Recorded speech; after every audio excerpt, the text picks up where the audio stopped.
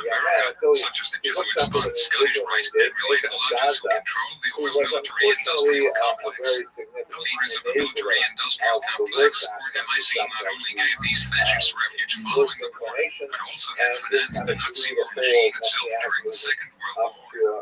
Random, a Nazi aeronautical engineer, a certain Herr who had designed four different types of saucer-shaped craft by 1943 using either rocket power or Philip configuration jet turbine engines, with the cabin stabilized by gyro, the compressors rotating in one direction and the expansion chambers and vectored exhausts rotating in the opposite direction, was traced to Canada in 1937 and began work for the Avro company Aerodesk. Before the Avro, the aircraft was definitely to disinform the presence to the real projects underway underground in Canada. Sultan of Africa, The 8-mile-long train that went out of Austria in 1945, 672 train cars, to the coast of Italy, the contents loaded on board ships, eventually end up underground in southwestern Canada.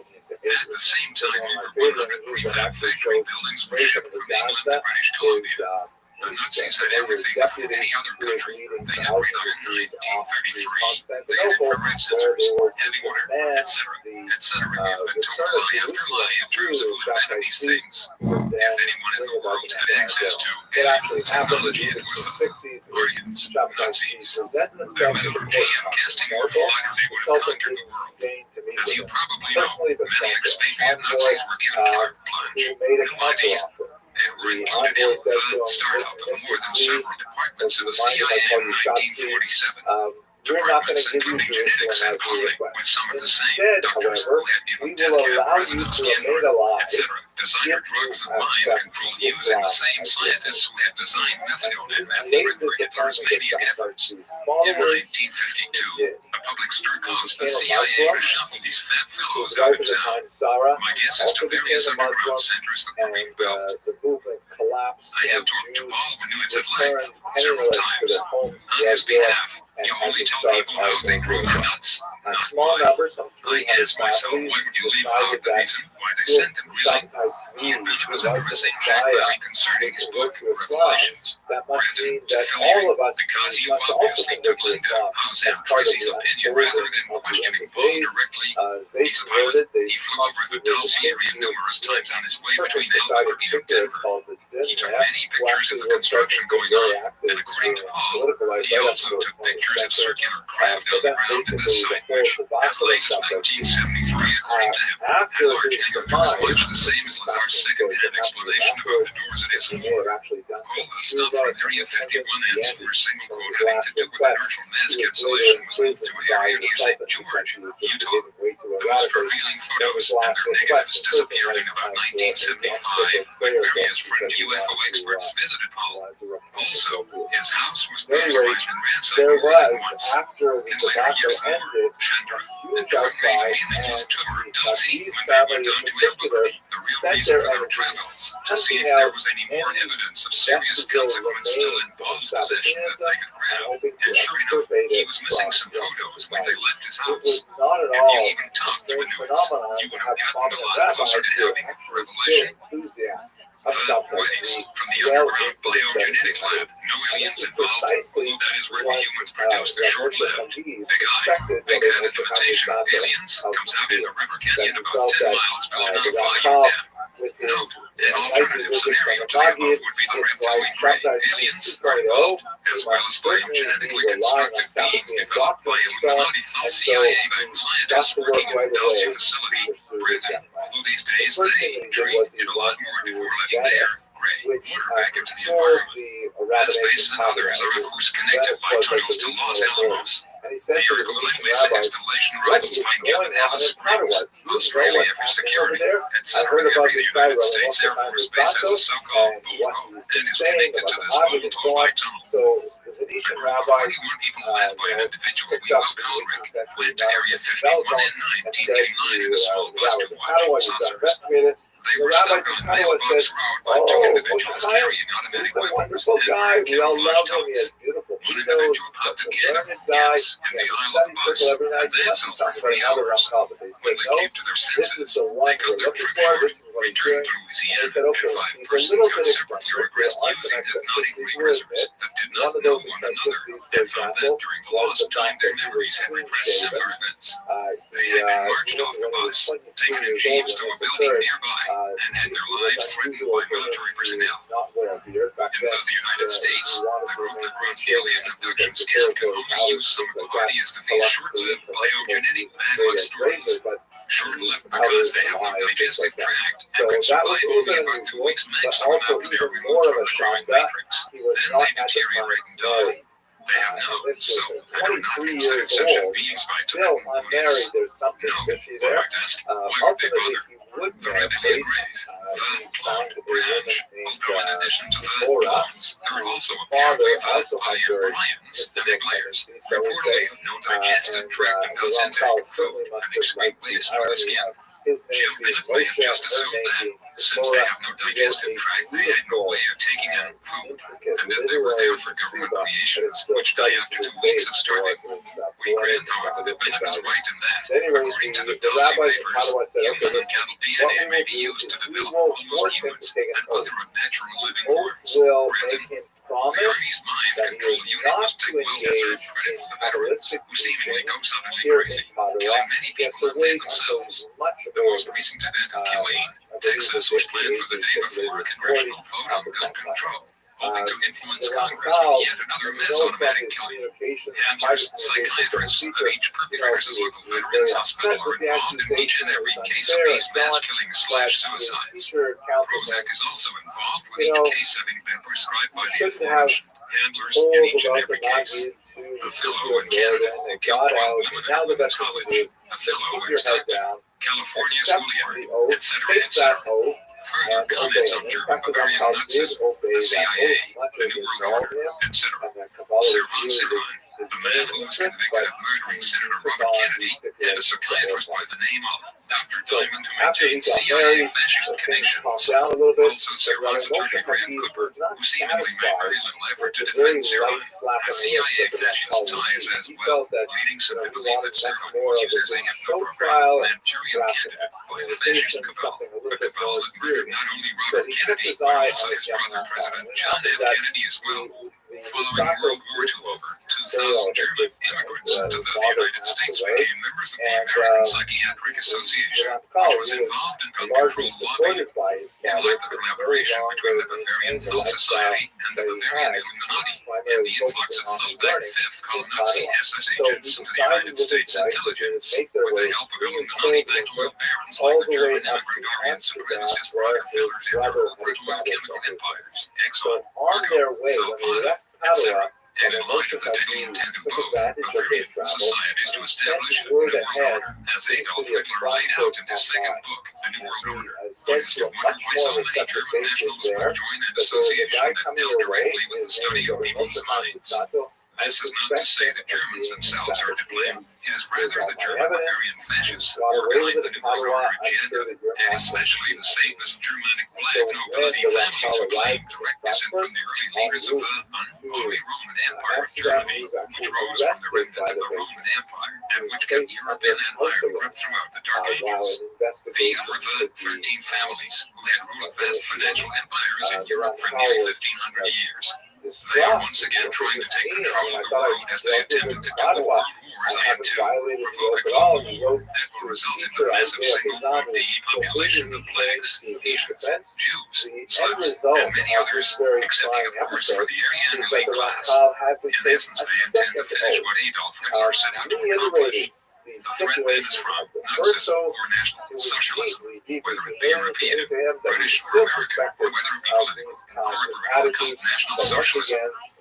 Some have reported that the sudden fall of the Soviet states and the Berlin Wall was planned in advance as part of an agenda to merge the East and the West into a so-called communist socialist/democratic socialist New World Order. East and West Berlin would be at the forefront for the reunification of Eastern and Western Europe, and in turn, they hope the rest of the world. Germany has also led the way for European unification by establishing an open border policy and encouraging other European countries to do the same. This may sound benign on the outside, but considering the fact it may be a ruse to unify Europe under German control, which was also Adolf Hitler's goal. However, in this case, the unification is being accomplished through economic means rather than military means. The control is still in Germany, but it is more subtle. The Third Reich established German military control of Europe. The European Economic Community, or EC, established economic control. In most cases, in this world, it is the economic forces which control governments. Sad, but true. Notice how the term economic has now been removed, and the New World Order has been renamed the European Community. Very clever. In other words, the unification is no longer just along economic lines, but is becoming increasingly political, since the member nations have been pressured into submitting to an EC constitution along more than mere economic lines. France and England have been pulled into this alliance, in spite of two devastating world wars with the very country that is secretly orchestrating the EC or the New World Order. Come on, France and England, wake up. Germany is not only the largest federated state in the EC, but in 1990 was the largest economic power in the world, with a trade surplus totaling over $58 billion, with almost no foreign currency reserves in 1949, Germany had accumulated nearly $80 billion in reserves by 1989, compared with the $38 billion in the USA and $41 billion in Great Britain. A rather incredible comeback for a country that had waged two world wars for the sole purpose of offensive conquest, wars that had cost the Allies a heavy price in blood and resources. Of course, Germany is also the leading economic power in the EC as well, possessing 35% of the economic power base of the European community, according to the Grolier Encyclopedia. So just where does the real power lie in the EC/N? Well, considering that the German flag nobility were the same ones who sent Vladimir Lenin from Germany to Russia to start the communist revolution, and the same powers who backed Adolf Hitler, then it is not surprising that communist East Germany would merge into democratic West Germany with such ease. It should not be surprising, therefore, to learn that German troops in the United States and Canada play a major role in the planned invasion of North America under the cover of United Nations Emergency Action. Lenin himself revealed the ultimate goal of the communist agenda on behalf of the Bavarian elite whom he served. Communism, like democracy, was supposed to give control of the government to the people. But of course, Lenin altered the plan a little bit, just as the largely unelected appointed executive branch of the American government altered the rules of democracy and stated that he did not believe that the common people could handle the responsibility of directing the communist revolution. So a select group of individuals trained in the communist philosophy would carry out this responsibility instead. And wouldn't you know it, many of these people who ended up as the leaders of the communist revolution were handpicked by the German immigrant capitalist Rockefeller family themselves. Oh, what a tangled web we weave. The Bavarian cultists who were really running the show would of course be the elite that Lenin refers to in the following quote: first we will take Russia, next we will capture the nations of Eastern Europe, then we will take the masses of Asia. Finally, we will surround the United States, and that last bastion of freedom will fall into our hands like overripe fruit. The likely scenario that some have suggested would be an orchestrated global economic collapse, blamed on Americans, of course, which would be followed by fomented anarchy in American cities, followed by sudden nuclear strikes on strategic military bases on the east and west coasts, followed by a Chinese invasion of the west coast, a Russian invasion via Alaska, and a United Nations/German invasion via the east and northeast coasts of the USA. All of those countries who believe that by accepting a flawed socialist political agenda from another country, Germany, in order to supplement their own national and cultural integrity, are sadly mistaken. Collaborating with the Bavarian-backed United Nations New World Order agenda can only lead to the death of your independence as a nation, the death of your culture and history, and the death of your children who were sent to fight and die for the sake of the global government, its Bavarian and Antarctican masters, and in turn their Draconian allies who are just waiting with ready claws to take hold of this planet once they have succeeded in getting us to kill each other off to the point where they can move right in and take over with little human resistance. Chapter 5. Report from a Japanese television crew. Norio Haikawa is the head of the Civilian Intelligence Network, P.O. Box 599. Gardena, California, 80248. Mr. Haikawa was one of several individuals, including a Japanese film crew from the Nippon Television Network in Japan, who witnessed and videotaped a flight maneuver of a brightly lit orange yellowish light making extremely unorthodox flight patterns, including sudden acceleration, ascension and ascension, possibly exerting a force of multiple G's under extremely limited space and time, and even zigzag light movements, while on a field trip to an area just outside of Area 51 single quoted by Wednesday, February 21st, 1990. There were approximately 25 to 28 individuals who also witnessed the display. His brother-in-law, Cyril Isakawa, also photographed the object as it was in flight. With over 30 years of in-depth UFO investigative experience, Norio was instrumental in the subsequent production of a 2-hour documentary program televised throughout Japan on March 24th, 1990. The entire program dealt with Area 51 and also the crew's pursuit of an alleged biogenetics laboratory in New Mexico, that is, a Dulce facility.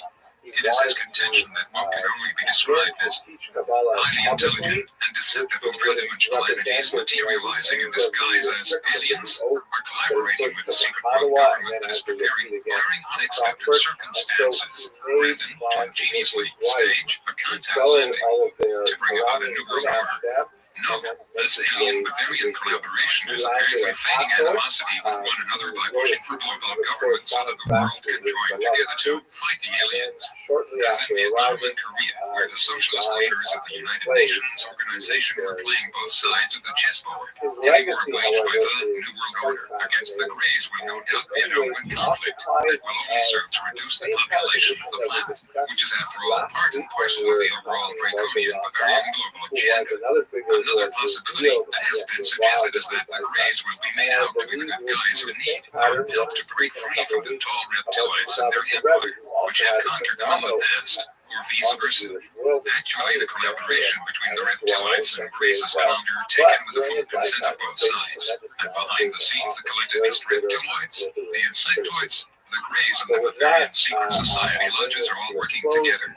Many scenarios are possible. However, the important thing to remember is that any war waged against the reptilian Greys, which threatens the American Declaration of Independence, but the United States Constitution and the Bill of Rights is merely playing into the hands of the aliens either way you look at it. International cooperation in a common defense against an alien threat should be considered so long as the national sovereignty of individual nations are not violated in the process. All nations should learn to be self-supporting and not be tempted to succumb to a global economic system, and therefore a global political system, in that money and politics are more or less synonymous. At least in this world where those who control the money control the governments. Also, independent economies will prevent all nations from falling like dominoes if an economic collapse does occur. The target of any future attacks against an outside threat to a nation's security should not be excluded only to the aliens, nor exclusively against human conspirators or tyrants, but the target of any future conflict with one or the other, in regards to planetary or national defense,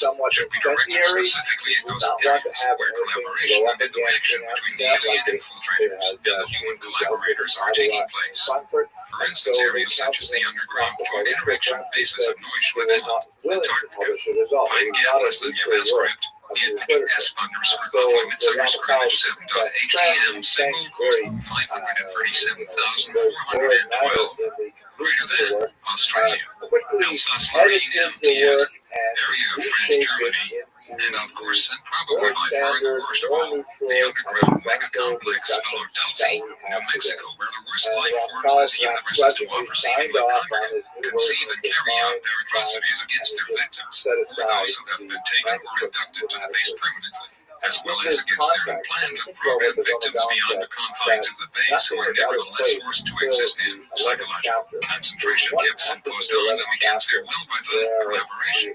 Granted. Furthermore, Dario Hayakawa contends that the Grand Deception will immediately follow a rapid series of shocking, incredible events in succession, beginning with the Russia-backed Arab Confederacy's attempt to invade Israel, simultaneous worldwide earthquakes, worldwide stock market crash, and a sudden, mysterious evacuation of a segment of the planet's population, all of which will culminate in a quick official formation of a new world order based in Europe that will last for 7 years upon its inception. Note, it is interesting that George Washington's famous vision of Valley Forge accurately predicted the revolutionary and civil wars and their outcome, and also a third trial through which America must pass, an air, ground, and sea invasion of the Americas by a world order, which will have conquered all of Asia, Africa, and Europe. Depending on how one interprets the prophecies of Revelation, this siege will last for either 3 and 1/2 or 7 years, and will end with an America recreated by divine intervention. I personally believe that America is the wilderness spoken of in the 12th chapter of the book of Revelation. Since the world empire will last no longer than 7 years according to the books of Daniel and Revelation, the invasion/siege of America must also not exceed 7 years, although I suspect that it will be closer to 3 and 1/2 years. Also, Washington's vision combined with other prophetic sources seem to imply that those who are living west of the Mississippi River at this time will be far better off than those in the occupied zone east of the Mississippi. If General Washington's vision was accurate, then the ultimate outcome of the battle is not the question. The real question is how many Americans, North, Central, South Americans, will survive through to the final victory. Brandon Norio also explains that the Grand Deception and the shocking series of events will put millions and millions of people worldwide in an absolute stupor for months, during which time a special, extremely effective, multi-level mind control program will be activated to calm down the stunned populace. Aikawa has himself appeared on Japanese television, has lectured considerably, has appeared on a radio station in Phoenix, Arizona, and has been the subject of an article in the Arizona Republic, has published articles in U.S. Japanese Business News, March 1990, was the guest on a Japanese talk show in March and April of 1990, and also appeared on the Billy Goodman Happening on Edge of Las Vegas several times in early 1990, and in 1995 made dramatic appearances on Art Bell's Dreamland broadcast. He was also interviewed on the Anthony J. Elliott Show on Radio Free America, aired in Anchorage, Alaska, during all of which he spoke extensively about his interesting beliefs concerning the origin and nature of UFOs. In a letter dated January 28, 1991, Norio added the following comments concerning the Dulce facility and its possible connection with the mystery of iniquity of Bible prophecy. I've been to Dulce with them upon television, network crew, and interviewed many people over there and came back with a firm conviction that something was happening around 10 to 15 years ago over there, including nightly sightings of strange lights and appearances of military jeeps and trucks. And I am convinced that the Four Corners area is a highly occult area. The only stretch of highway, namely Highway 666, runs through the Four Corners area from southeast Arizona to northwestern New Mexico and into Escobie, Colorado, and Essie, Utah. I have also heard that this Highway 666 came into existence around 1947 or 1948, fairly close to the time of 1947, the modern-day beginning of a heard UFO appearance. That is the Kenneth Arnold incident, and coincidentally or not, the establishment of Israel in 1948. Norio believes that the establishment of the nation of Israel in 1948 began the countdown to the final apocalypse. See Revelation chapter 12, for instance. Brandon, the following is a transcript of parts of a speech presented by Mr. Aikawa at the 11th Los Angeles Hall of Life Expo held at the Los Angeles Airport Hilton Convention Center on November 16th and 17th, 1991. A transcript from which we will quote is a revised and expanded version of the address or lecture written on June of 1992 entitled UFOs, the Grand Deception and the Coming New World Order.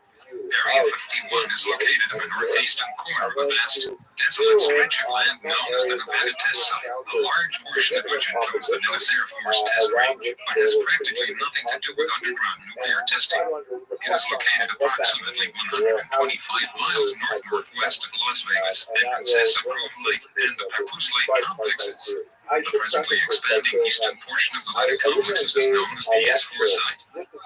This entire area is under the strictest control of airspace R4808N with unlimited ceiling, prohibiting any entry there out of air traffic, civilian or military, unless special clearance for such entry is secured well in advance. By land, the area is meticulously patrolled 24 hours a day by several tiers of external security, even though it is conveniently covered by the Jumbled Hills, which cover north of the Papoose Lake area, making it virtually impossible for anyone to see the facilities without first climbing atop the hills of the rugged mountain range, which became off limits to the public since 1985. The main external perimeter security is now being handled by Wackenhut Special Securities Division, part of the operations of Wackenhut Corporation, the worldwide semi-private security firm based in Coral Gables, Florida, which has an exclusive contract with the United States Department of Energy. That handles not only the perimeter security of the Nevada Test Site, but also at many other secret facilities and sensitive installations throughout the United States and the United States interests worldwide, including ground-level perimeters for several large underground facilities in and around Edwards Air Force Base in Southern California. It is also important to mention that dozens of unmanned, miniature-sized remote-controlled automatic security vehicles constantly patrol the immediate perimeters of the S4 site, located around and presently expanding particularly towards the eastern portion of Papoose Lake.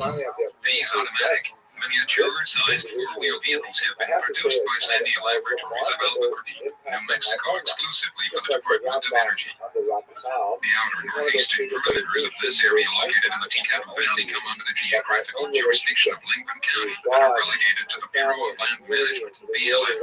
Yet it is considered highly inadvisable for anyone to even enter the main country dirt road, known as the Groom Road, which begins its southwestern extension towards Groom Lake from a point midway between mile marker 34 and 33 on Highway 375 and leads to the guard shack located 2.5 miles northeast of the crew light complexes. The first line of exterior security forces, dressed in military-type camouflage uniforms, but with no insignia of any kind whatsoever, consists of the GP patrols, the crew proper patrols, in Bronco-type four-wheel drive vehicles, who sometimes drive around at night with their lights off on various country dirt roads adjacent to the outer demilitarized zone, intimidating any civilian vehicle that tries to enter those access roads off of Highway 375, located on public land. The GP patrols themselves, part of Wagonot Special Securities Division, however, are strictly ordered to avoid any direct contact with civilians. They are only instructed to radio the Lincoln County Sheriff immediately should anyone be spotted driving on any of those dirt roads. The most common radio frequency used between Security Control and Lincoln County Sheriff's patrols is 138.306 MHz. The only area allowed by the sheriff for such curiosity seekers to congregate is an open area near a black mailbox located at the south side of Highway 375 between mile marker 29 and 30. Even then, the sheriff patrol will routinely stop by during the evening to check on the cars parked at the mailbox area. Moreover, it is our understanding, based on information provided by a highly reliable source connected to a special United States Navy SEAL Operations Center, that the mailbox area is constantly being monitored by high-powered, state-of-the-art infrared telescopes set up at a facility known as Security Control high top of Mountain, 10 miles west of the area, the highest peak in the Croom Mountain range. It was precisely at 4:45 a.m. on the morning of Thursday, April 16, 1992, that an NBC News crew dispatched to the area to report on the landing of an alleged supersonic plane known as Aurora on Groom Lake accidentally succeeded in videotaping the first flight, which we have been calling the Old Faithful, of a mysterious object while standing at the mailbox area and looking due south toward Jimble Hills. The footage, taken with a night scope vision camera, was broadcast nationally on NBC Nightly News with Tom Brokaw on April 20th, 1992. The NBC News reported that it had videotaped a test flight of a new United States aerial craft that had definitely defied the laws of physics, and that the news team may thus have taken the first glimpse of the other big black projects, aside from the Aurora project, being conducted within the confines of the top secret facility.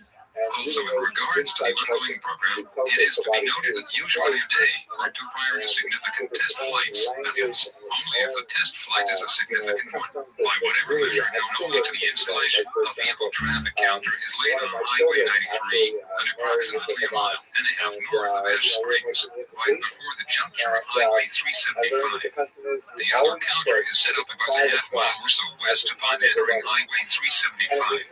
The obvious question is, in such desolate, less traveled areas of Nevada, why should there be such traffic counters installed on undivided, lonely highways? It is now my belief that the number of cars being registered that head out west on Highway 375 at such times, particularly in clusters, such as caravans, is related to several of the security posts at Area 51, including the main observation post high atop the previously mentioned Bald Mountain.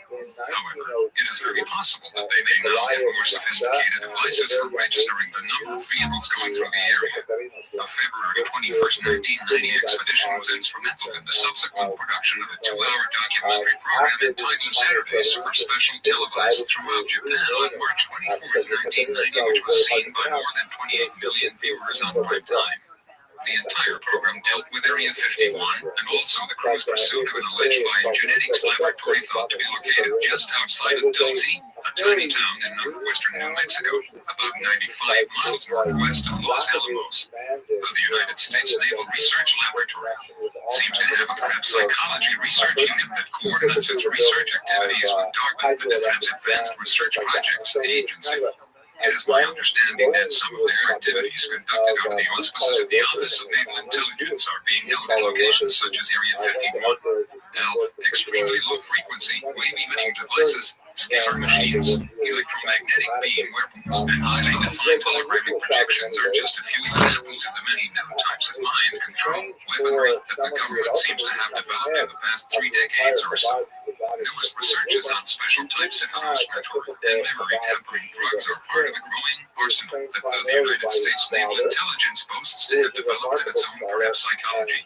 mind control unit. According to recent information provided to me by a highly reliable informant within a special operations group of the Department of the Navy, two of the most widely used devices from the RHIC, radio hypnotic intracerebral control, and EDOM, electronic dissolution of memory. The first of the two, radio hypnotic intracerebral control, calls for the implantation of a very small electronic microradio receiver. It acts as a stimulator, which will stimulate a muscle or electronic brain response. This, in turn, can set off a hypnoprogram cueing the victim or subject, which will elicit a preconditioned behavior. The second one, electronic dissolution of memory, calls for remotely controlled production within the brain of acetylcholine, which blocks transmission of nerve impulses in the brain, which results in a sort of selective amnesia. According to this source, in the hands of certain units within the intelligence community, both of these methods are already beginning to be used. An amazing article appeared in the Los Angeles Times on May 12, 1992, announcing that Caltech scientists have recently discovered and confirmed the presence of tiny magnetic particles in the brains of humans, similar to those that have heretofore been found in other animals. Louisiana Times, section, page 3. According to the Caltech researchers, it is now an undeniable fact that every human brain contains a tiny natural magnetite particle, even from the time of conception. Could the government, particularly the United States Naval Research Laboratory, have known this fact for a long time? The answer definitely seems to be in the affirmative. It is interesting also to note that as of this writing, many strange, turquoise-colored antenna towers with triangular configurations on top are beginning to be constructed in low-key areas near the freeway systems of many of the United States cities, particularly proliferating the Los Angeles and Orange County areas of California. According to several reports, these antenna towers are presently being used as relay towers for the increasing networks of cellular telephone systems and are being operated by such firms as Pacific Bill and Telesis. Yet the most interesting aspect of the constructions of these strange antenna towers is that there are increasing reports that the Department of Defense is somehow involved in this operation. The frequency waves being utilized in the cellular telephone communications are, according to several researchers, strikingly close to the range of frequency waves used in several emission and microwave experiments of the United States Naval Research Laboratory, as well as DARPA, the Defense Advanced Research Projects Agency. Will these towers be utilized throughout the nation? In the meantime, government-sponsored genetics researchers and biotechnology experts at New Mexico's Los Alamos National Laboratory are said to be conducting in-depth studies not only on the total effects of mind control upon human behavioral patterns, but also on its possible applications relative to such areas as genetics engineering and exploration of the human genome. This may be of special interest considering the news in early 1997 out of Edinburgh, Scotland, of the successful cloning of an adult ewe. There are some who contend that certain technological breakthroughs are allowed to leak out into the public domain only after that technology has been harnessed and used for years by the secret scientific fraternities who serve the agendas of the military-industrial elite. It is interesting that following the announcement of this discovery, a Jesuit priest made the rounds on the talk shows defending this new science and advocating the various benefits that it could provide. It is interesting that Adam Weishaupt, who founded the Bavarian Illuminati, was a Jesuit. And it is also interesting that the Scottish Rite of Masonry originally had its origin within the Jesuit College of Claremont in France. Granted, a large underground genetics laboratory is thought to be located just outside of Dulce, a tiny town in the midst of the Jicarilla Apache Indian Reservation located about 95 miles northwest of Los Alamos and 100 miles east of the sinister-sounding Highway 666, the only stretch of highway in the United States with a designation, and the only highway that links the four states of Arizona, New Mexico, Colorado, and Utah. Perhaps it may just be a pure coincidence that this highway, fittingly named Highway 666, which originated in southeast Arizona and goes up north, cuts into northwestern New Mexico, right near the Four Corners area, an area that happens to have one of the most consistently concentrated UFO sighting reports in the country since around 1947. This entire Four Corners area, especially northwestern New Mexico and southwestern Colorado, even extending, for that matter, to the entire southern tip of the state, also has had some of the most concentrated reports of unexplained cattle mutilations in the nation during the late 70s and early 80s. Was something covertly taking place in those areas? Even though we could not locate the alleged underground genetics laboratory in Dulce when the Nippon television crew and I visited the area in late February of 1990, I had several opportunities to interview scores of local residents there that admitted that nightly appearances of mysterious lights, occasionally accompanied by unmarked black helicopters, darting over into and out of nearby Herculano Mesa and Herculano Mountains, were quite common during the late 70s and early 80s. Many of them even claimed to have spotted, on many occasions, military-type trucks and jeeps as well as government vans passing through Dulce and loitering around nearby mesas. Occasionally, even black limousines carrying what appeared to be CIA agent types were claimed to have been sighted loitering around the foothills of other nearby mesas. We must bear in mind that the Dulce area is only 95 miles northwest of Los Alamos. Los Alamos National Laboratory is one of the top United States research laboratories specializing in the study of the human genome. Also, it is a vital center of the government's research and development programs. Just about 100 miles southeast of Los Alamos is Albuquerque, New Mexico's largest city, and more significant, a city where Kirtland Air Force Base is located right next to the sensitive Manzano storage facility, the top secret underground military facility where nuclear warheads are stored. Sandia Corporation, one of the nation's top secret government contractors specializing in top military industrial projects, is also located in Albuquerque. As far as advanced biotechnology is concerned, I have no doubt that microchip implantation technology is being perfected in which tiny microchips could be implanted in our circulatory systems, vital organs and tissues if need be for whatever purpose the future may require. It is my conclusion that a large-scale research has been completed by the government with possible assistance from outside sources within the last 20 years or so, utilizing tens of thousands of cattle in the Southwest to conduct this covert experiment. Only recently has science proven that cow hemoglobin could be substituted by utilizing a special purification system with human blood in situations of unforeseen natural emergencies. Chapter 6, Cosmic Top Secrets in the Dulce Base. The September 10th, 1990 issue of Alpha Universe related the following under the title heading, William F. Hamilton III, Anthology's Mystery Man to Reveal Cosmic Top Secrets. Until just recently, William F. Hamilton III managed to keep up a relatively low profile so that he can continue his work in private and without needless interruption from well-meaning and nevertheless prying eyes. Admittedly, his name is not known in every household, but the fact of the matter is that Bill is highly respected among his peers. Indeed, what he has to say is as important and vital as the words of Flying Ace John Lee and former Navy intelligence officer William Cooper, who have gone on record regarding the alien conspiracy. In fact, much of what Hamilton maintains is consistent with the theory that there is a massive government cover-up on UFOs and alien visitations that reaches right up to the president's private office door, and that the United States military has made a secret pact with a group of aliens known as the Greys. They are on Earth, mutilating cattle and abducting humans for experimental purposes. Supposedly, the Greys have taken over several top-secret underground military facilities and certain branches of the government who are working hand-in-hand with these entities to bring about total domination of the world.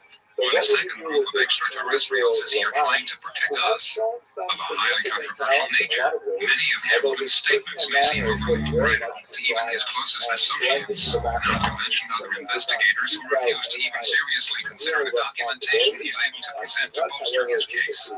About 10 years ago, a few scientists and engineers who worked for NASA and shared an interest in UFO abductions came together to form a group they called Project Visit, Vehicle Internal Systems Investigative Team.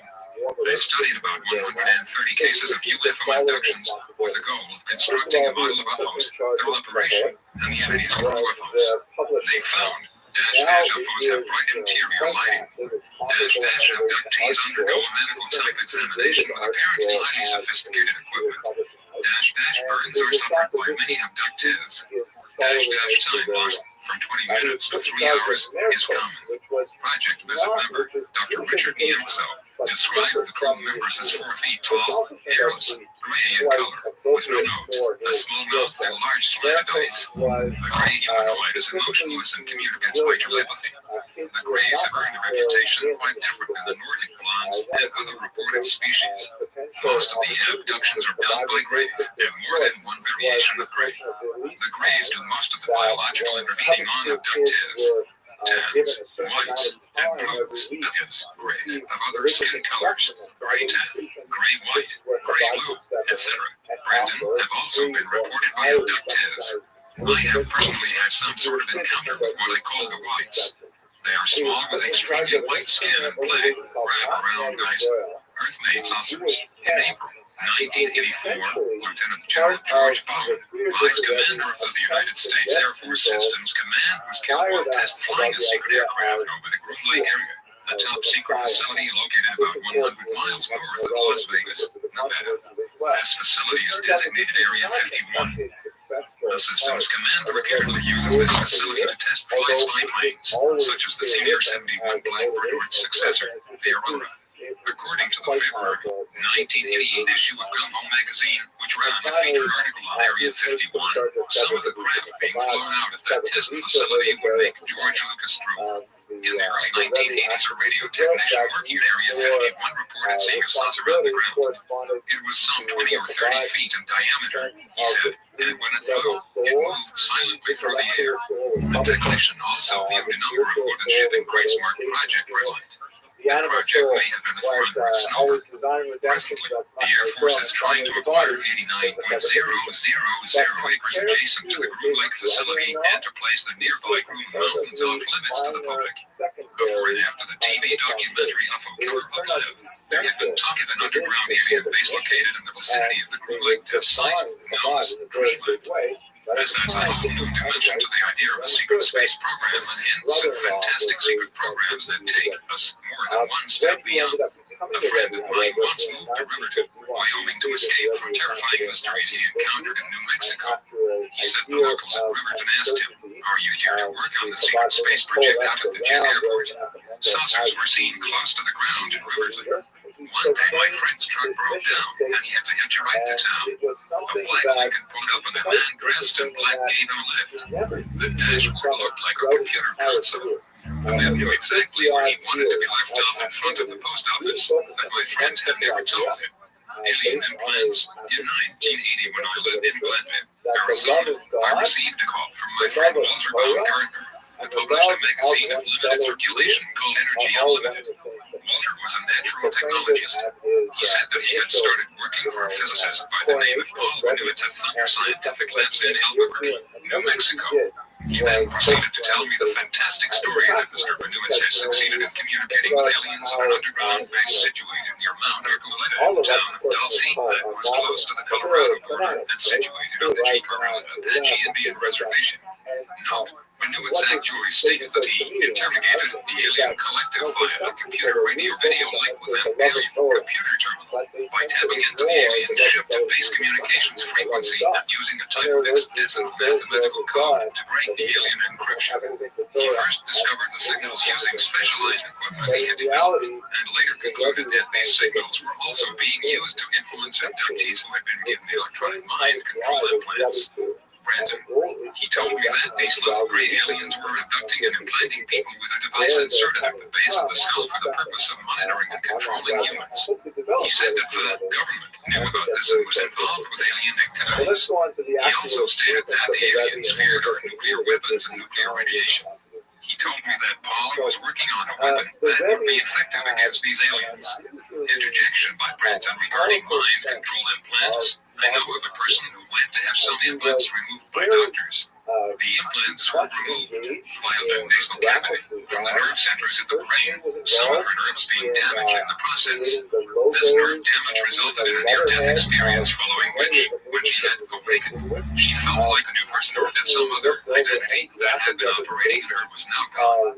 Some mystics may refer to alien intelligences that possess human minds as walk-ins. What many refer to as walk-ins are often artificial intelligence matrix implants, which are attached to the nerve centers of the human brain.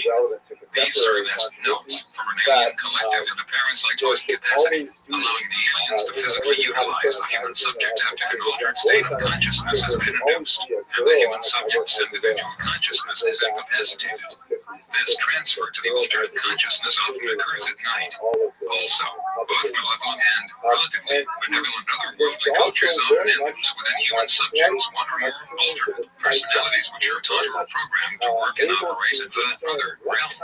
If the individual is left brain dominant and right-handed in their conscious life, in the alternate life, they may be right brain dominant and left-handed, as is the case with my own elusive alternate identity.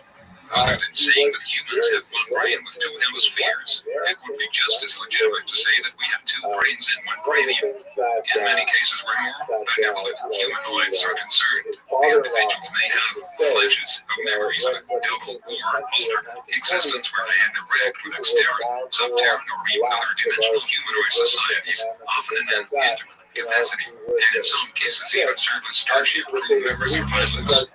In the case of the benevolent non-interventionists, such an alternate personality may be a means of interacting with Terrans without violating the laws of non-intervention and interfering with an Earth person's conscious life, although I myself would suggest that even this would be stretching non-interventionism to the limit. However, in the case of the malevolence, such alternate identities are programmed through intense mind control techniques with the intent of producing unconscious mind slaves for the alien collective. The secrecy and fear of the exposure of their interventionist agendas is in this case the motive for maintaining secrecy. What is especially confusing, however, is when one, as in my own personal case, has been infused with alternate personalities or identities by both benevolent and malevolent otherworldly cultures. In my personal case, this involved being patched into an alien collective mind, Ashtar, via implants and used by the dark side of that collective, or the interventionist elements within the Ashtar collective, such as the Orionite infiltrators that some contactees have spoken of with desire to use their positions to establish absolute control, only to later have this or another alternate personality matrix or program by a more benevolent faction of the Alliance.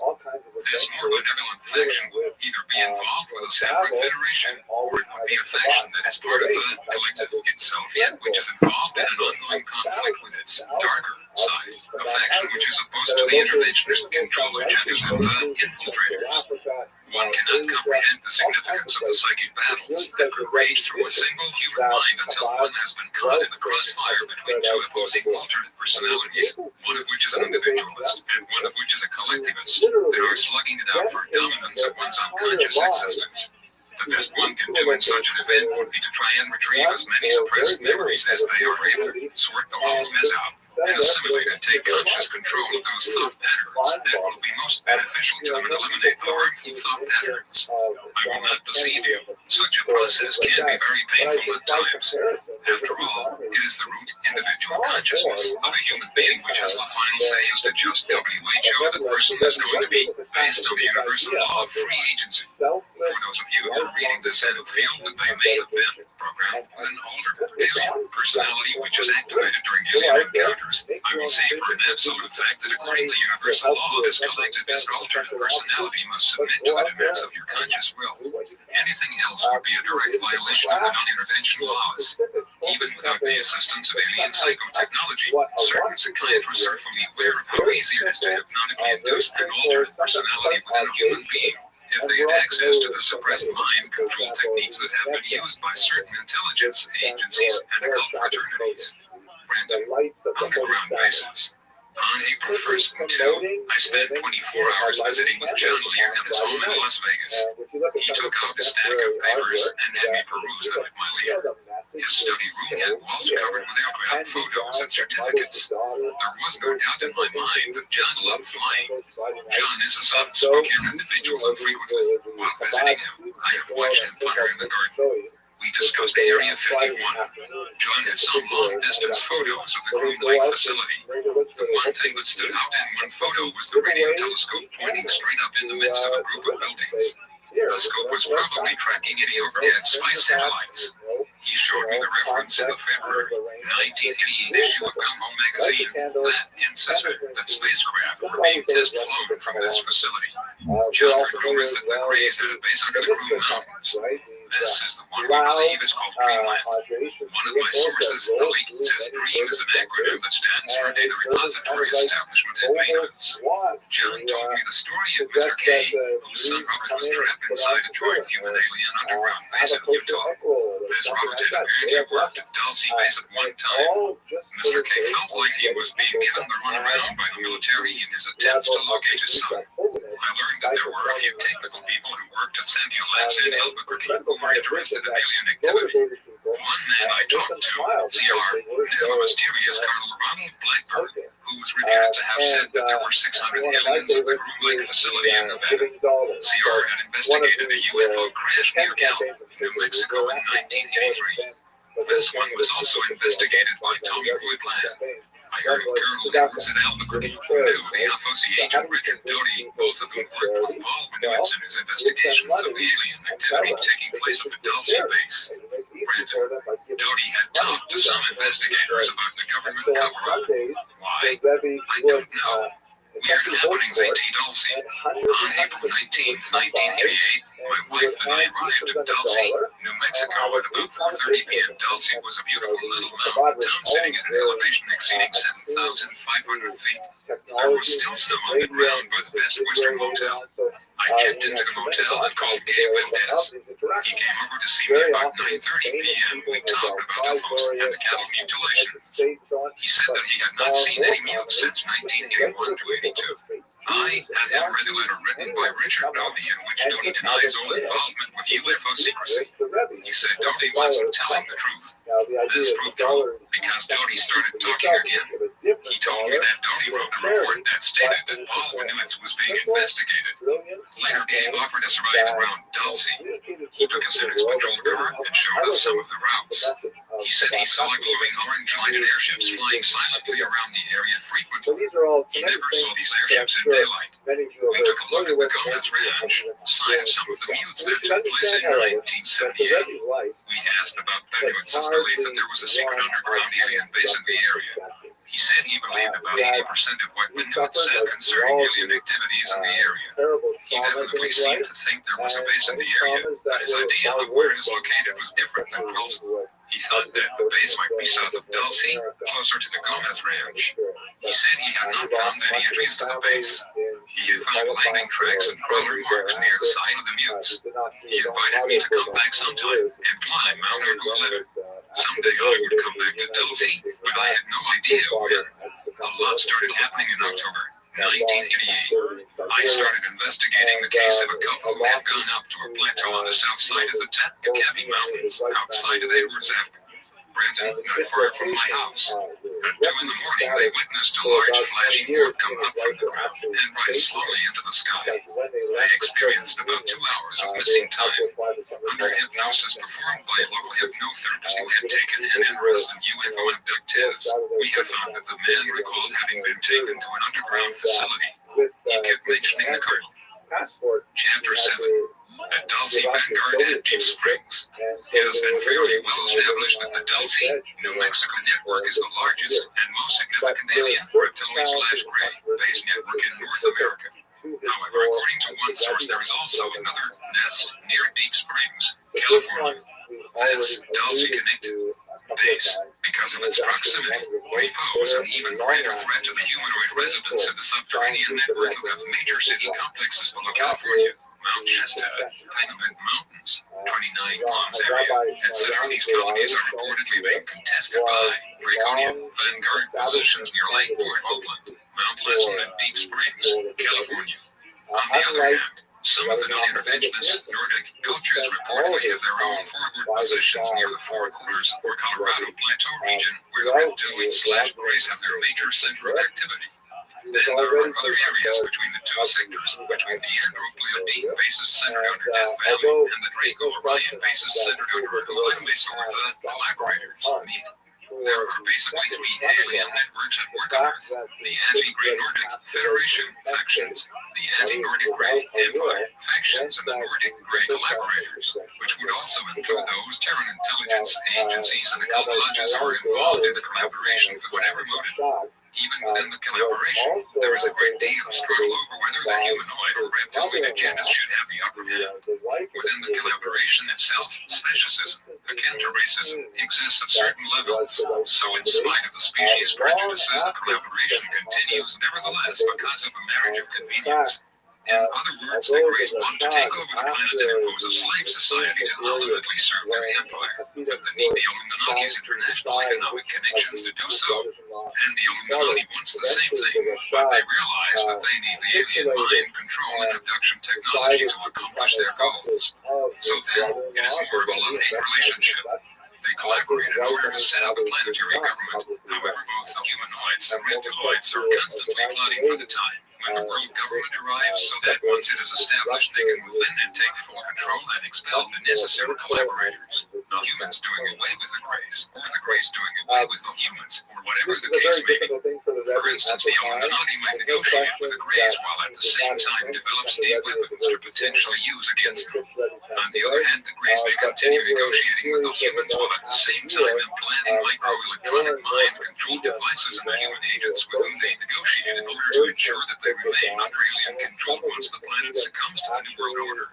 So a one-world government will not bring peace to the planet. It will merely be a matter of fighting for control of one super government rather than for many smaller ones. What many do not realize is that there appears to be a third element behind this agenda, that race of metaphysical entities that some might refer to as the Luciferians or the Polar Guys, who are often described by abductees who have encountered them as being in the appearance of quasi-physical ethereal energy beings who have often been seen overseeing and directing the actions of the humanoid reptiloid collaborators.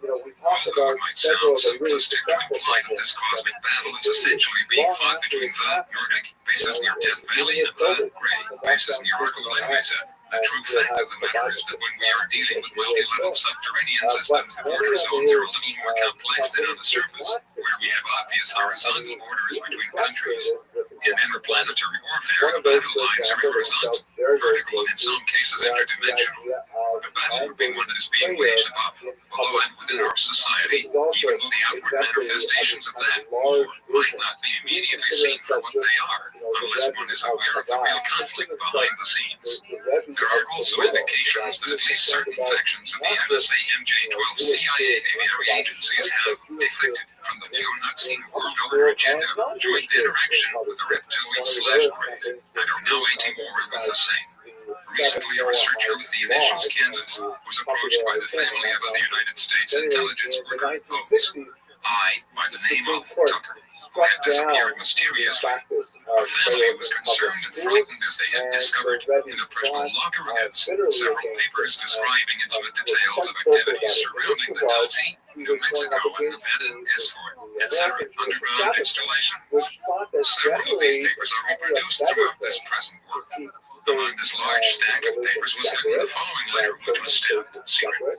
Copies of which were apparently also in the hands of a few other researchers as well, stated the following: Dear John, I am writing to you in the event that I do not return. There is a triangle surrounding the Nevada test site. There are in fact two of them, each one frontiers on the other. One is the electromagnetic triangle installed by MJ-12. This is a shield to protect the benevolence, very human looking, from the apps, the so-called extraterrestrial biological entities or Greys. Brandon, why they help us develop our counterattack/defenses. The other is the apps, trap, keeping the benevolence in the reductor. At each corner of the triangle, you will find BLM stations, and they are the transmitters of the shield.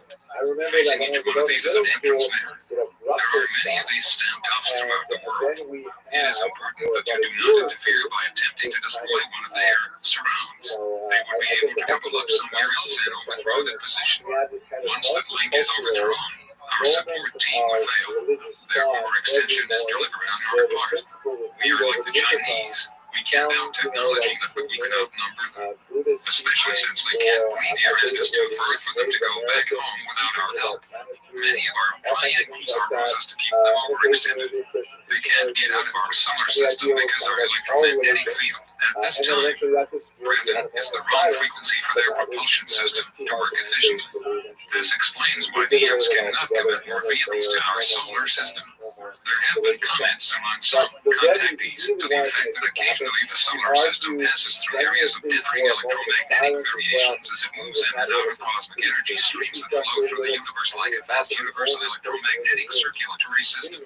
Certain energy fields are conducive to certain types of propulsion systems, whereas others are not. And in these cases, alternate or more conventional forms of propulsion must be resorted to. Some even suggest that large ships disguised as asteroids, planetoids, or even comets are being used by the Greys and reptiloids in order to get around this propulsion problem and also to conceal their presence. These engineered planetoids are accompanied with conventional drives to serve as platforms for various operations, abductions, implantations, mutilations, and also mind control and infiltration activities taking place on or under planet Earth. All of this would seem logical, so as not to attract a great deal of attention and in return resistance from the masses. Some of these converted planetoids have been identified as Phobos, and even Hale-Bopp comet, which is accompanied by many unusual anomalies not observed in most comets. For instance, Hale-Bopp comet was 1,000 brighter than Halley's comet was at the distance from the sun where it was discovered. This is because the halo is not caused by ice gas being blown from the surface of the object by solar winds as in the case of most comets. For some unexplained reason, this comet is ejecting 7 large streamers or jets of dust gas from its interior. Many of these jets activate and deactivate at regular intervals. This is what creates the halo, and because of this, the halo might have a distinct appearance when compared to past comets. Some contactees state that Hale-Bopp is being used by Red 2 identities from Raycon's embrace from Orion, who have joined with a renegade Ashtar faction from Sirius B, resident with an Hale-Bopp's companion. They are determined to back a world dictatorship by bringing the comet close to Earth in order to trigger the implants within abductives and simultaneously activate their unconscious subliminal programs via powerful transmitting devices. This is not to mention the potential of destabilizing shock value that this comet might pose to planetary political, economic, and religious systems. It would seem that a federation of worlds based in the Andromeda and Pleiades constellations are attempting to blockade the interventionist factions of the Draco-Orion Empire in the Sol system. According to contactees, these Federation forces will soon be joined by a massive fleet from Sirius B, who are apparently Federation allies who have, let us hope, severed themselves from a large segment of the Ashtar collective, which has since been infiltrated and taken over by Orion-based reptiloids and greys. These Andro-Pleiadian Syrians have reportedly waged and won a civil war in Sirius B with the dark side, or the cultic renegade Asterian collaborators. They are now reportedly en route to the Sol system to do battle with the Draconian Orion forces and to convince the renegade Syrian collaborators who are working with them that they are being misled into an interventionist agenda. Like fanatical cultists, the rebel Syrians have blindly succumbed to the deceptions of the red billions. Greys and the rebel angels and Hale-Bopp who are controlling the infiltrated segment of the Ashtar collective and are masquerading as ascended masters of the Ashtar command. At least this is what some contactees have implied. Are these contactees relaying the truth? I would guess that time will tell. As for the humans at the Nevada test site, these may, in fact, if we are to believe the collective revelations within this volume, victims of subreddit propaganda and intimidation. For instance, this source who authored the letter about its single quote apparently believes that all of the Saurian race perhaps come from extraterrestrial realms. However, as we have indicated, there is much evidence suggesting that reptiloid or Womasaurian activity exists deep within the subterranean cavernous levels throughout planet Earth, an extraterrestrial presence that has existed for many centuries, if not for thousands of years. This is one fact that the reptiloids have tried to hide from humankind, both terrestrial and extraterrestrial. Also, there are accounts suggesting that the reptiloids and greys are in fact breeding profusely and reproducing themselves via deep subterranean polyembryony, cloning and incubation facilities below Delphi and elsewhere, and are not as overextended as they might have us to believe. Some estimate that at the very least 20 million greys are now actively operating under the surface of planet Earth within bases or within natural cavern systems. According to still others, 20 million is a conservative estimate. However, on the other hand, the fear that humanoids might give up prematurely attacking the enemy positions may possibly be the result of intimidation and propaganda intended to keep humans from taking offensive action, believing that they are keeping the greys, etc. That may, when in fact the greys are attacking offensively human society on several other hidden fronts via mass abductions, subliminal programming, implantation, psychic manipulation, recruiting of fifth-column human agents, and infiltration. I personally do not believe in standoffs. In war, there is no neutrality. One is either attacking in various ways or capitulating themselves over to the enemy in various ways which those on the defensive side might not even be aware of. The letter which we have quoted earlier continues. The headquarters of this particular surround is Deep Springs, California.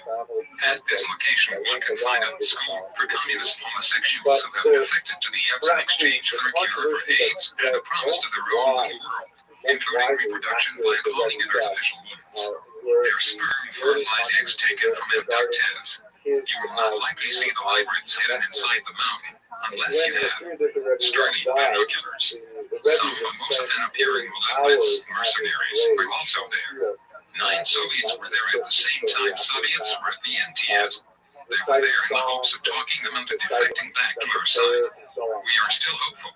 The collaborators used the cover organization Natural Resources Defense Council with front offices in New York at 1350 New York Avenue, NW, Suite 300, Washington, DC 20005, Hotel 202 783 7800. It is headed by Tom Cochran, staffed by Kevin Priestley Under, John Brunon, Holly Eisler, Hudson Diego, Gary Reisling University, Pasadena, Holly Nelson, New York, Mary Manning L.B. Son, Kevin LBR, and many others I can reveal later. One will also find that each corner of their triangle is at the base of a mountain. At each location, you will find several entrances to underground systems.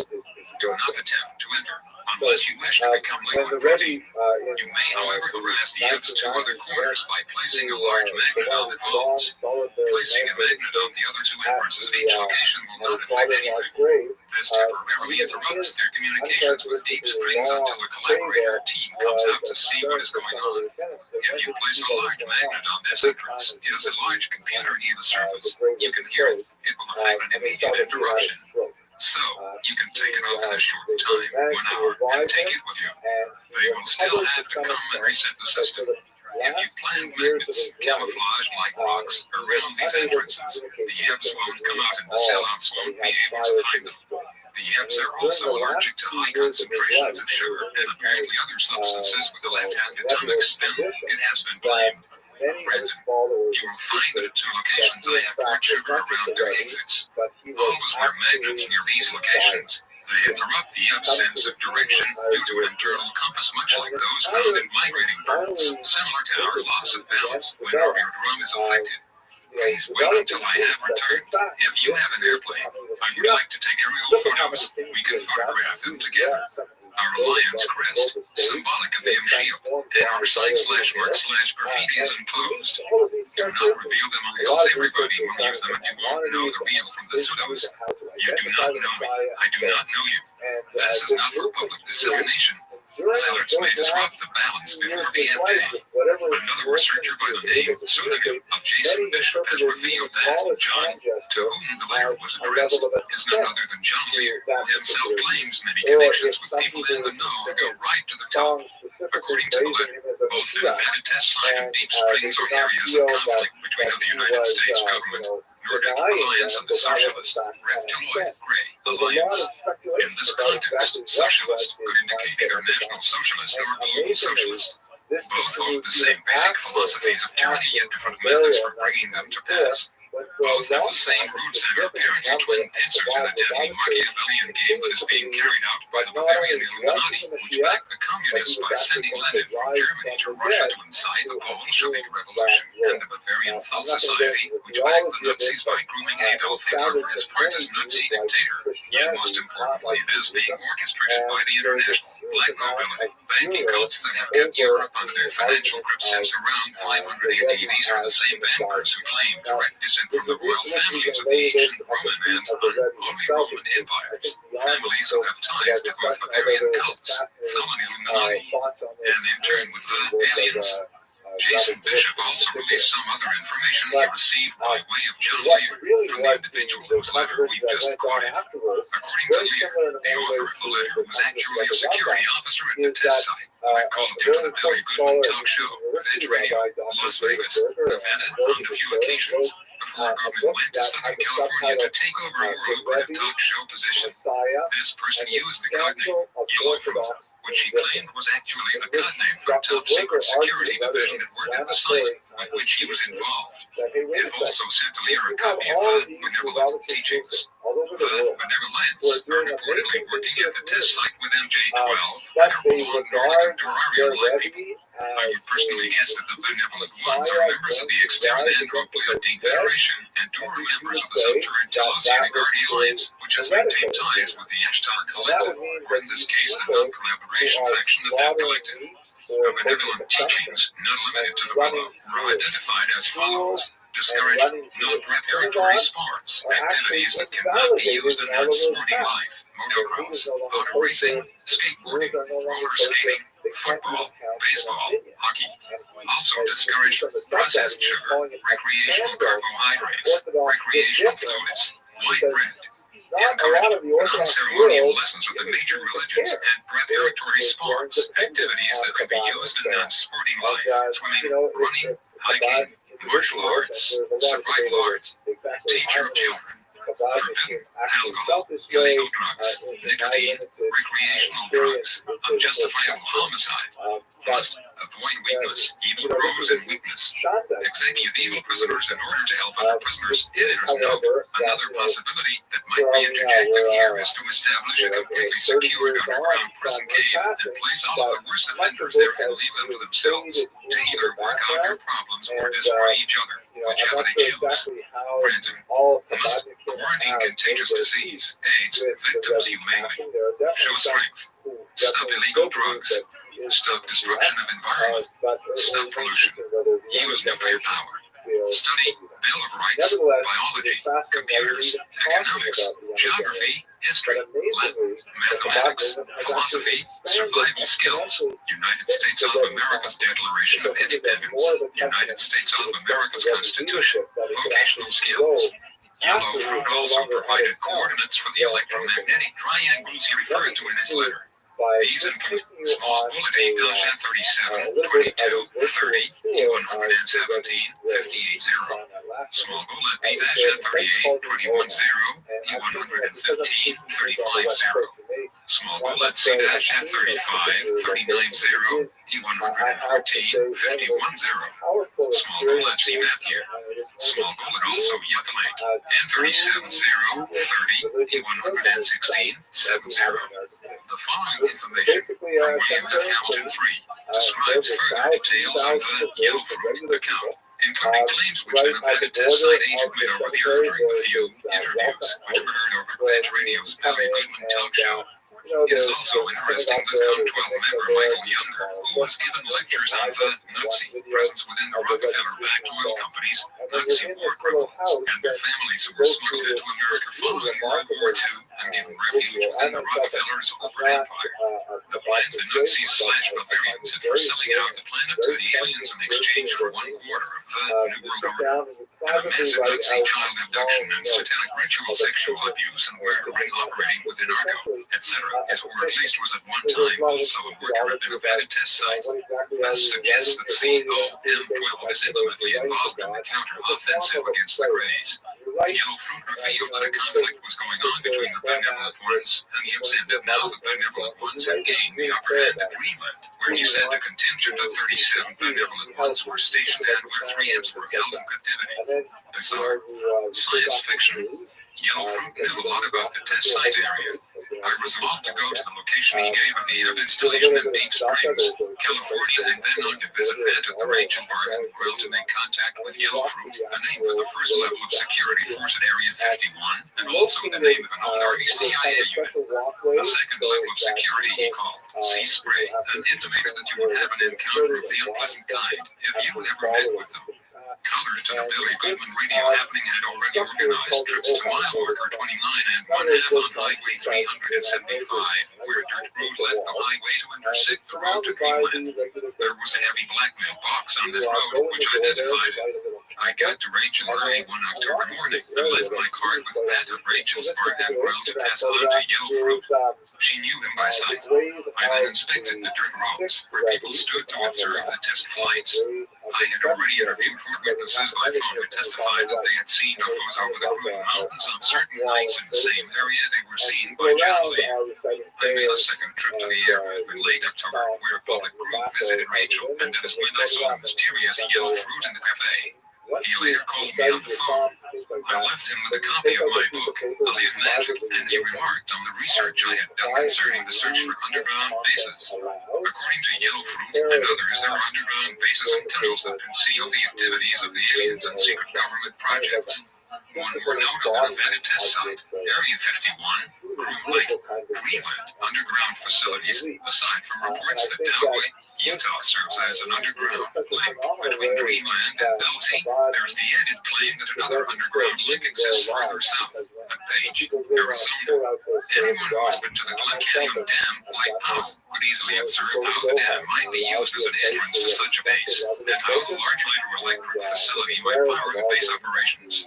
The Glen Canyon Dam connection was not specifically mentioned by former Dulce-based security officer Thomas E. Costello, who named Page, Arizona, as a connecting base. However, if there is a base under Page, then it would be logical to utilize this hydroelectric facility in one form or another. Chapter 8, An Alien Fifth Column on Earth. The Mysterious Government Insider, whose books have been published by Tim Beckley's Abelard Press in New York. Commander X related a very interesting incident which involved the subterranean mega complex beneath Dulce, New Mexico. In another case, an old illustrator, John D., does very painstaking work, but during his being on active duty at Dulce, he began to act very queerly. He would write letters to the president informing him of a plot underway to undermine the government and to sabotage the base. He began to draw pictures of American flags, beautifully executed. He drew strange designs of mechanical devices, began to visit the library and bring back books on physics and advanced electronics. He hardly knew how to spell the words. He would patiently explain something of a very technical nature, which he shouldn't have understood. When asked what he was raving about and why he was causing trouble by writing the president, John D. would say that he had been sensitized. Last year, when I was sick, John D. explained, the doctor on the base gave me sulfonylurea. There is a fifth column in this country that is tied up with aliens. Selenium is being sucked into sulfa drugs, and this selenium lodges in the bones and makes the body receptive to extremely short waves, those in the ray band of the brain. Similar to the waves that can be detected by the encephalograph. About 300,000 people in this country have been sensitized, and at least 7 secret radio stations have been set up in this country, and they are broadcasting to these sensitized persons, instructing them in the best way to perform acts of sabotage against our planet. These claims, as given by the Dulce worker, John D., are incredible indeed, and could easily be dismissed as the ravings of a madman, if not for the fact that many others are saying basically the same thing, that there is a movement underway to bring the minds of the masses under the subjection of an alien force, whether through electronic implantation and control, subliminal programming, or through other means. Why would the controllers use the United States as the major target of their activity? We believe that this is due to the fact that the United States is a place that was originally intended by its founding fathers to be a refuge for peoples from all nations that come and work out their collective destinies free from the restrictions of prejudice and the oppressiveness of tyrannical rule. A land where all people could express their creativity, culture, and individual destinies without interference. This was their intention. However, it is obvious that the dream has not been fully realized because of collective and governmental compromise of the principle that all men are created equal. The United States, nevertheless, is unlike any other single nation. It is a cultural melting pot and a place where not only international human societies on the surface converge and intermingle in a dramatic way, but apparently with human societies beneath or beyond the earth converge as well. For instance, according to various reports, most non-surface human societies who are aware of planet Earth have their representatives walking among us in our own society, and to some extent, other nations throughout the world, although many of these choose to keep a low profile for either honorable or not so honorable reasons. Another factor is the respect which the Bill of Rights gives to all American citizens, allowing for personal freedom and individuality so long as the freedom and individuality of others is not threatened. Individuality is the moral enemy of the alien hive, you would say. The United States, then, seems to be in essence a world scenario, if not a universal scenario in miniature, and therefore the conspiracy sees it as the most valuable prize. Therefore, it would probably not be too fair out to suggest that the war between the human and serpent races from all 3 realms, extraterrestrial, ultra-terrestrial, and intraterrestrial, converge within the United States, and to be more exact, within the vicinities of the Argolide of Plateau near Dulce, New Mexico, a major Earth base of the reptilian interventionist Empire Forces. The Death Valley region of California, a major Earth base of the humanoid non-interventionist Federation Forces. And then we have the battlegrounds between the American COM-12 Cabal Philadelphia Nordic and the Bavarian Aquarius Magi Phoenician reptilian forces within high security military complexes like those which permeate the underground territories below California, Nevada, Utah, Idaho, Arizona, Colorado, Oklahoma, and New Mexico, and apparently centered specifically in Armenia, Small Bullet, the underground military industrial systems beneath Lancaster, California, Small Bullet, Mercury, Nevada, Small Bullet, Burley, Idaho, Small Bullet, Dallas, Utah, Small Bullet, Page, Arizona, Small Bullet, the underground systems below the Denver International Airport of Colorado, Small Bullet, and also below Oklahoma City. These basic areas are seen by the proponents of the New World Order as strategic sites that they must maintain control of if they are to force America to submit to a one-world government. Chapter 9. Technological terrorism at the Dulce base. The elusive Commander X has, through his reported connections within the intelligence community, released still further revelations regarding the dark secrets of Dulce. The commander claims to be a member of the Committee of 12. COM-12, an obscure intelligence group which is working to educate the public about the joint fascist alien threat to America and preserve our constitutional-based republic as it was established by the original founders of the United States. There were over 650 attendees to the 1959 Grand Symposium. Most were representatives of the corporate industrial state, like the General Electric Company, AT&T, Hughes Aircraft, Northrop Corporation, Symia Corporation, Colorado School of Mines, etc. Bechtel, pronounced Bechtel, the San Francisco-based organization. Brendan is a super-secret international corporate octopus founded in 1898. Some say the firm is really a shadow government, a working arm of the CIA. It is the largest construction and engineering outfit in the USA and the world, and some say beyond. The most important posts in the USA government are held by former Bechtel officers. They are part of a web, an interconnected control system, which links the trilateralist plans, the CFR, the Order of Communism, Coca DLC9, and other interlocking groups. Mind manipulating experiments. The Dulce base has studied mind control implants, BioC units, health devices capable of mood, sleep and heartbeat control, etc. DARPA, Defense Advanced Research Projects Agency, is using these technologies to manipulate people. They establish the projects, set priorities, coordinate efforts, and guide the many participants in these undertakings. Related projects are studied at Sandia Base by the Jason Group of 55 scientists. They have secretly harnessed the dark side of technology and hidden the beneficial technology from the public. Other projects take place in Area 51 Single Code in Nevada. Small Bullet Dreamland, Data Repository Establishment at Maintenance Land, Small Bullet Electromagnetic Intelligence, Small Bullet Code Empire, Small Bullet Code Ava, Small Bullet Program Heads, Hybrid Intelligence System, Small Bullet BW/CW, Small Bullet Iris, Infrared Intruder Systems, Small Bullet Bypass, Small Bullet Reptiles, etc. The studies on level 4 at Dulce include Small Bullet Human Order Research, Small Bullet, as well as all aspects of Supreme Small Bullet Hypnosis, Small Bullet Telepathy, etc. Research. Small Bullet, they know how to manipulate the bioplasmic body. Small Bullet, they can lower your heartbeat with deep sleep, delta waves, induce a static shock, and reprogram via a brain-computer link. Small Bullet, they can introduce data and program the reactions into your mind, information impregnation. The Dream Library, we are entering an era of technologicalization of psychic powers. Small Bullet, the development of techniques to enhance man/machine communications. Small Bullet Nanotech, Small Bullet Biotech Micro Machines, Small Bullet C-War, Small Bullet EDOM, Electronic Dissolution of Memory, Small Bullet RHIC, Radio-Hypnotic Intracerebral Control, Small Bullet of various forms of behavior control via chemical agents, ultrasonics, optical and other radiations, Small Bullet, the physics of consciousness. Surviving the future. The Dulce facility consists of a central hub, a security section, also some photo labs. The deeper you go, the stronger the security. This is a multi-level complex. There are over 3,000 cameras at various high security locations, exits and labs. There are over 100 secret exits near and around Dulce, many around Arguello Mesa, others to the source around Dulce Lake, and even as far east as Limerick. Deep sections of the complex connect extensive natural cavern systems. Inside the Dulce base, security officers wear jumpsuits with the Dulce symbol on the front. Upper left side, the Dulce symbol consists of an upside-down triangle with an inverted T superimposed over it. Brandon, the ID card used in card slots for the doors and elevators has the Dulce symbol above the ID photo.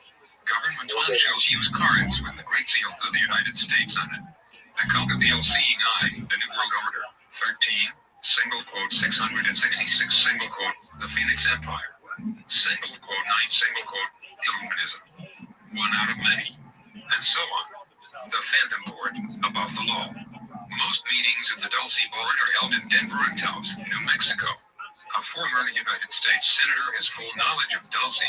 He was among the group that included a number of very prominent government figures who toured the base. That is most likely the upper levels only. Brandon. In 1979, an animal mutilation conference took place in Albuquerque, New Mexico. This meeting was used to locate researchers and determine what they had learned about the link between the mute, that is mutilation operations, and the alien government. Another senator knows about the ultra secrets of Greenland and Dulce. Several of my official sources have confirmed this to me. So do many others in government. This is what the UFO researchers are up against. So be careful. You know more than they want you to know. They have also underwater bases off the coast of Florida and Peru. More detailed information will be released in the near future. Photos, videotapes, documents, etc. Watch out for special agents among you now. In the 1930s, Division 5 of the FBI knew about the aliens. A fascist cabal within this country had John Kennedy assassinated. Look to the links within the larger umbrella. The web of a fascist totalitarian secret police state within the Pentagon, JCS, DIA, FBI, Division 5, /dis in the DIA. Note, the Defense Investigative Services insignia is a composite of the sun's rays, a rose and a dagger, symbolizing the search for information, trustworthiness, and danger. This links with caves used for initiation rites all over the world. Ancient vaults, retreats, underground bases, etc. Commander X also stated that recently, participants in a field investigation of the area near Argo Mesa were confronted by two small hovering spheres. They all became so ill and had to leave the area. We have passed the point of no return in our interaction with the alien, that is reptilian ray beings. We are guaranteed a crisis which will persist until the final revelation or conflict. The crisis is here, global and real. We must mitigate or transform the nature of the disasters to come, and come they will.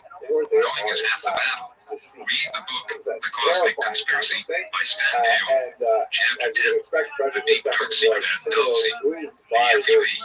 Martin, 1991 issue of UFO Universe carried an article titled The Deep Dark Secret at Dulce, written by Bill Hamilton and Tom Lovesky. If planet Earth is to be the central battleground or staging ground for a final cosmic battle between galactic superpowers, and if the United States is one of the major areas on Earth where the final outcome will be decided, and since the Dulce, New Mexico area is considered to be the major basing site where human-alien collaboration and or conflict is taking place, then we should focus our attention on what has been going on deep beneath this small southwestern town. More than any other area in the United States, if not the world. This small town has been the epicenter for nearly every form of paranormal activity one can imagine, including UFO sightings, UFO landings, abductions, implantations, human and animal mutilations, sea warfare studies, secret government alien interaction, the United States constitutional government versus alien agenda conflicts, reptilian sightings, cryptozoological or bioengineering phenomena. This was the general area where the famous Cabot, the half-cat / half-rabbit was captured. Underground bases, conspiracy scenarios, alien infiltration, deep cavern phenomena, super high-tech activity, live encounters. In fact, a higher concentration of such activities has been evident in the vicinity of Dulce than any other area in the world, to the point that the inhabitants of this town have for the most part resigned themselves into acknowledging, although not necessarily accepting, the reality of such activity, whether they like it or not. I'll Hamilton and Tom Lopez take us inside the anti-light labyrinth deep within this underground mega complex through the eyes of those who have actually been there. So brace yourselves. Dulce is a sleepy little town in northern New Mexico. Its population is about 900, and it is located above 7,000 feet on the Jicarilla Apache Indian Reservation. There is one major motel and just a few stores. It is not a resort town, and it is not bustling with activity.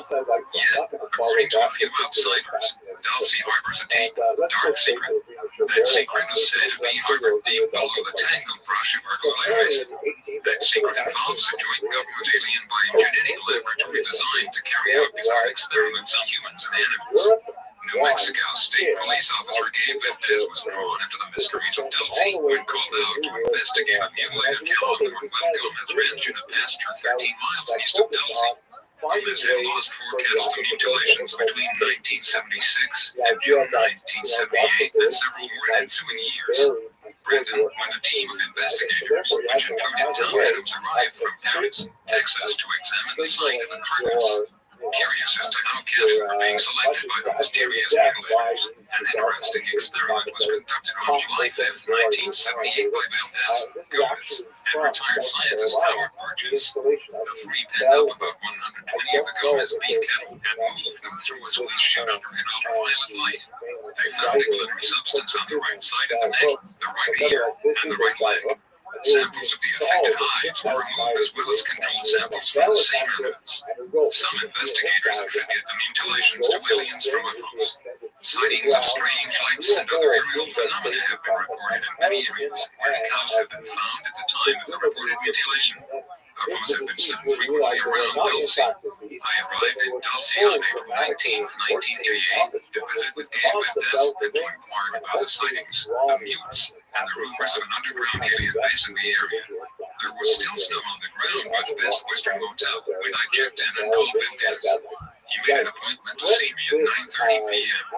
I found Gabe to be a very congenial host as he offered to show us around the roads of Dulce that night and point out the various locations where he had found mutilated cows or had seen strange aerial lights. He made the astounding statement that he was still seeing unidentified aircraft at the rate of one every 2 nights. We took a look at the Gomez Ranch, the road by the Navajo River, and the imposing Arcoleres Mesa. Gabe had found landing tracks and crawler marks near the site of the mutes. Gabe was convinced that scientist Paul Benoit's of Thunder Scientific Labs in Albuquerque was definitely on the right track in his attempts to locate an underground alien facility in the vicinity of Dulce. I had first heard of Paul Benoit in 1980 when my friend Walter called me from Albuquerque and told me he had been working with Paul on electronic instruments. Walter said Paul had not only photographed UFOs, but had established a communication link with their underground base at Dulce. Benoit had first come to prominence during the August 1980 sightings of UFOs over the Manzano weapons storage area in Kirtland. A Kirtland F incident report dated October 28, 1980 mentions that Benoit had taken film of UFOs over Kirtland. Paul was president of Thunder Scientific Labs adjacent to Kirtland. Benoit gave a briefing in Albuquerque detailing how he had seen the aliens on the video screen via a computer radio video link he had developed using the X-Site decimal code after tapping into the ship-to-base communications frequency. Paul himself being a brilliant scientist who has developed equipment for the space shuttles and several Fortune 500 companies. Brandon, the aliens were transmitting signals from a base underneath Arcoleres Mesa.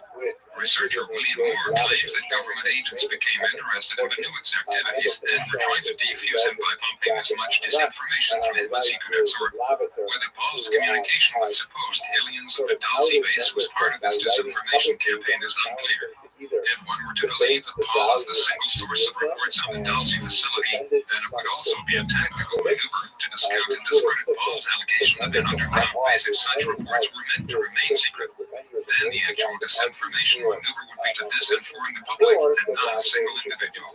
In a report entitled Project Beta, Paul states that he had spent 2 years tracking alien craft, that he had constant reception of video from an alien ship and underground base view screen, that he had established constant direct communications with the aliens using a computer in a form of hexadecimal code with graphics and printout. It claims to have used aerial and ground photography to locate the alien ship's launch ports and charge beam weapons. Paul claimed that the aliens were devious, employed deception, and did not adhere to agreements. Paul and Walter were working on the weapon that would counter the aliens. Some would think at this point that we have crossed over from the land of clear thinking concerning anomalous phenomena to the land of science fiction. But let us remember that bizarre phenomena such as the UFOs represent may have its roots in a bizarre reality.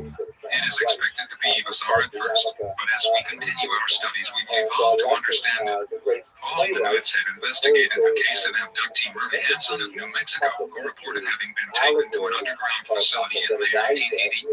Krista Tilton of Oklahoma has reported that she had an experience of missing time in July 1987, where she had been abducted by two small gray aliens and transported in their craft to a hillside location, where she encountered a man dressed in a red military-like jumpsuit. She was taken into a tunnel through computerized checkpoints displaying security cameras. She reported having been taken on a transit vehicle to another area, where she stepped on a scale-like device facing a computer screen. After the computer issued her an identification card, she was told by her guide that they had just entered level 1 of a 7-level underground facility. Krista goes on relating how she was eventually taken down to level 5. She reports having seen alien craft and little gray alien entities in some of the areas that she passed through. Krista reports going into one large room where she saw large tanks with computerized gauges up to the tanks and large arms that extended from some tubing down into the tanks. She noticed a humming sound, smelled formaldehyde, and was under the impression that some liquid was being stirred in the tanks. Krista has made drawings of much of what she had witnessed during her abduction. These tanks Krista talks about were depicted in a set of controversial papers called the Dulce Papers. These papers were allegedly stolen from the Dulce underground facility along with 30 black and white photos and a videotape by a mysterious security officer who claims to have worked at Dulce up until 1979, when he decided that the time had come to part company with his employers. The rest of the story is about this security officer who has met with one of us in an attempt to tell us the truth about the aliens, the so-called the United States government, and the Dulce base. He is announcing his intention to come out of hiding and present soft and hard evidence of his claims. It will be up to you to decide whether this evidence constitutes an addition to the growing proof that a government cover-up exists.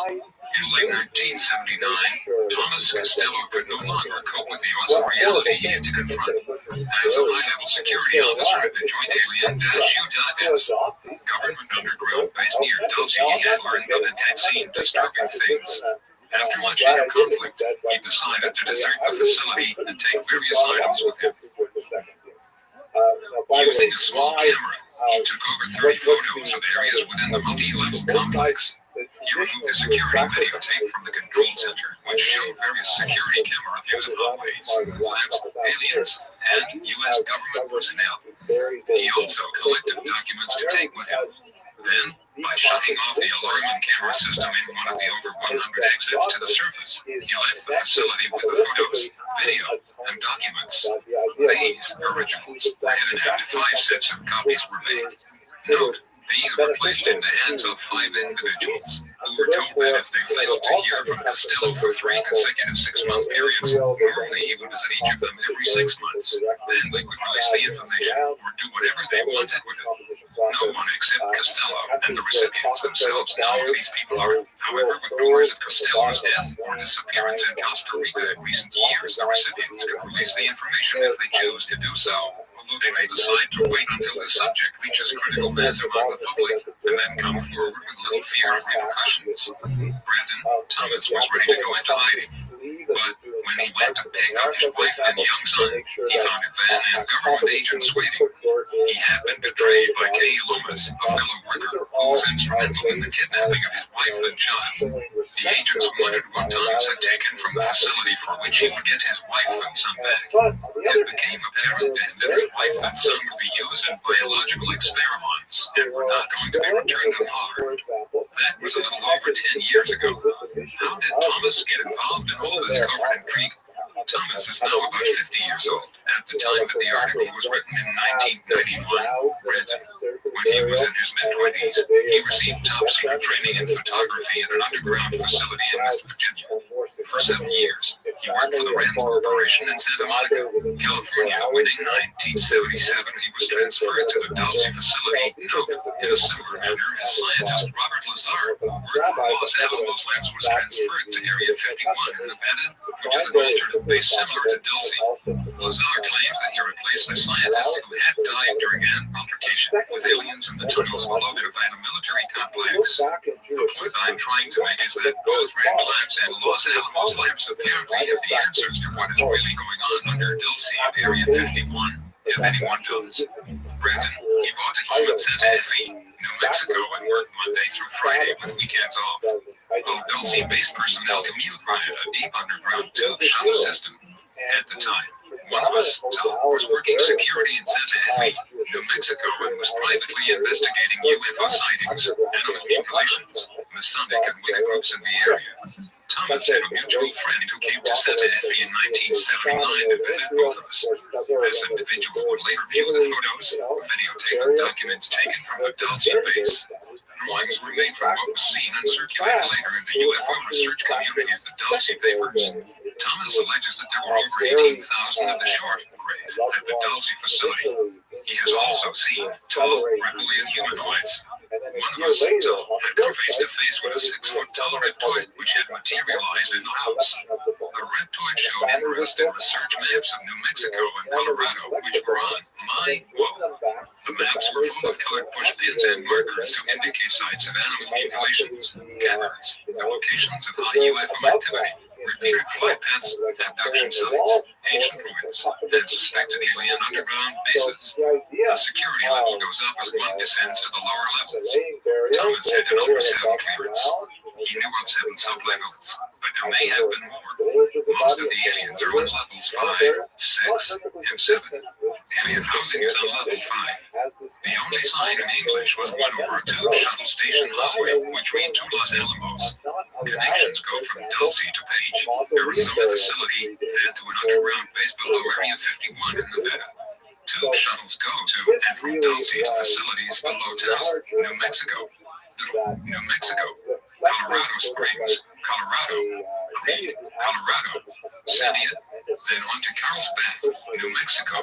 There is a vast network of tube shuttle connections under the United States, which extends into a global system of tunnels and subcities. At the Dulce base, most signs outdoors and hallways are in the alien symbol language and a universal symbol system understood by humans and aliens. Thomas stated that after the second level, everyone is weighed in the nude and given a uniform. Visitors are given off-white uniforms.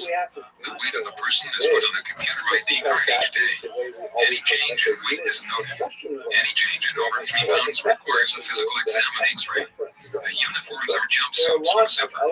In front of most sensitive areas are scales built into the floor by doorways and the door control panels.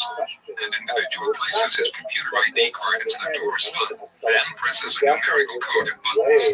The person's card must match with the weighted code or the door will not open. Any discrepancy in weight will summon security. No one is allowed to carry anything into sensitive areas. All supplies are put on the conveyor belt and X-rayed. The same method is used in leaving sensitive areas. All elevators are controlled magnetically, but there are no elevator cables. The magnetic system is inside the walls of the elevator shaft. There are normal electrical controls. Everything is controlled by advanced magnetics, including lighting. There are no regular light bulbs. The tunnels are illuminated by phosphorus units with broad, structural emission bands. Some deep tunnels use a form of phosphorus pentoxide to temporarily illuminate certain areas. The aliens won't go near these zones for reasons unknown. Note, this suggests that these deeper tunnels may have originally been constructed in ancient or prehistoric times by beings other than the current reptilian Draco residents of the deeper levels of the Dulce base itself. Random. The studies on level 4 include human neuroresearch, as well as all aspects of telepathy, hypnosis, and dreams. Thomas says that they know how to separate the bioplasmic body from the physical body and place an alien force matrix within a human body after removing the life force matrix of the human. Note, or in more simple terms, kill the human being and turn it into a vessel to be used by another entity, whether alien or paraphysical, in order to allow that entity to work and operate in the physical realm.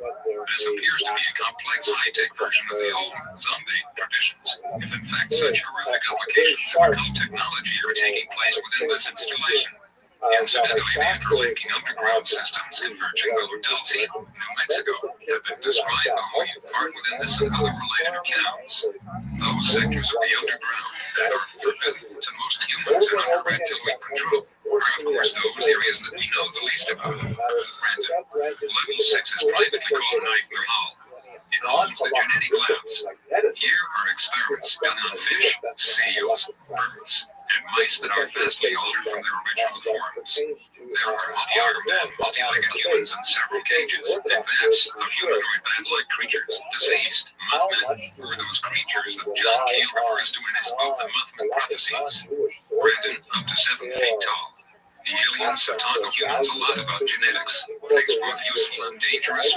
Told them described something which might seem unbelievable if it weren't for the fact that dozens of other sources seem to have confirmed it. This discovery was reportedly one of the real reasons for the incitation of the Dulce Wars. Level number 7 is the worst. Row after row of 1,000s of humans and human mixture remains in cold storage. Actor embryos of humanoids in various stages of development. Also, many human children's remains in storage vats. Who are these people? My sources of information include people who worked in the labs, abductees taken to the base, people who assisted in the construction, intelligence personnel, NSA, CIA, etc., and UFO and Earth researchers. This information is meant for those who are seriously interested in the Dulce base.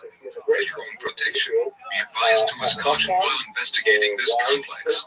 The Greys, the reptoids, the winged Draco species are highly analytical and technologically oriented. They have had ancient conflicts with neo-humans and may be staging here for a future conflict. Principal government organizations involved with mapping human genetics, the so-called genome projects, are within the Department of Energy, the National Institute of Health, the National Science Foundation, the Howard Hughes Medical Institute, and, of course, the Dulce Underground Labs run by the Department of Energy, which also runs the Nevada test site. Brandon, is the alien and human biotech being used to nurture and service, or is it being used to control and dominate the United States? Why have UFO abductees been used in genetic experiments? IT was when Thomas encountered humans in cages on level 7 of the Dulce facility that things finally reached a climax for him. He says, I frequently encountered humans in cages, usually dazed or drugged, but sometimes they cried and begged for help. We were told they were hopelessly insane and involved in high-risk drug tests to cure insanity. We were told never to speak to them ATL. At the beginning, we believed the story. Finally, in 1978, a small group of workers discovered the truth. That began the Dulce Wars. We may find it hard and unpalatable to digest or even believe Thomas' story, and why should we even give it a hearing at all? Probably for no other reason than the fact that many others are coming out and telling bizarre stories, and the fact that there may be a terrible truth hidden behind the continuing phenomenon of UFO sightings, abductions, and animal mutilations. Our government intelligence agencies have had an ongoing watchful eye on all UFO activities for many decades now. This bizarre phenomenon must have a bizarre explanation. We may be only one outpost in a vast interstellar drama. Recently, researcher John Anderson went to Dulce, New Mexico, to see if there was anything to the reported UFO activity. He says that he arrived in town coincidentally to see a caravan of cars and a McDonnell Douglas mini-lab in a van going up a rural road near the town. He followed them to a fenced-in compound where he waited to see further developments. Suddenly, 6 UFOs descended rapidly over the compound, hovered long enough for him to snap one picture, then shot up and out of sight. When later stopping in a store to tell the owner of the UFO photo he had taken, the store owner listened and revealed how he had been a victim cattle rancher of cattle mutes.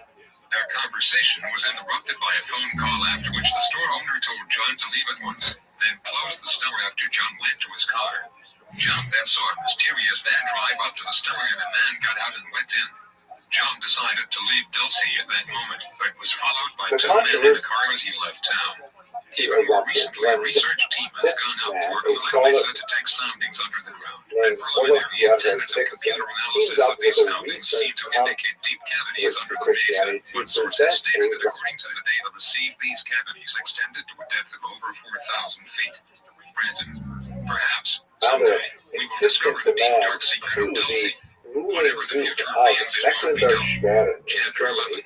The Dulcie-based security office speaks out. The following is a list of questions that were directed to former Dulcie-based security officer Thomas Edward Costello approximately a year before its death or disappearance. They are followed by its responses. Question: when exactly was the upkeep and occupied with the regulated installation constructed? Answer: I heard Dulcie was started in 1937 and 38 by the Army Engineers and lauded over the years. Most recent work was completed in 1965 to 66 to connect tunnels to the page. Arizona base, cited one of the older underground facilities. The Four Corners base is called Perkin. Most of the Native Americans, the Indians, living in that area are aware of that base and could tell us about the underground life forms that frequently are spotted near those communities. Bigfoot, etc. Note, the references to the Dulcie base here deal mainly with the upper levels, not the extreme lower levels, which include vast natural caverns and, some believe, variation tunnel systems as well. Hello, fellow This would students of include the Jewish tunnels history. illuminated Since we by are now phosphorus pentoxide, which the alien grays avoid, and the origin of which is unknown. In fact, sources have informed us that some of the underground marine facilities of Colorado were constructed within already existing cavern systems, suggesting that Ray Palmer and Richard Schaefer were correct when as early as the mid-1940s they wrote about the government's search for ancient underground cave-in tunnel systems to be converted for their own use. burning in my mind and probably in many of yours as well, and that is, what did the menorah in the temple actually look like? Now, the menorah is one of the most important Jewish symbols, and until it was later eclipsed by the Star of David, it was certainly one of the most popular ways that Jews would signify their religious affiliation, especially from the 3rd century on. It is noted as a diaspora phenomenon in particular. Here is a typical example of the menorah from a 1953 photograph, and you can see it's usually depicted with rounded arms. Of course, the Hanukkah menorah has 9 branches, whereas the version in the temple would have 7. There's also the oversized dreidel here, which I'm not sure why it's quite so big, but perhaps it is an attempt to reach the required minimum size from the Chazon Ish, very important 20th century rabbi. But at any rate, how did the menorah get rounded or straight branches? Those who prefer the straight branch candelabra for the holiday Hanukkah are most likely associated with the Chabad Hasidic movement, and you will see this particular representation in lots of public places, which is kind of a signal motif of the Chabad movement at this time of year, and also on the top of minivans, like in this Paris photograph from 2009. The leader of the Chabad movement, Rabbi Menachem Mendosh Person, was very adamant in indicating that this is the appropriate shape of the menorah, and that's why his followers to this day also tend to use this shape of menorah. And the evidence to support this particular design is specifically associated with the thought of Moses Maimonides, very important medieval scholar lived in the 12th and very early 13th century. And Maimonides, through his son, Abraham, who left no room for doubt, argued that the branches should be straight. Besides Abraham's explicit statement about his father's youth, we also have a medieval manuscript in the Oxford Library that has a hand-drawn menorah, and here you can see it looks kind of strange with these round symbols and these triangles, these cups, and so on, that are actually described in the biblical text, which incidentally, if the biblical text gave us a very clear, unequivocal point of view as to whether they were round or straight, we would be having this discussion. But this drawing in this medieval manuscript of Maimonides clearly indicates that his opinion is that they should be straight. Other authorities from that period, however, left either ambiguous descriptions or sided with a rounded version. The evidence for rounded arms to the menorah are significant as well. So perhaps the most well-known is the representation of the menorah on the Arch of Titus. The Arch of Titus was a ceremonial arch constructed in the late 1st century under the Emperor Domitian, and it was designed as a type of post-war propaganda to commemorate the victory over the rebels. On the inside of the arch, you can see there's a bas-relief that actually presents the carrying away of spoils from the temple, and the menorah is prominently displayed here, clearly having round arms. This is in conformity with the depiction that we have from Josephus, who is a major historian of that period. What is significantly at dispute is the base of the menorah, which does not conform to other descriptions at all, but we're going to focus specifically on the shape of the arms for now. So the question is, do we rely on Josephus and Roman representation of the menorah, which seem to have some historical validity, or do we rely on these medieval thinkers like Maimonides who present an entirely different tradition? Well, if you look at some of the rest of the first century archaeological evidence, and in particular, I'm going to rely very heavily on the research of the professor at Hebrew University, who did some amazing work with this, and Stephen Fine has also done some remarkable work in particular. But Professor Levine points to several other examples that all come from late Second Temple period, that is right up until the destruction of the temple in the year 7. For example, if you look at this archaeological remains of Jason's tomb, this is a tomb from the era of the Hashmonaim, that is the Maccabean generation of kings in Israel, and this is a tomb that's located in Israel. When you go up close under this arch, you'll see that there's actually some bars that have been placed there to prevent people from actually going into the crypts themselves, where there are loculi, which are kind of like little niches in the wall or in the floor that's designed to accept bones or ossuaries, things like that. Funny story, when I visited this tomb many years ago with my wife and our first 2 children, and we're looking through the bars at what's going on there, my daughter, who was just about 2 years old at the time, actually slipped through the bars and went straight into the tomb. I was looking into these loculi, and we're like, not sure what to do, trying to get her out, but that's another story. Then she got out, she's okay, she's living in New Jersey now. Okay, anyways, what do we have inside this tomb? There's some interesting graffiti, and if you look at this image from Professor Levine's book, you can see that number 3 there is kind of stag, and below it there's an interesting boat, and then number 4 lists 5 representations of a menorah. Very crude, obviously, but they all clearly have gently curving branches. So it's impossible to say how this connects to the menorah in the temple. It's reasonable to assume that the graffiti artist here is trying to mark the walls with some kind of Jewish symbol, but it's also difficult to say when exactly this graffiti was inscribed into the walls, and whether or not the artist, if I can use that term, was actually familiar with the shapes of the temple menorah. So let's get past this. For example, it's quite tempting. We also have a coin that's printed by King Antigonus in the year 37 before the Common Era. This is one of the kings of the Hashmonaim, and one may assume that he had a good look at the temple menorah. And this particular coin also represents the arms of the menorah as gently curving. And finally, there are 2 other examples, but I'll just include one. This is a wall decoration, kind of a stucco etching that was found in a Jerusalem home in the upper city, in the northern part of the upper city, and it clearly also portrays gently curving arms. So to wrap this all up, we don't know for certain. Maimonides offers one particular vision of Hanukkah menorahs, which has been followed by the Chabad tradition in particular. Others suggest the arms go rounded, and there is some archaeological evidence to suggest that may be more accurate.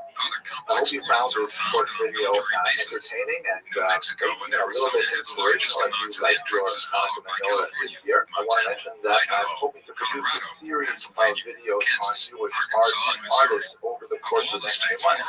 In connection with my preparation for my cruise with Coastal Riverboat Cruises in Italy. Of course, packed with lots of discussion with Jewish art. Please visit the website to learn more about the particular cruise. There are several others there. It's absolutely fantastic.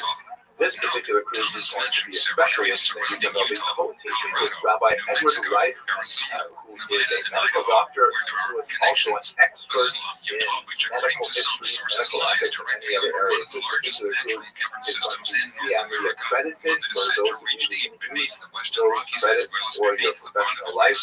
And I think it's going to be an absolute amazing cruise. Okay, I hope you enjoyed this video. I wish you a lift and Hanukkah. Thanks very much for watching. Dark Canyon, Dougway Grounds, Modena, Vernon, all have exits there. Others too. Note, there have been many rumors of ancient tunnel systems being intersected during the excavations of sub-basement levels below major industrial and mall areas in downtown Salt Lake City. Various stories surrounding these tunnels include explorers who have entered the tunnels and never returned, reports of lizard people down in the labyrinths, reports of Grace working with humans on electronic equipment, and massive building projects going on in huge caverns beneath the mountains to the east. Reports of humans who are part of an Asian-based Agardi kingdom who maintain colonies within the tunnels and caverns below, and who are in conflict with the Rabbioids, Grace, and a group collaborating human fascists from a network of massive underground facilities beneath the Neuschwabenland region of Antarctica. Reports of men in suits having been seen pacing back and forth through large underground chambers carrying Uzi machine guns. Reports of seemingly bottomless shafts. Large tunnels strung with lines that aren't big enough to drive a semi-truck through. Sections of tunnel walls that look solid yet which one could put their hands through. Rooms which emanate a strange greenish phosphorescent glow. Abductees who are taken below and encounter all types of aliens.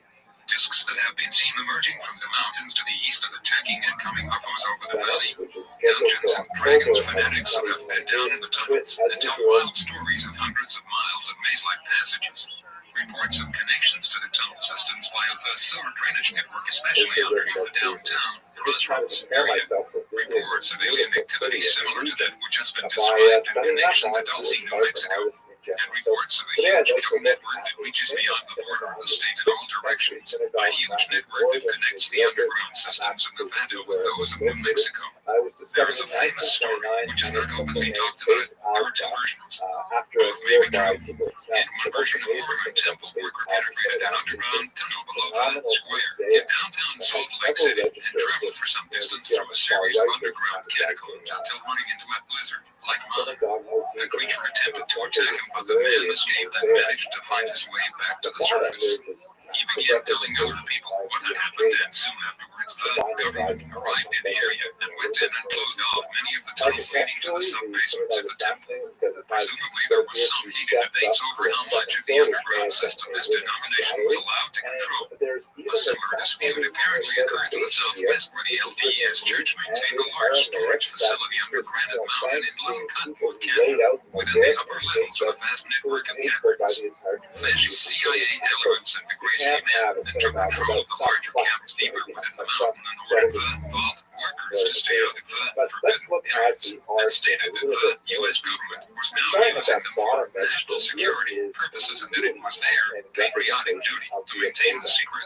The other version concerned a custodian who entered a tunnel near the cinemas area below the crossroads wall across the street and to the south from the temple square, while excavation was being carried out into that part of the mall. The worker entered the tunnel and before long encountered serpent-type men, beat a hasty retreat, and told his fellow workers what he had seen. The FBI and the local police soon arrived and sealed the tunnel. Another story involved a young man who, along with a friend, had used a chain tied to his pickup truck to rip up the manhole cover in the area near the mall and the square. They navigated through a maze of sewer passages underneath and came to a shaft that descended in a series of 5 small rooms, one below the other, and from the bottom room the tunnel led south into a large chamber, wherein they saw a seemingly bottomless shaft, a large southwest tunnel strung with lights and large enough to drive a semi-through, and the footprints of some type of 3-toed bipedal creature. sources imply that early pioneers and settlers of the area who explored these tunnels came in contact with, and in some cases even joined with some of the Telosian Guardi Belgites Mayan underground colonies below the Salt Lake Flats, the Salt Lake Valley, and the Western Rockies.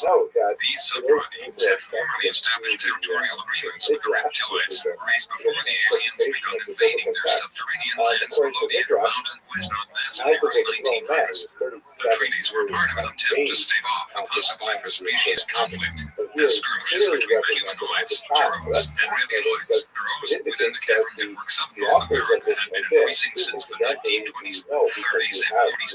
Because of a somewhat non-exclusive collective mind with which these humans interacted, it was decided that one possible way to convert the reptilians into becoming beings of emotion and compassion was to allow them access to the group consciousness. The reptiloids, however, once given access, immediately began taking advantage of the collective and used it to control the humans on a subliminal basis. The ease with which this occurred may have been enhanced by the fact that the reptiloids and rays were already operating as part of a collective or group mind, one which was far more complex than the Ashtar or Astarte collective itself, which many of the Inertians depended on. This suggests that the reptilian collective or hive itself is absolutely void of any care, concern, or compassion for human beings. Individual reptiloids operating distinct from the Draconian collective might, however, be tamed by other collective-free humanoids in some cases, as some have reportedly been tamed by the Andropleodine worlds. If the non-humans could be severed from the collective, they might be deprogrammed and reprogrammed, so to speak, and even attain individual awareness and a degree of emotionalism. In such cases, it would not be advisable to give these creatures equal standing among humans, and absolute subservience and monitoring should be enforced even if means were found to sever them from the collective mind network. When dealing with the reptilian forces, unconditional surrender should be first offered, and if this is not acceptable, direct military action would be justified, especially in light of the many brutal abductees whom the Greys and reptiloids have taken captive, those who are still alive, to their underground systems. Most of the treaties that the humanoids had made with the reptiloids down under have since been broken, especially following the Groom Wars of 1975 and the Dalsy Wars of 1979, during which time much of the underground United States space networks, which were funded by American tax dollars, by the way, were taken over by the Greys. Some sources have implied that the aliens took advantage of the chaos, especially during the Dalsy Wars, and commenced to invade and conquer several of the older underground colonies. This apparently led to a rift in the Ashtar collective, with many humanoids and hybrids splitting off and joining with the Andropleodine Federation non-interventionists, and many reptiloids and harmless humanoid agents splitting off and joining with the interventionists of the Draco-Orion Empire. The Sirius B system, which, aside from Arcturus himself, has been the major center of Ashtar activity, has since been shaken by the split between the two opposing Asterian factions and reportedly raged through the Sirius system for several years, according to some contactees. An apparent reflection of the division within the underground networks of North America between the Pleiadian-backed Syrian humanoids and Orion-backed Syrian reptiloids, which both had maintained operations within the underground levels before the Dalsy Wars broke out. The Dalsy Wars were just the mere tip of the proverbial iceberg when we consider that the overall events, which happened at Dalsy, had a chain reaction effect throughout this whole sector, not the galaxy. Before the division occurred, the reptiloids were invited to take part in peace talks at Telos and elsewhere as an act of good faith. But the reptiloid Grey collectivists were more interested in expanding their empire and feeding their insatiable appetite for conquest than they were in making peace, although they agreed to peace treaties that they never intended to keep for Trojan horse manipulation purposes. There is a realm of collaboration such as that taking place in the underground facilities near Paradox, Nevada, where collectivist humanoids and reptiloids from Sirius and Sol still maintain the collaboration of necessity in order to establish a global control system. However, a large number of humanoids within the underground systems are at war with the collectivist interventionist reptilian infiltrators who would otherwise assimilate these humanoids into their collective for deception, espionage, and mind control. Now several contactees like Alex Collier, Ray Keller, Stan Johnson, and others are claiming that the conflicts in Sirius between the Andropleodine-backed Ashtar forces and the Draco-Orion-backed Ashtar forces, which were infiltrated and commandeered by Draco-Orion agents, have now spread to the Sol system, as both stellar superpowers have focused on this most strategic system, intent on protecting their respective interests, here from being subverted by the other side. Brandon, Q, does the Mount Archuleta shuttle system connect with a shuttle system which allegedly radiates from Mount Shasta in Northern California? Yes. Mount Shasta is a major site of alien, elder race, reptilian race, human meetings. Beginning Cleveland, Grover, every president in the United States history had visited those cities. Truman was supposed to have visited the lower realms as a high archon on Earth. He was supposed to have met the king of the world there and gave him the keys to the USA. Note, whether or not the reigning king of the authority realms at the time had benevolent or other motives, subjecting America to an outside superpower without congressional consent would be considered high treason. Although unelected/appointed individuals working within the executive military industrial branch of government might choose to do so with their own volition without congressional or senatorial consent. Such an act cannot apply to America, which is based on the Declaration of Independence, the United States Constitution, and the Bill of Rights. There are barely 2 nations occupying the United States. The traditional grassroots America established by the founding fathers and led by the electorate. In the fascist Bavarian lodgeback underground nation led by the government, which is contesting the original America on its own soil. Some primitive inevitable war between the electorate/constitutional/surface government of the United States and the joint humanoid reptilian corporate/national global socialist/underground New World Order government, which incidentally was bought and paid for by American taxpayers and other unsavory money-making projects. This war will apparently provoke an United Nations/New World Order invasion of the USA, which, according to George Washington's famous vision of Valley Forge in 1777, will ultimately end with an American victory as a result of divine intervention.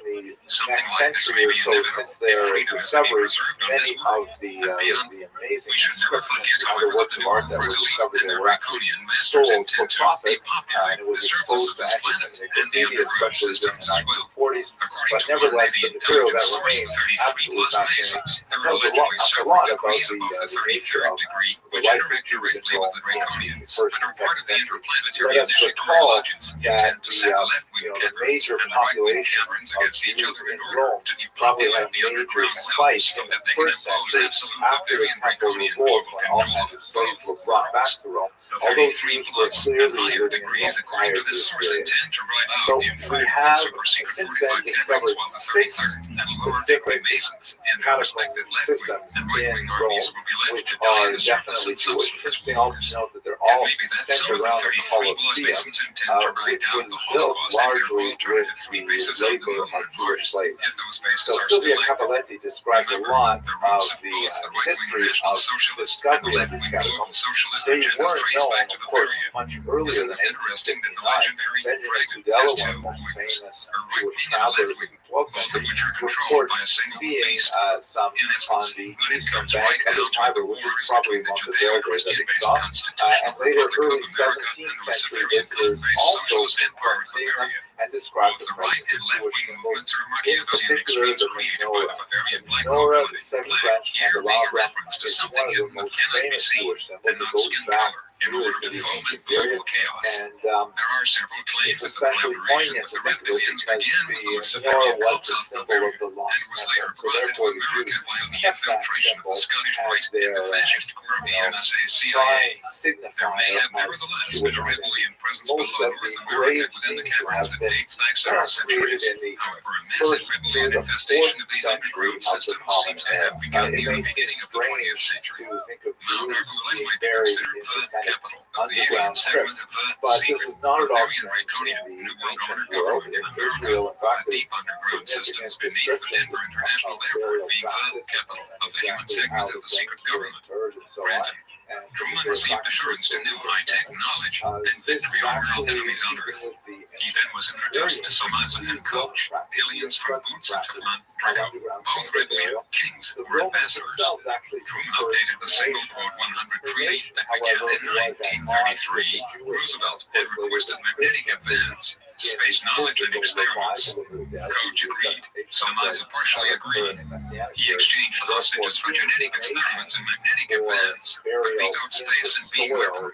Q, did you notice any involvement of high-level Freemasons, Rosicrucians, or Jesuits within the underground installation and door with the aliens?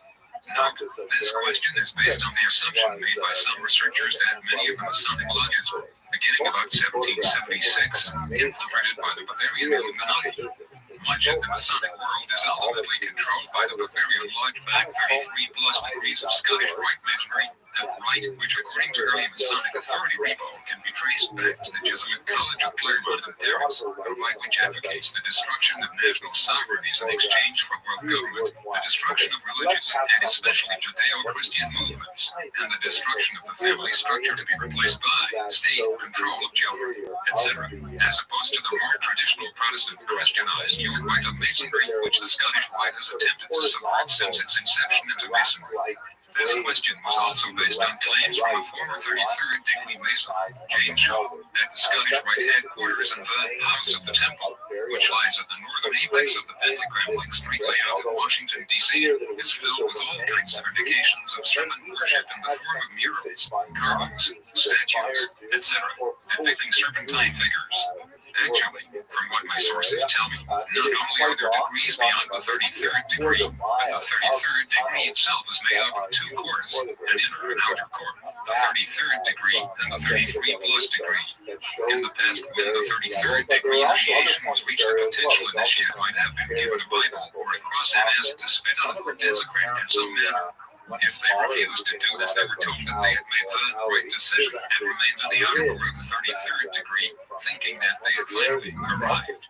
If they did or to commit this form of blasphemy, then they are told that they have made the right decision, and they are sent on to the inner core of the 33-plus degree, which is the springboard to the higher levels, which interact with the joint humanoid reptilian lodges or branches of the serpent cult on other planets, within underground cities, and possibly even other dimensions. One source informs me that former President George Walker Bush, who was at one time the head of MJ-12, had attained to the 32nd degree. However, he may have attained to even higher levels since that time. I would guess that the one who holds the highest level of initiation would be the Dragon King of Draconis himself, or whatever appellation the leader of the leaders of the Draconian Empire may go by. Well, I hope you found that interesting. I really find it fascinating, and I hope that you will be able to join us on the Gems of Northern Italy tour, which is planned for October of 2022. I'm really looking forward to it. I'm going to be on that trip, God willing, also with my colleague Rabbi Dr. Edward Reichman, who does some fascinating stuff on Jewish medical ethics. We're actually going to be CME accredited for this, and I think that's really great for all of you physicians who are interested in doing this. So I hope you enjoyed the video. Thank you very much for watching. I've heard the two, but I haven't seen proof with my own eyes. The aliens do allegedly have bases on several moons of Jupiter and Saturn. The CIA operates in other countries, but I've never heard they operate on other planets. Note, perhaps we should have referred to the CIA's superior agency, the NSA, whose personnel reportedly pilot the black budget UFOs between the Luna and Greenland bases. Brandon Q, have you heard any hints or rumors suggesting that there may be lower levels beneath the Ultra 7 level of the Dulce base, and also where these might lead to and what they might consist of? Answer, yes. Your guess is as good as mine. Sure, there was lots of talk, but that doesn't mean it's there. However, I will tell you I saw elevators that were off limits unless you had a number of higher security clearance. At the base, information is supplied to me that you need to know. Basis only. My clearance was Ultra 7, Q. Some insist that the U.S./secret government has developed its own disk craft based largely upon top-secret anti-gravity experiments carried out by the Nazi German scientists during World War II. Have you heard anything referring to this? Answer, when I was working in photo security, heard a lot of talk. Never saw the proof, but once in the Air Force I developed a roll of film that showed a craft like a Adamski's with a swastika on the side. Note, a letter from single quotar. J.M. of Pennsylvania dated January 31st, 1991 stated, I have a lot of UFO videos. I also have The Secret Land, 1947. It shows Bunger's Oasis and says they discovered wormland at the South Pole. One German author claims the Nazis had a photo finish fight with Bird. At the end of the movie, it says, Bird's intrepid 4,000 men and defeated Antarctica's toughest battalions. I don't think they were talking about the weather. Another source has stated that there were losses on both sides, and the battle for Antarctica against the Nazis' last battalion, which had fortified themselves in underground bases below the mountains of Neuschwaben, Antarctica ended in a stalemate. Question: why would Adolf Hitler and Eva Braun commit suicide after Hitler had spent so much energy executing over 5,000 Nazi officials whom he suspected were behind his assassination attempt at the Wolf Bunker, especially if he had a way out via a secret Nazi South Polar base? The March 18, 1994 issue of the Plain Dealer, Cleveland, Ohio, carried a hippie story titled "Doctors Find Burned Body Could Not Be Hitler's." Excerpt simply: French forensic experts say the charred corpse said to be Hitler's is not his body. Experts falsified verification reports ordered by Joseph Stalin to appease the Soviet dictator. The body is actually that of an unknown German male. The forensic experts spent more than 2 years analyzing the autopsy reports prepared by Soviet coroners in the days following the surrender of the Third Reich in 1945. The body, said to be Hitler's, had an extra tooth and only one testicle. No German doctor who had examined Hitler before his death ever mentioned either anomaly. This is also interesting when we consider that the well-known abductee, Barney Hill, remembered the following experience under regressive hypnosis as recorded in the Paranormal Encyclopedia, Mysteries of Mind, Space and Time. Barney and his wife Betty were abducted by gray-skinned humanoids from Zeta Reticuli. However, one of the beings on the graph was described by Barney Hill under regressive hypnosis in the following words, which are taken from P.1379 of the encyclopedia. Another figure has an evil face. He looks like a German Nazi. He's a Nazi. His eyes. I've never seen eyes like that before. Remember that this occurred nearly 15 years after Europe had supposedly been denazified. There seems to be an Antarctic connection with the Dulce scenario as well as other possible Nazi connections. German tourists scouring New Mexico, exploring mines and caves, and buying upland and mineral rights just before the outbreak of World War II. The Nazi connected CIA's involvement and their placement of several Nazi SS agents who had been brought into the United States via Project Paperclip within the Dulce and other underground facilities. The involvement of secret Bavarian lodges of Dulce and the possible Antarctic and Dulce connection to Alternative 003 single quote. Another interesting connection is the fact that the secret Nazi teams involved in the construction and operation of the underground bases below the mountains of Neuschwaben and elsewhere in Antarctica were called Alpha teams. Ultra is also the code name for the Dulce base.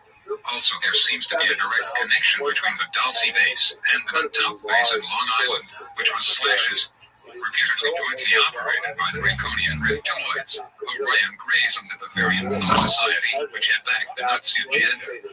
Brandon, Q, Tom, did you have access to the alien craft? Were you ever inside any of them?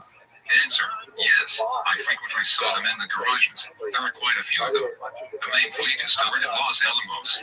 Yes, I entered several crafts. There were two things that stick in my mind: the odd spongy feeling of the floors, and the unusual pinkish purple color of the lighting.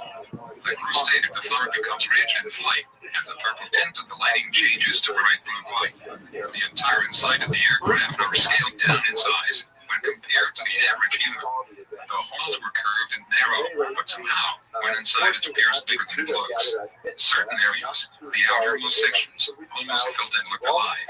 I was never taken up in one. Q, can you give me more information on the reptilian race? What do they do on the 6th level? The area called Nightmare Hall. Answer: the worker caste does the daily chores, mopping the latex floors, cleaning the cages, bringing food to the hungry people and other species. It is their job to formulate the proper mixture for the Type 1 and Type 2 beings that the Draco race has created. The working caste work at the labs as well as at the computer banks. Basically speaking, the reptilian races are active at all levels of the Dulce base. There are several different races of aliens that work on the E section of level 6. No doubt some collaborating Nordic factions included. Brandon, that section is commonly called the alien section. The Draco are the undisputed masters of the 5-6-7 levels. The humans are second in command at those levels. I had to work with one large Draconian boss frequently. His name is difficult to verbalize. Karj Fesh, pronounced throaty ISSHH FSSD. I usually called him Karj, and he hated it. The Draconian leaders are very formal when talking to the human race. These ancient beings consider us a lower race. Karj called me Leader Costello, but it was used in a sarcastic way. However, or the worker caste is friendly enough, as long as you allow them to speak first. They will answer if you address them. They are very cautious beings and consider most humans to be hostile. They always seem surprised when they found many of the humans were open and trustworthy. There is no fraternizing with the aliens off hours. It is forbidden to speak to any alien race in the halls or in the elevator without a clear business-oriented reason. Humans can talk to humans, and aliens can speak to aliens, but that is as far as it goes. At the work site, however, it's different. There is free speech in the labs. The camaraderie found in the labs also reaches the computer bank section. In those areas, everybody talks to anybody. However, everything changes the minute you cross the threshold into the hall. Instantly, all conversations become strictly formal. Hard as it was, several times I had to arrest someone, simply because they spoke to an alien. It's a strange place. Q, exactly what first made you aware that something was wrong at Dulcie? Seems to me that a place as obviously triple as this one wouldn't need an Einstein to know that this is a crime site. What took you so long? Are you the guy who blew the whistle? Answer. There are several things you should know about. I took an oath, under the penalty of death, that no matter what I saw or heard, I will never divulge the information. Also, I signed a waiver that states I would willingly give up my life if I was found guilty of treason. At the Dulcie-based treason is anything that mentions the details of daily operations of this facility when outside the confinement of this place. When I first arrived, the need-to-know policy was in effect. The story the honchos told us was that this is a drive-by transfer facility with advanced technology, doing advanced adventurous methodology for medical and mental gains, which is a fancy way of saying they do really risky things with human life just to see what would happen. If a medical cure happens, it will be heralded on the surface of the earth as a marvelous new cure, saying it was found after years of research at some renowned medical lab. The real story of the cure is never explained. After all, the Dulcie base is a secret facility. These people are very good at what they do. They do not tell the truth about the unfortunate people that end up in Nightmare Hall. I work with aliens. With that in mind, you should get the idea of the secrecy and the security of that place. Yes, I know this was not the usual hospital-type job site, but in the beginning I bought the whole package. I was reminded daily by intercom, in the elevators, that this site does high-risk advanced medical and drug testing to cure insanity. Please never speak to the inmates. It can destroy years of work. I'm sensible. When doctors say don't speak to them, who was I to destroy the delicate situation? But one man somehow caught my eye. He repeatedly stated that he was George S. and that he had been kidnapped and he was sure someone was searching for him. I don't know why he sticks in my mind. I found I was remembering his face, thinking he sure didn't look or sound insane, but many inmates said that. The next weekend I convinced a friend of mine, a club, to run a check on the guy, saying I had run in with him and was curious. I didn't mention the base at all. It was a sickening feeling when the computer confirmed that George S. was missing. What's worse, the cops thought he was just another guy that got tired of the daily grind and split. That was the beginning. Am I the one that blew the whistle? No. The next Monday, I searched for George, but he was gone. There were no records that explained what happened to him. It was another security officer that came to me saying he and some lab workers wanted an off-duty meeting at one of the tunnels. Hello and welcome to another Curiosity took over, and I said okay that night. About 9 men showed up. They said they knew they were risking me turning them in, but they wanted to show me some things they thought I should see. One by one, they showed records that proved many inmates were missing people. There were newspaper clippings and even photos that they had somehow smuggled into the base. They hoped to smuggle them back out without me turning them into the honchos. I could see the fear in their faces as they spoke. One man stated he would rather lose his life by trying than to lose his soul by not doing anything at all. It was that remark that turned the tide. I told them about George and the things I found out about him. After a few hours, we pledged to attempt to expose the Dulcie base. Q. The name Nightmare Wall is descriptive, but surely there was that regular name. What was it called in the manuals? Answer. In the manuals, it was called the Bavarian. It describes the Dulcie base as a secured facility for attending bioforms of all types. And they're reported as gratuitous, a private subterranean bioterminal park with accommodations for animals, fish, fowl, down from Jerusalem, where they encounter Antiochus' forces commanded by Lysias. Lysias had already learned that the frontal attack is not the best, so he decided to come down south and then advance to Bethsaida through Idumea, and there they had a tremendous battle, and the Maccabees actually had to retreat.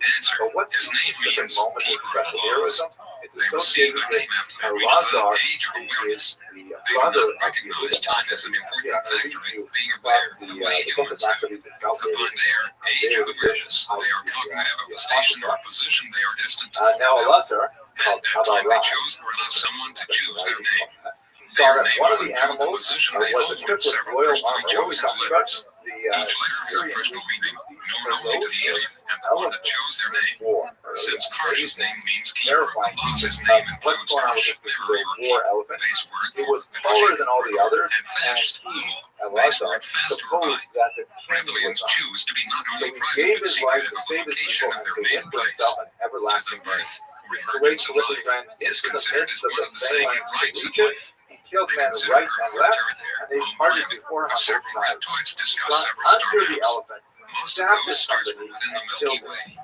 Within those star maps lies the stars and planets of the their regions, Earth being one of the planets in their trade routes. If any human has clear questions about the allegiance, the aliens refer the questions to the Draco. The Draco in turn referred the questions to their supervisor. I did not have that information about the stars, because information was supplied on a need-to-know basis. I didn't need that information. Q, did any of the working cast join in the revolt? Could you give me some names? Answer, a few of the Reptilia janitorial crew let us know that they knew we were attempting to sabotage the work going on in the 6th and 7th levels. One of them, with the name Shell, secretly formed a small group of reptoids with the same mindset as my note. Take note of the similarity between this scenario and the NBC miniseries V, which is now available on video cassette after years of non-availability. When they're reading the I have it on good authority that the original author of the V idea was an investigator who knew Thomas Costello on a personal basis. He had connections in Hollywood and had written a motion picture script, which was in turn seen and borrowed without permission by an NBC employee and rewritten as a miniseries. The show was based on Reptilia humanoids from Sirius B who had come to Earth under the guise of benevolent human-like space brothers to bring about the order of universal peace. In reality, they had a secret agenda to rape planet Earth of her resources and steal her people with biological sustenance. This agenda was being contested by a human resistance who refused to fall for the Reptilians' facade, and these resistors were in turn working with the secret fifth wall of the Reptilians, who did not agree with their leader's agenda for planet Earth. Could this miniseries have an actual basis in a bizarre reality? Look about right, but again, the scale is totally wrong, and I have to say he was as open as is possible in a unique situation. On the day I found out about it, I was inspecting a camera near the exit tunnel. Here's one He in which approached, the stepped elephant down, gets a and little bit told close to Reptilians reality, but average the about front 7-8 is feet in totally height, wrong. according to most witnesses. And here's Brandon, one seemingly which looks a little scraping bit like some kind of a non-existent dirt, saber-toothed and he tiger quietly said, with a few of us agreed that you were again, singular and the your artist restroom is was just inhuman flailing around reports. trying to figure out how If to true, depict look these away. elephants. I'll be This true. one is great. If It's it's kind so of like true, salamander describe my with life now. dark ears. My heart almost And flared it out was of my actually my chest, all-time but I favorite. silently This walked one toward one of the inspired white by owls. Zeus. For the rest So, of my life, I all remember those joking words. aside, It was the first the time I knew heroism Reptilians of could have Eleazar is individual thoughts absolutely and amazing. opinions. And, Basically, and they he has formed a uniform front with a small variety of interests, this or at least that was what we had thought. back in the It era. was a couple days before I heard from him again. As he walked beside me in the 6th level St. Phyllis Hall, I heard him say, "Enter the exit tunnel on the 6th level, north, after your shift." The next few hours were long and filled with thoughts of betrayal, or worse, but I shouldn't have worried. I contacted one of the original 9 resistance men and let him know, just in case. Gordon wanted to go with me, but I convinced him to wait a few feet from the exit and pretend he was having trouble with his card, electric, like a golf card. When I got there were 3 of them. Shell formally introduced Fast Shock. My shot name base word is Shock Resist. With that, I quickly grabbed Gordon from the hall, and the 5 of us walked in the dark tunnels about 3 hours.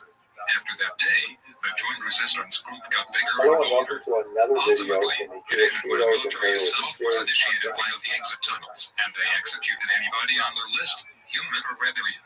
We fought back, but none of the working castes had weapons, nor did the human lab workers.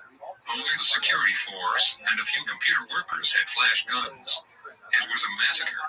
Everyone was screaming and running for cover. The halls and tunnels were filled as full as possible. We believe it was the Delta Force because of the uniforms and the method they used. It chose to hit at Chef Change, an effort that killed as many as named on their list. No, if Thomas Costello is correct in his assertion, then based on his overall revelations, as well as the revelations of others such as Robert Lazar, Phil Schneider, etc., the Dulce Wars were the result of at least 5 overlapping factors or scenarios, which converged at more or less the same time or played into each other. This may also involve a conflict of interest within MJ12 itself, and apparently involved different security forces, including the Delta Force, Black Barons, Air Force Blue Barons, Secret Service, FBI Division 5, CIA's Directors, and Dulce-based security. The various factors which seem to have played into the Dulce Wars would include animosity towards the graceful slaughter of several scientists and security personnel in the Cold Wars below Area 51 3 years earlier, as described by former MJ12 Special Studies Group agent Michael Wolff. Accident. Encounters between aliens and human construction workers and security forces near Dulce as described by Phil Schneider. An attack on the Dulce base, Resistance, that was apparently ordered by die-hard collaborators and deep-level intelligence as described by Thomas Costello. An attempt to rescue several of our best scientists who had been captured by the aliens after they had discovered grim deception involving a violation of the established treaties.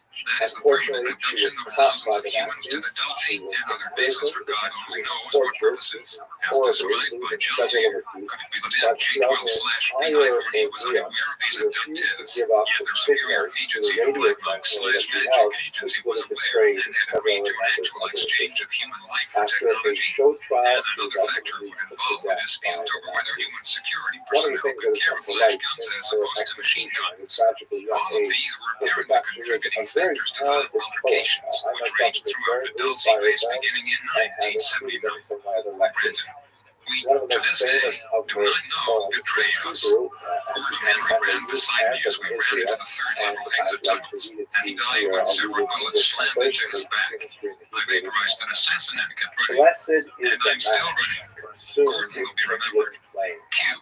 Tell me more about the flash gun. Is it difficult to operate, or is it like the weapon on Star Trek? Blessed is the heart with strength to stop its Answer. beating. It is an advanced beam weapon that can operate on 3 different phases. Phase 1, like Star Trek, can stun and maybe kill if the person is a weak arm. On Phase 2, it can levitate anything no matter what it weighs. Phase 3 is a serious business mode. It can be used to paralyze anything that lives, human, alien, and plant. On the higher position on the same mode, it can create a temporary death. I assure you, any doctor would certify that person is dead, but their life just lingers in some strange limbo, some kind of terrible state of non-death. In 1 to 5 hours, the person will revive. Slowly. First, the bodily functions will begin, and in a few minutes, consciousness followed with full awareness. In that mode, the alien scientists reprogrammed a human brain and plant false information. When the person awakes, he recalls. The false information is information he gained through life experience. There is no way for a person to learn the truth. The human mind remembers and believes completely the false data. If you attempt to inform them, they would laugh or get angry. They never believe the truth. Their mind always forgets the experience of reprogramming. You asked if the flash gun is difficult to operate. A 2-year-old child could use it with one hand. It resembles a flashlight with black glass conical inverted lens. On the side are 3 recessed knobs and 3 curved grooves. Each knob is sized differently. The closer the knob to the hand, the less the strength. It's that simple. Each knob has 3 strengths also, with automatic stops at each position. The strongest position will vaporize anything that lives. That mode is so powerful it will leave no trace of what it vaporized. Q. Is the weapon called a flash gun, or is there a different name in the manuals? Answer. Everybody calls them flash guns. You are like me, following the events and maintaining great trepidation. It's terrifying to see as the Armorlock's weapon. After that, it is explained as the flash gun. Q. What type of security is found at the Dulce base? What else is used against espionage or unauthorized entry? Answer.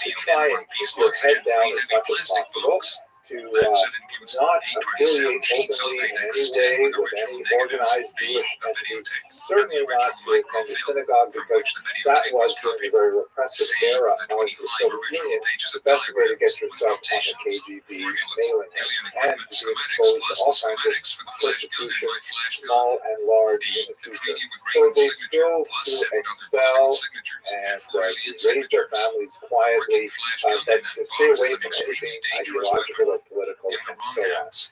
They were Russian speakers. This is also fairly typical of Jews because as a minority, Jews tend to sort of culturally orient themselves towards the dominant population. And Russians clearly dominated Ukraine for much of the 20th century. Zelensky himself was raised as a Russian speaker, his first language, but he adopted Ukrainian as his second language, like many people of his generation. Actually, one of the things that I witnessed in my own lifetime, and over the course of my own visits to Ukraine, that it was, in the 1980s, clearly dominated by the Russian language, accepted the western regions of the country. But now it's overwhelmingly Ukrainian speaking, and the Russians are in the minority. It's remarkable how that changed really since 1991 so rapidly. He also, Zelensky studied English, and he studied very well. He's actually quite fluent in the language. Let us not forget that he was only 13 years old at the time that Ukraine became independent. So he was an adolescent at the time that cultural shift was happening. His wife is not Jewish, which is very typical for Jews in Ukraine, just like it is in the United States of America, a very high degree of intermarriage between Jews and Ukrainians. He went to school and he studied law, also typical for Jewish kids, although a little bit more ideological, particularly in the independence period. And then he went into comedy. He got involved with a comedy troupe that was called Studia Kvartal Diagnostic Teatro, or Kvartal 95. And this is also actually a very long Jewish tradition. So let's not forget that for much of Ukrainian history, Jews were much more urban than Ukrainians. They tended to concentrate in villages, in towns, and whenever they were allowed to live in them, in cities as well. And there were certain kinds of activities that Jews gravitated towards. Entertainment is one of them. And you have a very long tradition of Jews in the klezmer music tradition. And Zelensky fits very well into that kind of paradigm of Jews and entertainment. We, of course, see that tradition in America as well, with Jews gravitating in many ways to creating Hollywood and the film industry and so on. His company troupe recorded a TV sitcom that proved to be extremely popular. It was called Sluga Narodu, or Servant of the People, and it ran from 2015 to 2019. Zelensky played a mild-mannered high school teacher in his 30s, still living at home with his parents, who was caught on a cell phone video in a tremendous rant against corruption in the country. That video was uploaded and became viral, and in the series, Servant of the People, he ends up becoming elected to be the president of Ukraine. It's a hilarious sitcom. And then the great irony of it, in one of those cases where art imitates life, imitates art, some of our Tel 95 employees decided to start a real political party with Zelensky at its head in 2018, and they ran on the platform of the fictional character Rabbi Rothschild, who was elected in serving the people to be president, and Zelensky himself was then elected in a remarkable landslide to be the actual president of Ukraine. In the April 2019 election, he won 73% of the vote, which is just amazing. Now, it's not overwhelmingly amazing because here in this country, of course, we have Ronald Reagan, who was an actor, who ended up becoming, one of the most memorable presidents of the 20th century. But Zelensky in Ukraine, that's his story. He made brilliant use of Instagram and social media to communicate his platform to ordinary Ukrainians. But those are skills that really served him well in the current crisis as well. Now, we see, though, that Zelensky himself is not just a TV character. I mean, it was hard for a lot of people, myself included, to take it really seriously that he was elected to his position, but he has really come into his own. And besides the obvious heroism that we're seeing in the current conflict, the Times of Israel published a really interesting interview with David Horowitz, in which they write about the time when his own prime minister spoke poorly about Zelensky behind his back, what would be called a traditional Jewish thought, Lashon Hara, and a recording of that was leaked. And then the prime minister, embarrassed, submitted his resignation. But Zelensky denied the resignation letter, saying that essentially, if he were to leave the government this time, it would be very destabilizing and have a negative impact on the Ukrainian people. So this is a phenomenal demonstration of character that he was willing to forego his own personal humiliation because he was willing for the betterment of the nation. He truly was serving the people in that particular episode. Now let's try and understand a little bit more about how is it possible that Ukrainians could specifically elect a Jewish man to be the head of their government. Now, let us recall that Why are we even asking this question? Primarily because here in the West, there is a deep-seated stereotype of Ukrainian anti-Semitism. I think it's especially true of children of Holocaust survivors who grew up in the diaspora for two reasons. First of all, because there was a certain degree of Ukrainian collaboration with the Nazis. And that is, of course, Putin's go-to line, which is absolutely absurd and offensive, that Ukraine needs to be denazified. That's ridiculous. But there is definitely a history of this that I've explored in other videos, a little more sophistication than that. The second reason for this, for the stereotype, is because Jews in the diaspora have been separated geographically from the normal day-to-day of Jewish Ukrainian life. I mean, look at it this way.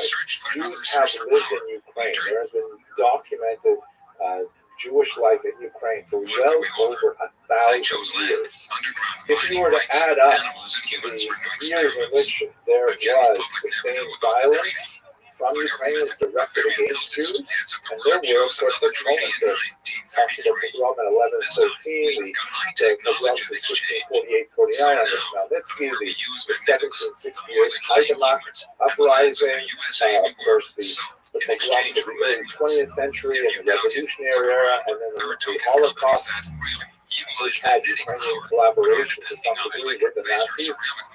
If you added up all of those years, however, you only get to about 4% of the entire scope of Ukrainian Jewish coexistence.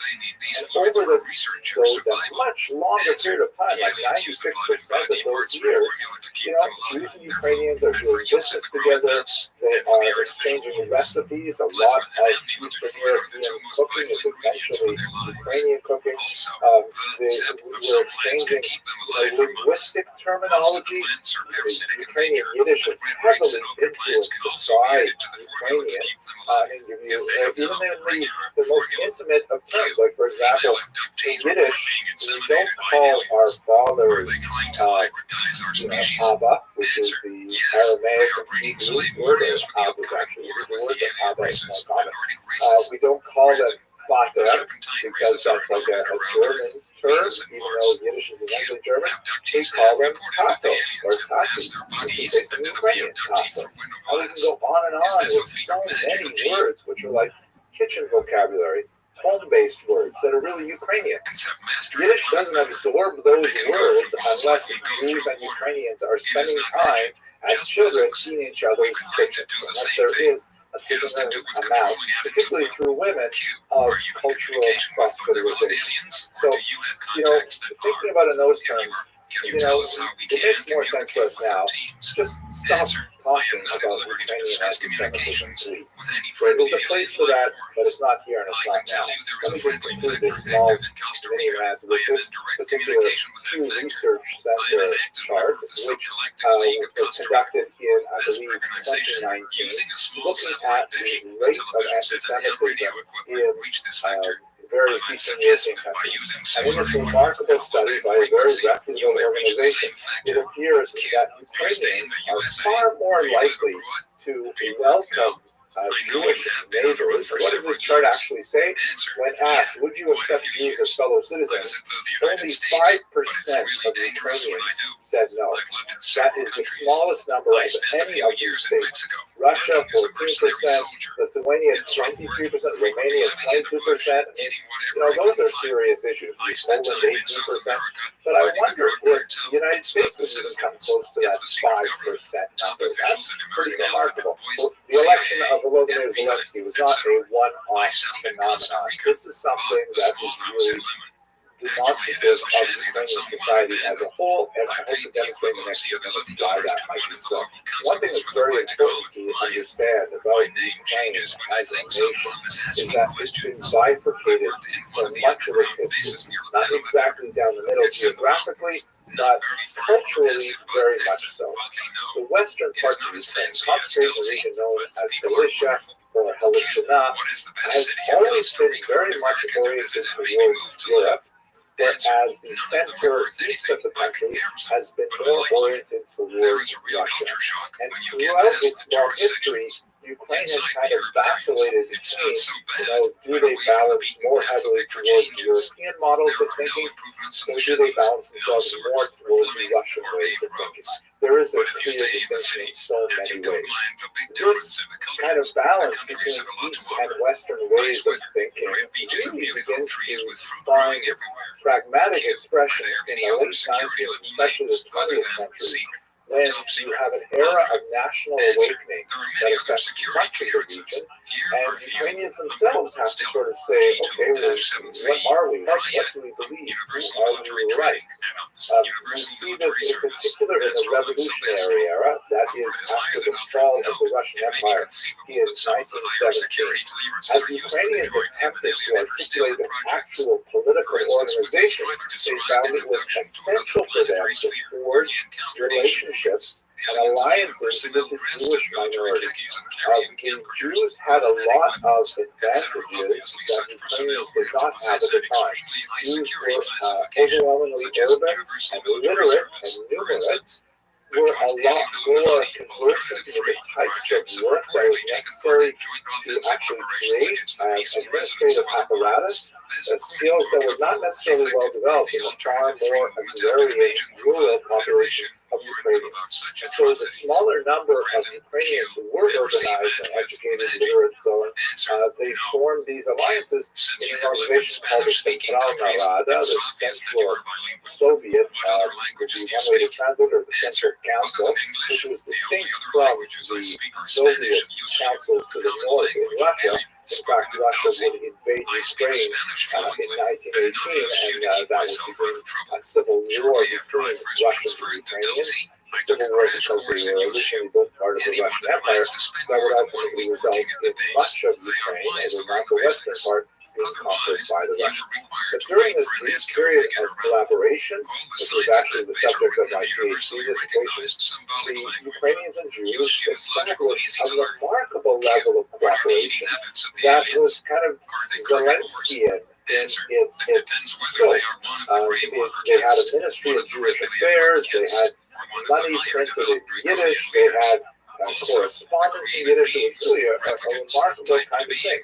It ended in disaster because ultimately the Ukrainian state, the independent state, was unable to pull back the waves of popular violence that surged across the country. The Soviet invasion, the remnants of various anti-Soviet forces active in Ukrainian territory, and ultimately it simply could not sustain itself.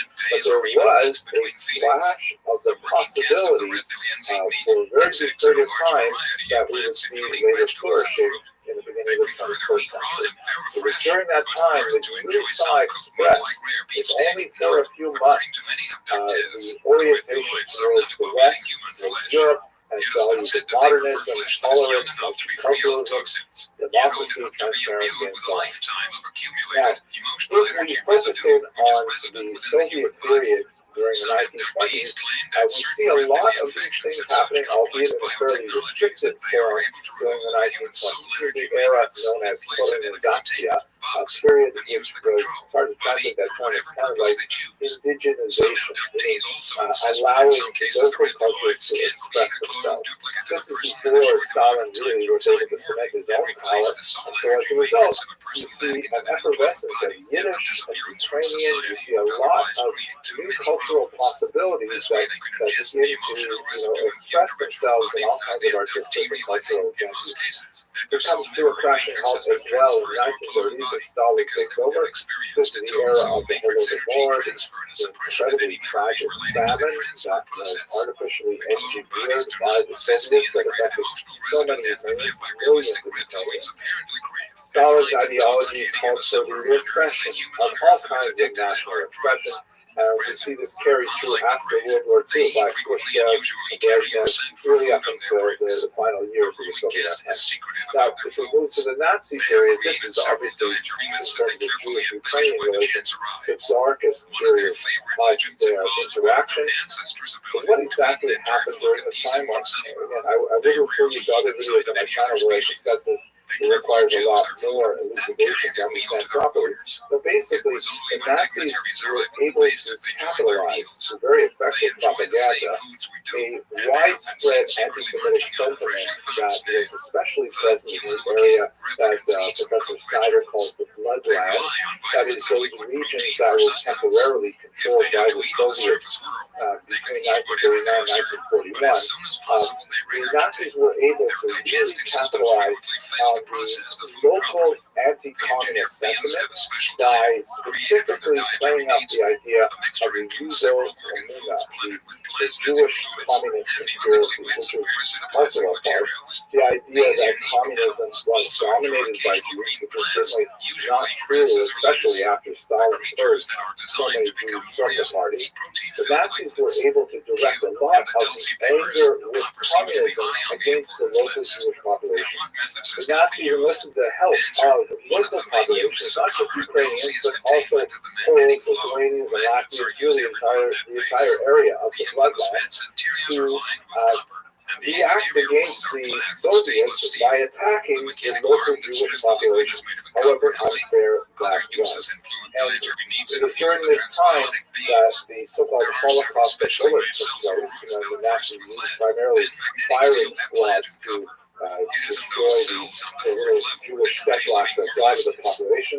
Perhaps as many as 2.5 million Jews were killed in these, the most notorious of which occurred in Babinyak, in the middle of Kiev, where 33,000 Jews were killed in the space of 2 days. The Nazis would go on to use Babinyak for many months afterwards and killed upwards of 100,000 people, at this point including the loss of non-Jewish Ukrainians. But during this time, where you have a minority of the population who are Hillsdale, you also have a minority of the population who are later recognized by Yad Vashem as righteous Gentiles, who are also cognizant of the local ties that they had with their Jewish neighbors and protected them from the Nazis.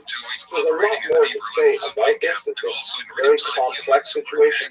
Perhaps I'll just say one last thing. One of the heroes of this period is a remarkable clergyman named who was the leader of the Ukrainian Catholic Church in the West.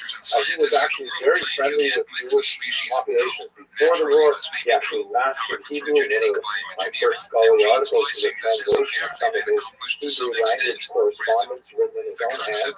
And during the war, he directed his network of monasteries and convents to save some 200 Jewish children. He was definitely very pro-Jewish, yet at the same time, he conferred a blessing on the Waffen SS division that was made up of Ukrainians called the Galicia division. And people said, how is that possible that he could convey a blessing on an SS division? So we should understand that the Ukrainians who joined that division were largely thinking of themselves as the first Ukrainian division, that they were going to use the Nazi support in order to fight against the Soviets. That was the overwhelming mentality. There's a lot more to say that I can in this short video, but it's complicated. It's not at all straightforward. Someone with undeniable moral fortitude.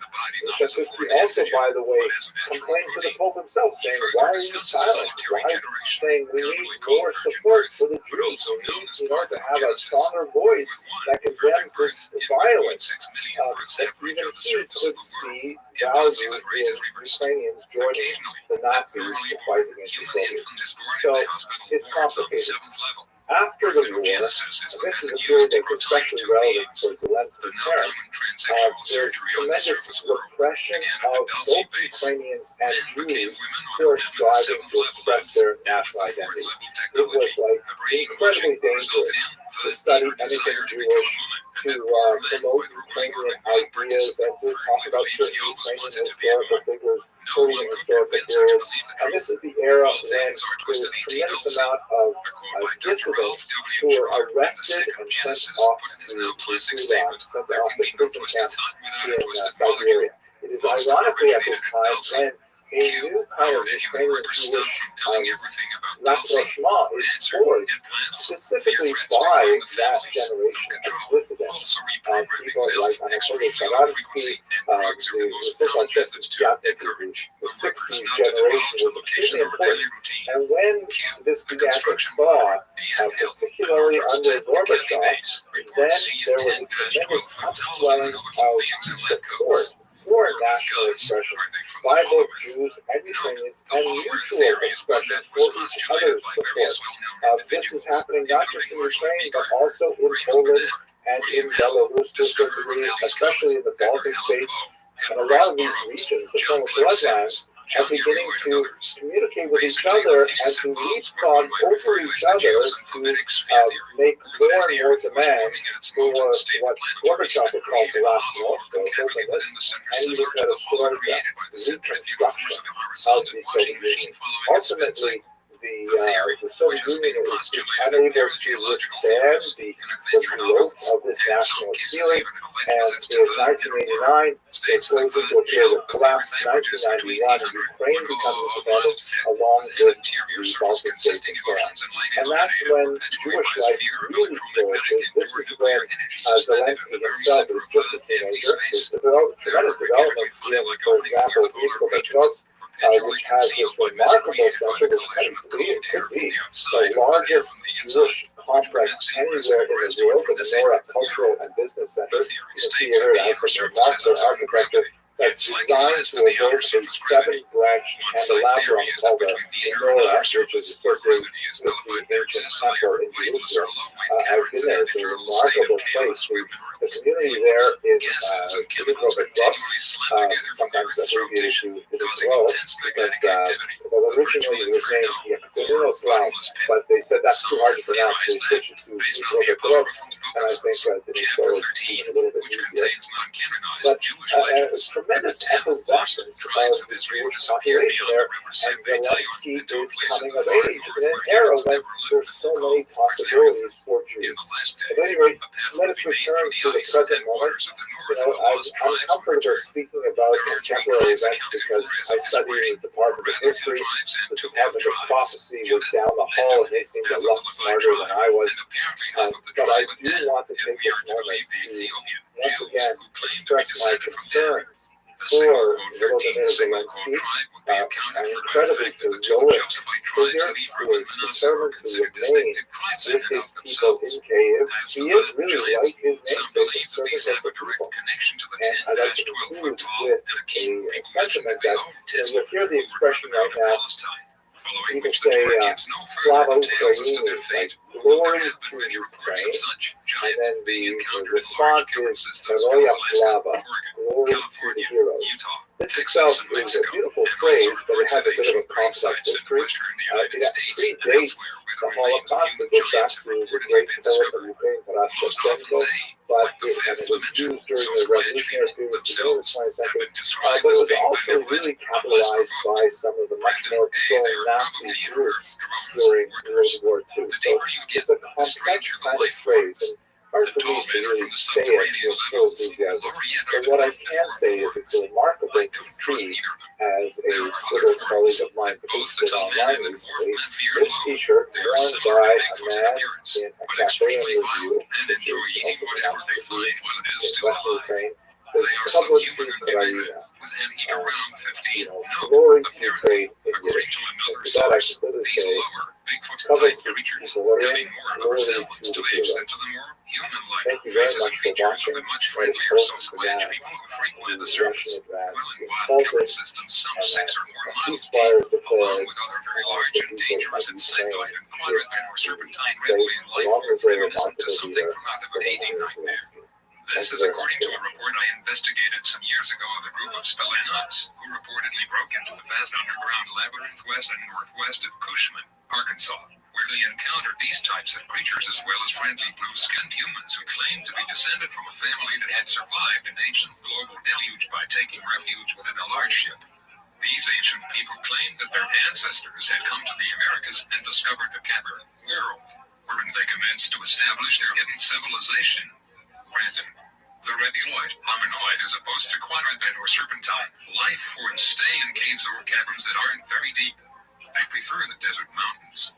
They use camouflage rather than fighting, but they do carry drill rods for protection, flash guns. They have a simple, not clunky snake with wings that I keep seeing in the public, which is used mostly by the Greys, and also as a medical symbol for the Delta Force. Brandon. The reptoids use a dragon with its tail in its mouth, a circle with 7 pointed stars in the middle. Q. There have been reports of the Delta Force having black vans with no tires that hover over the ground. How much are the USA already into working with alien cultures? Answer. I haven't seen the black vans you mentioned. We are totally submerged with alien cultures. Very little of the original human cultures have survived. Q. How can we, the public, go after or expose an alien culture which is covered and hidden? Answer. Go for the best shot. That means go after the reptoid. They stay near the surface. They choose to try to hide and avoid contact. They are soldiers, doing a job, and usually there are 2 or 3 in each job site. They are manning a remote post. They are not to bother the humans unless they are endangering the post. Most of them are not hostile and won't kidnap you. They may blast you with a flash gun that may paralyze you. You won't remember the flash for an hour or 2 and cause confusion and mild fear. It could cause you to black out, pass out for a while. It is their way to escape and buy time to hide any visible equipment. If you know any areas with repeated reptilian sightings, then it is the place for you to look. They are fearsome to meet face to face, and their voices are harsh and whispery with heavy SS's, but most of them understand English and several other languages. Wear something with a reptile, not something violent, like St. George killing the dragon. Inside, if you see one, keep your hands open, palm forward, arms down. That is the non-aggression approach. Don't raise your arms unless told to. Don't carry anything in your hands or arms. If he doesn't run, walk slowly towards him. Let him speak first. They consider humans repulsive and hostile and threatening with good reason. Don't try to offer him anything. Don't touch him or anything of his. If he hisses at you, back up a couple of feet, but don't look away. It simply means he finds you smelly. Don't try to overpower him. He is stronger than 10 or 12 men. Usually, if he hasn't run so far, he is curious and wants to talk to you. Fight your fear and your thoughts of panic. Q. How do we get closer to some kind of data to prove 24,000 paratroopers landing in advance. Good question. I'm afraid we will find the proof the hard way when we are invaded. Try to keep a small camera with you at all times. When you search for reptoids, keep it in your pocket. Q. Is there a specific location where the public can set up their cameras and equipment to document an alien government base and their activities? Answer. The problem is, most of the meetings are held in military bases or underground. The Groom-like facility does fly several alien craft that regularly fly over unpopulated land that go back and forth from several bases. Southern California has several notable areas. 29 Palms, Lancaster, or Chocolate Mountains are well known for such activities. Q. Could you provide us with a copy of your badge or card you used at Dulce? Answer. Badges or cards never leave the bases. All exits have bars or walls of metal. To open, to go out requires using the card. When you use it for an exit slot, the card won't come out. Each time you leave the base, you are issued a new card with all the usual data about you, plus your weight added, corrected daily. There are several mines in the Chocolate MTS that open into a base highway, but be aware that they are controlled regularly and there are cameras there. Q. There are so many types of really far-out aliens seen in TV, movies, magazines, and popular fiction. Is there one type of affectional unknown race, in your opinion, that fits the term alien? Answer. Yes. There are 2. An alien that is totally indescribable, and another would be a pseudo-alien. Q. What are the dimensions of the Dulce facility? There are 1,700 paved miles of roads under Dulce in northern New Mexico. Towards Los Alamos is another 800 miles of tunnels. The base is still growing due west. Q. What is the top depth? Answer. The first level starts 200 feet from the surface. Each level has a ceiling of 7 feet, except levels 6 and 7. The ceiling there is 45 and 60 feet. There are approximately 45 feet or more between each level. The average highway ceiling is 25 feet. The hub at the base is 3,000 feet wide. Use a 7.5 minute scale map to try to comprehend the size of the place. Q. Are there regular vehicle exits that can be observed from the ground? Answer. Yes, but they are inside Los Alamos. Q. Are there aerial exits that can be observed? Answer. 20 miles due north of Dulce, across the border into southern Colorado. Brandon is a large hangar. It is hidden by a facade of cliffs. Look for an isolated short road on the top of a mesa, with no road to or from the top. Q. Are the ventilation shafts visible? Answer. The ventilation shafts are hidden by bushes or vents inside caves. There are 5 on the top of the mesa. Beware there are cameras inside most of the vents. Q. Is there external security, and could we recognize them in or around the town itself? Answer. There is minimal security on the surface. Most of the men and women are Air Force or highway crew now. Workers from Level 1. I don't know if that motel is still operational. Most of the security force live in Santa Fe. Others live in White Pine, Los Alamos. Q. Are there security sensors? What type? If so, what is their power source? Answer. Yes, there are many types of sensors. Radar, infrared, heat sensors, microwave, and satellite. Most of the sensors are powered by magnetic power. The only he headed a department that was casually called the Humanry. Q. If you can, give us some information on the upcoming war with the aliens. When does it? Electronic digital computer, the Colossus. That was does it start? Do you recommend going underground? Answer. The war has already begun. To start, they use weather control devices that can cripple the city in hours. Storms, flood, and drought are those few things that can bring any country to their knees in a hurry. Yes, I'd recommend going underground. Choose a location that has a higher elevation than the surrounding terrain. Pick out a cave or even an abandoned mining shaft or two where you cache your supplies, including food and water. Near these locations, place the supplies in heavy plastic boxes that have tight lids to prevent the destruction by earth-burrowing rodents and insects.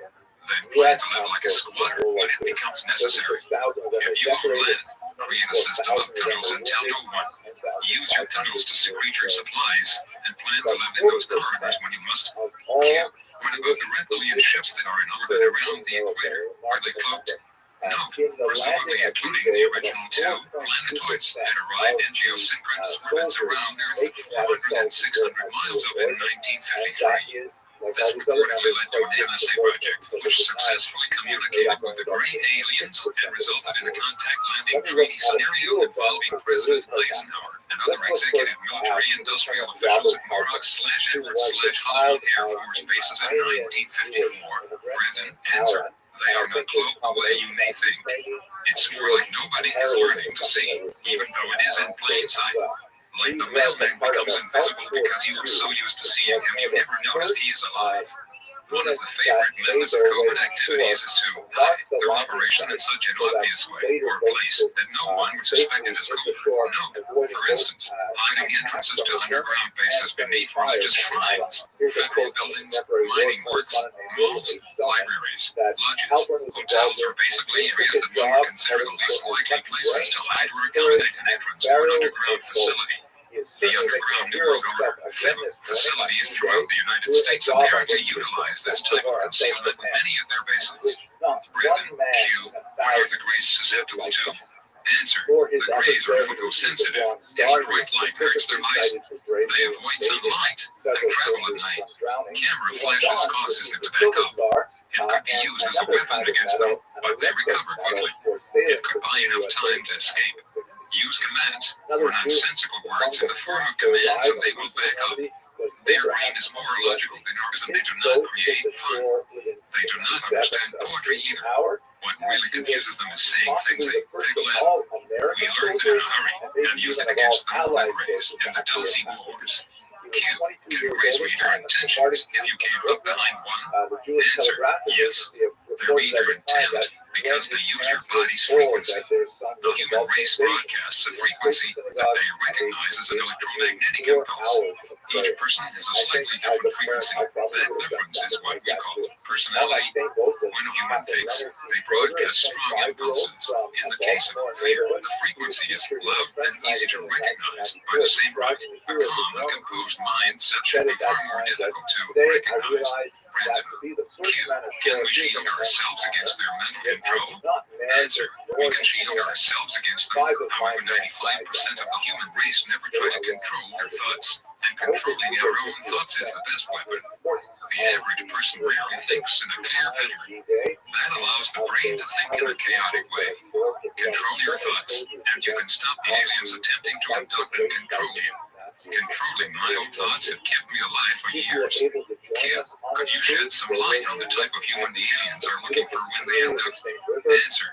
I can tell you that the most common are petite women in their early 20s or early 30s, dark-haired boys between 5 to 9, small to medium-sized men in their mid-20s to mid-40s. But let me stress that there are all types of people being held against their will in the Dulce base. There are tall-heavy men and women, teenagers, elderly folks, and very young girls in the cages and the vats. I only mentioned the most common age size are the small young men and petite women. The boys are favored because at that age their bodies are rapidly growing and their atomic material is adaptable in the transfer chamber. The young small women are frequently very fertile. The men are used for sperm. I have no idea why they prefer small to average sized men. Q. Did you ever see twins or triplets, etc.? Answer. Since you mentioned it, no. It never crossed my mind to search for them. But then that doesn't mean they aren't there. There is no way I could have seen everybody at that huge complex. Q. What is the prevalent human race at the Dulce base? I am curious about both the human workers and the inmates. Answer. The human workforce is made of people from every nation on the surface world. The one thing they share is that they all speak English. If you were asking if there are white, black, red, yellow, and brown skin color, again I have to say that there is no prevalent race there. As for inmates, I could see all races there. From what I could see, it looked like there were more white people. But again, I saw a constant flow of different people. Many, I think, were only there for a few hours. Q. Please explain the method they used to identify each inmate. Answer. No one has a name. When first brought to this facility, they were issued one large number. Usually that code has a mixture of numbers and letters. They show the place, how, and by who, followed by the time, age, sex, and finally the personal number, their SS number. For example, it might look like this: NBLV 000B000B000000000Q. That huge facility, trash and garbage must be a real problem. How do they dispose it? Answer. It was never a problem. Some of it is reformed or melted down heavy lane. Some of the wet garbage is eaten by bacterial forms, and what's left is vaporized in a gland-like chamber. The residue of that action, it takes them months to get enough to measure, is used in a complex lye and used to fertilize crops. Q. Where's your family? Not just your wife and son, but parents and siblings. Answer. Kathy and Eric are still missing. My parents died in a car crash when I was in my teens. I have one brother. If he is alive, I suspect he's inside an underground base somewhere. I haven't heard from him for several years. Please pray for them, please. Q. What is your birth date and where were you born? Answer. The 23rd of April 1941, Glen Ellen, Illinois, actually in a farming home. In the place now called Glen Ellen. My birth certificate list is at Wheaton, Illinois. Q. You have been through so much, and yet keep fighting. What is your biggest fear? Answer. That the general public will forget the trapped innocent people in the despicable place and will ignore the hundreds of children, women and men added to that place every month. Chapter 12. Operation Retaliation. All Manuits. One man against an empire. Following are quotations from a document, actually a detailed report, called Project Beta, which was compiled by scientist Paul Manuits for officials at Kirtland after working with Manuits in an operational plan to bring down the alien base at Dulce, New Mexico. That was until other interests deep within the intelligence community got involved in building rumors pressures against Manuits and various Kirtland officials. Colonel Edwards, Fossey Agent Richard Doty, the wing commander, and others who were involved to cease the investigation. Although Paul has apparently been silenced, the discoveries which he has made in regards to the physical technological aspects of activity taking place in and around Dulce cannot be silenced. Project Beta is apparently a proposed plan for a physical military attack on one of the major key facing installations of the reconnaissance regulatory forces and may be useful in any future attempts to retake the base from alien or alien-controlled elements and to set free the human captives who are apparently being held in cold storage or in subterranean prisons deep below the surface of the American Southwest and beyond. Before dealing with the report itself, we will quote some correspondence between Benoit's and others, beginning with excerpts from Paul's March 1986 letter to Clifford Stone, now Director of UFO Contact International in Albuquerque.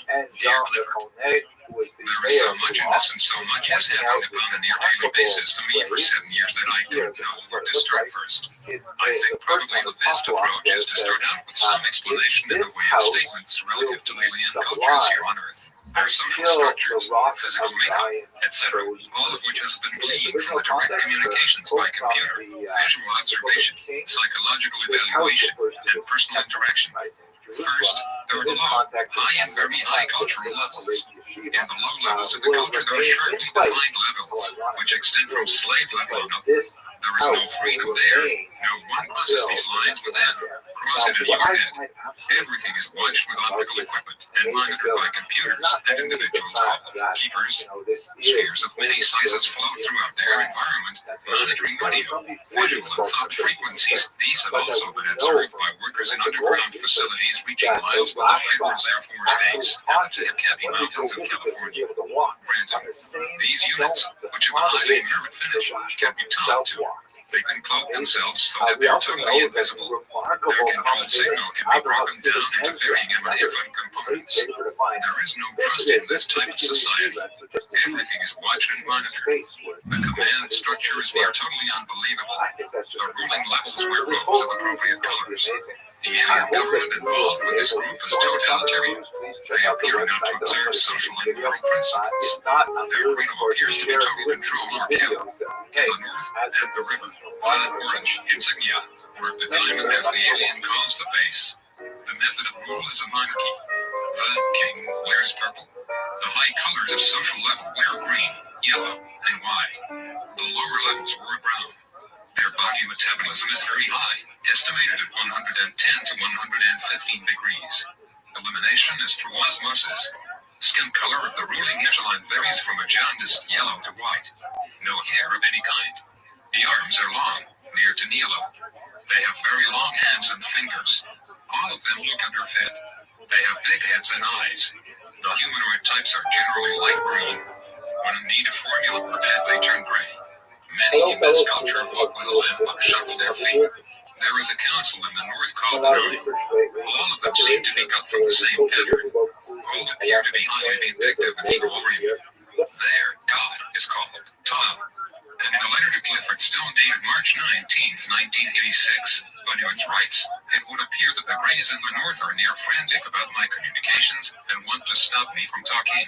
Elsewhere, Benoit implied it was more of an interrogation. Brandon, with IO via the computer. This morning, I have a dark red streak down the left side of my face about 2 3/4 inches long and 1/4 inch wide. Based on experience, I would guess it was done by one of those spheres in the bedroom last night. This is typical of their distorted sense of logic. They operate on fear, but their problem is that I don't fear them. All they have achieved with me is that I totally ignore them. It would appear that they are deathly afraid of the beings called Io and Joe. See my culture further below. You will find, if you have not already, the constant interaction will result in learning how to be aware of, and in turn use, alien logic. IT is because they operate in fear, and do not understand the concepts of friendship and trust when they operate a society where everyone and everything is watched. Now, if you look at those in the north of Colorado, Brandon, pragmatically, they have achieved the ideal in terms of war machines and weapons. With their machines and weapons, they are brave. In their minds, without them, they are just a quivering mass of fear. No, I can also confirm the Nuit's observations here. However, I would also add that in addition to their technology, especially their mind-controlled technology, and this relates to the following. Once one breaks through the complex matrix that lies at the reptilian gray collective projects, then they are found out to be nothing more than hovering words beneath the shell, as ignorance implies. In fact, the only power that these soulless vermin, the hybrids, and non-collective reptiloids not included in this, flaming, have over us as their complex deceptions and are reciprocating and capitulating fears. Why am I so confident to judge the grays of their collective in this manner? Because I myself had fallen for their lies many times before I discovered what they were really all about. As an example, the collectivist reptiloid steroids grays would have us to believe that they genetically created us and put us on planet Earth. In response, we, especially those pathetic human agents who collaborate with them, tend to cower in absolute fear before / their supposed creators and try to appease them since, after all, resistance is futile. In appeasing them, we give our power to them. We in essence then create a force which is superior to us. Britain, to further enhance their bravery, they seek full control with the implant. The relative effectiveness of some of these implants seems to be inversely proportional to expanded memory and awareness level. They also know that they can control large masses of people with lower intelligence without implants, shotgun manipulation with the beams. With that beam, they can and do create mass unrest. The high culture Canadians known as the Yaku, though high is apparently the culture of Iowa Joe, they do exhibit kindness, empathy, and extreme intelligence in transmissions through the computer. Then how, one might ask, can they operate such a death-fear control-oriented system which has committed untold atrocities and violations against human abductees? Are the Yaku only feigning their benevolence? Brandon, Iowa's group culture is the Homo sapiens, humanoid variety. Based upon the input from Joe, his hair is brown and the female Iowa is red hair. Red-haired individuals claiming to be star travelers have shown up here in Albuquerque on the ground. They did give indication that bodies of their group are here in Albuquerque in cryogenic containers. The location is tentatively the fog complex north of Albuquerque. It is a fenced and guarded, highly secure area. They indicated through the computer that 8 of the Yaku were shot by the United States government, and 11 bodies were the result of crashes. Note, the Yaku are not what are normally known as grays, or at least the ones that directly interact in human abductions. There are more bodies in storage. I don't know where they all are. I knew the bodies had been moved from Maryland and are presently under the United States Navy jurisdiction. Yesterday, the computer indicated a total of 40 bodies had been moved. Editor noted, at last count, there were more than 135 bodies in government hands of various descriptions. Some humans, rays, reptilians, etc. Valerian. I was shown a color photograph by Richard Louis Years, removed of a reported alien life form held prisoner. Supposedly, it was taken at Los Alamos. He was alive. A light green color, big eyes, standing directly in front of the camera. So far, I know very little about them except for what I have experienced. They are Homo sapiens, and I would guess that they are the same but accidentally. Travis Walden, if the numbers are correct out of the computer, they number over 5,000. The other group is, I believe, equivalent in number. Indications seem to be that they're operating from a starship and for a movement around the Earth. Their culture has apparent social values and emotionalism. They seem to display kindness and concern for individuals. Then again, we must ask, why are they considered the leaders of aliens which show little, if any, concern for individuals? Granted, their technology is superior to ours and also to the grays based in the North, who are trying to play God with badly distorted logic. The three are very few in number. Their entire structure of knowledge and social interaction is so far advanced that it is near impossible for me to relate to. Again, much of this is based on personal experience of which I have never talked with anyone about. In fact, you were the first. I would guess that these three are quite old. 1,000 years is not apparently unrealistic. I would guess that there are a few of them on the starship used by the Pi, and that they are preserved and cared for by those on the ship. For over 300 years, the conflict has been going on between the Greys, who are basically warlike and aggressive, and the higher factions in the infrastructure. Note, but it does not explain the apparent dichotomy of how compassionate humanoids and malevolent reptiloids who are at war with each other could be part of the same infrastructure. Perhaps both the Greys and the humanoids utilize the same collective mind network, and therefore are intricately tied in with the other whether they like it or not. This would make the high and very high leaders in something equivalent to the Ashtar collective. Project Beta, with suggestions and guidelines. Investigator, physicist, Paul F. Benowitz. The following are key mileposts established or discovered during the continuing scientific study concerning alien intervention and the result. Study limited solely to New Mexico. 1. 2 years continuous recorded electronic surveillance and tracking with DEF 24-hour/data of alien ships within 60 miles radius of Albuquerque, plus 6,000 feet motion picture of same, daylight and night. 2. Detection and disassembly of alien communication and video channels, both local, Earth, and near space. 3. Constant reception of video from alien ship and underground base via screen. Typical alien, humanoid, and at times appearing Homo sapiens. 4. A case history of an encounter victim in New Mexico, which leads to the communication link and discovery that apparently all encounter victims have delivered alien implants along with obvious accompanying scars. The victims' implants were verified by X-ray and CAT scan. 5 other scar cases were also verified. 5. Established constant direct communications with the alien using a computer in the form of hexadecimal code with graphics and printout. This communication was instigated apparently after the United States base was vacated following the United States intelligence's apparent loss of the Dalcian Wars. Brandon. 6. Through the alien communication loop, the true underground base location was divulged by the alien and precisely pinpointed. 7. Subsequent aerial and ground photographs revealed landing pylons, ships underground, entrances, beam weapons, and apparent launch ports, along with aliens on the ground and electrostatically supported vehicles. Charging beam weapons also apparently electrostatic. 8. Cross-correlation and matching by triangulation, etc. To official base circle, color infrared, high-resolution films confirmed base locations. It resulted in revealing the United States military involvement yielding precise coordinates and the United States base layout. 9. Prior alien communication had indicated military involvement in the fact that the USAF had a ship, but due to studied alien psychology, this was ignored at the time. 10. Subsequently, the alien communicated following verification with the circle that there was indeed a ship. Actually, more than one. 2 were wrecked and left behind in another build. This ship was atomic powered and flying. The alien indicated its basing location. 11. It was learned and stated that 2 women in a boy near Austin, Texas, were exposed to severe radiation at close range, and the ship was last seen going west with helicopters. In addition, the United States government was quietly making up the medical expenses. 12. Subsequent inspection of motion picture photographs taken during the study revealed that the United States ship were one like it flying with the aliens. These match the circle where 2 can be seen on the ground, and in the later photographs taken on the ground after the base was abandoned. So in very brief form, the prologue to learning within reasonable accuracy what transpired prior to the end of 1979 or shortly thereafter. The computer communications and constant interaction with the alien in this manner without direct encounter has given a reasonably clear picture of the alien psychology, their logic and logic methods, and their prime intent.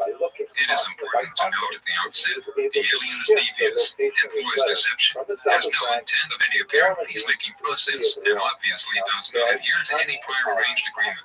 In truth, they tend to lie. However, their memory for lying is not long, and direct apparent computer printout analysis reveals this fact. Therefore, much drops through the crack, so to speak, and from this comes the apparent truth. It is not the intent of this report to criticize or point fingers. Obviously, whoever made the initial agreement was operating upon our basis of logic and not that of the alien, and in so doing apparently went innocently, in time, into a trap. The alien indicated that the Greys, apparently the group initially involved in the agreement, were still upset about the initial capture and subsequent death of the first 8 of their co-fellows. Another group, calling themselves in the computer language the Orange, their base is on the west slope of Mount Archuleta, directly west of the south end of the United States base, and near NW of the apparent landing area they call it, in the computer language, the diamond. This, because from a distance, it looks diamond-shaped in the photographs when looking somewhat southwest past the observation tower toward the ridge peak SE of Mount Archuleta.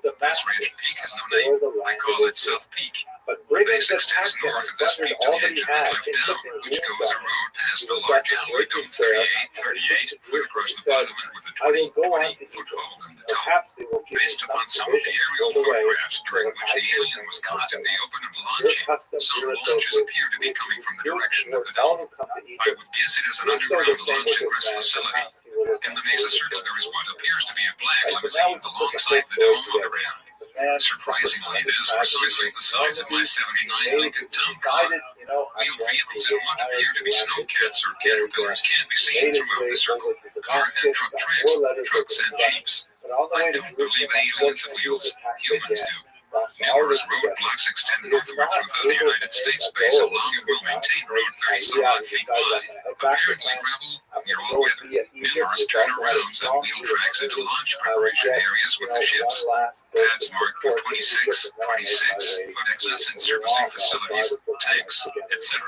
It To dome appears polygon that high he voltage was buildings on unable to north on the return east side to of the Israel road, because also an he did apparent not have foundation left for such another a helipad, test stands, human housing, water tank, 32 foot across, and at one of the main road blocks, 2 large vehicles parked across the road. Also at that point, another apparent black limousine with tracks leading to it, and to the west of the road. All tracks and vehicles have been dimensioned and match military vehicles. If I were to make a guess, I would estimate the likelihood that the apparent black limousines are CIA. This has been a limited inventory of what was there on September 8, 1978, included only as evidential matter for perusal and confirmation. The road, which incidentally the natives, the tribal chief, reservation police and highway patrol know nothing about, comes now from the trail from the north. Starting at the trail, lying aside to the large plateau area in the Almayo, the road, in the middle of nowhere on the Chicarilla Reservation, is precisely 12,888 feet long airline distance. The total alien basing area, which apparently contains several cultures, now all under the designation Unity in the computer language, is approximately 3 kilometers wide by 8 kilometers long, multi-leveled. A conservative guess based upon the number of ships presently over this area and the number on the ground in the circle photographs, the total alien population at this point is at least 2,000 and most likely more. The alien indicates more coming or on the way. I won't attempt to speculate in this report as to how the initial United States contact was made, what transpired, nor how many were able to escape. The alien has communicated his account, and if totally true, it certainly is not palatable. Much detail has been omitted for future discussion if desired. However, the import is this. Constant computer communication, full online in February of this year. Manual prior to that. Conditions of morale and a total insight into what makes the alien run. This is very valuable data. One, most importantly, the alien will allow no one to go without an implant, and after knowledge of it is wiped out. They simply will not allow it. All indications are that communication or language cannot result without the implant, with the exception of the binary in the computer. This would indicate a possible immediate threat or danger for anyone, military, Air Force, or otherwise, that has been at the base. They will not remember the implant in any case, the contactee here included. The reason for the implant is multiple for both language or communication by thought. There is no apparent language barrier with thought, and also complete absolute control by the alien through the program, by there being more direct contact. I have tested this and found that during this programming, the person then has no memory of the act/conversation afterward. If this has happened to the military, I need not elaborate as the possible consequences. The victim's switch can be pulled at any time, and at the same time they are blocking cameras and microphones if the alien chooses to listen in with the use of their beams. No classified area of any endeavor through the United States is inviolate under these conditions.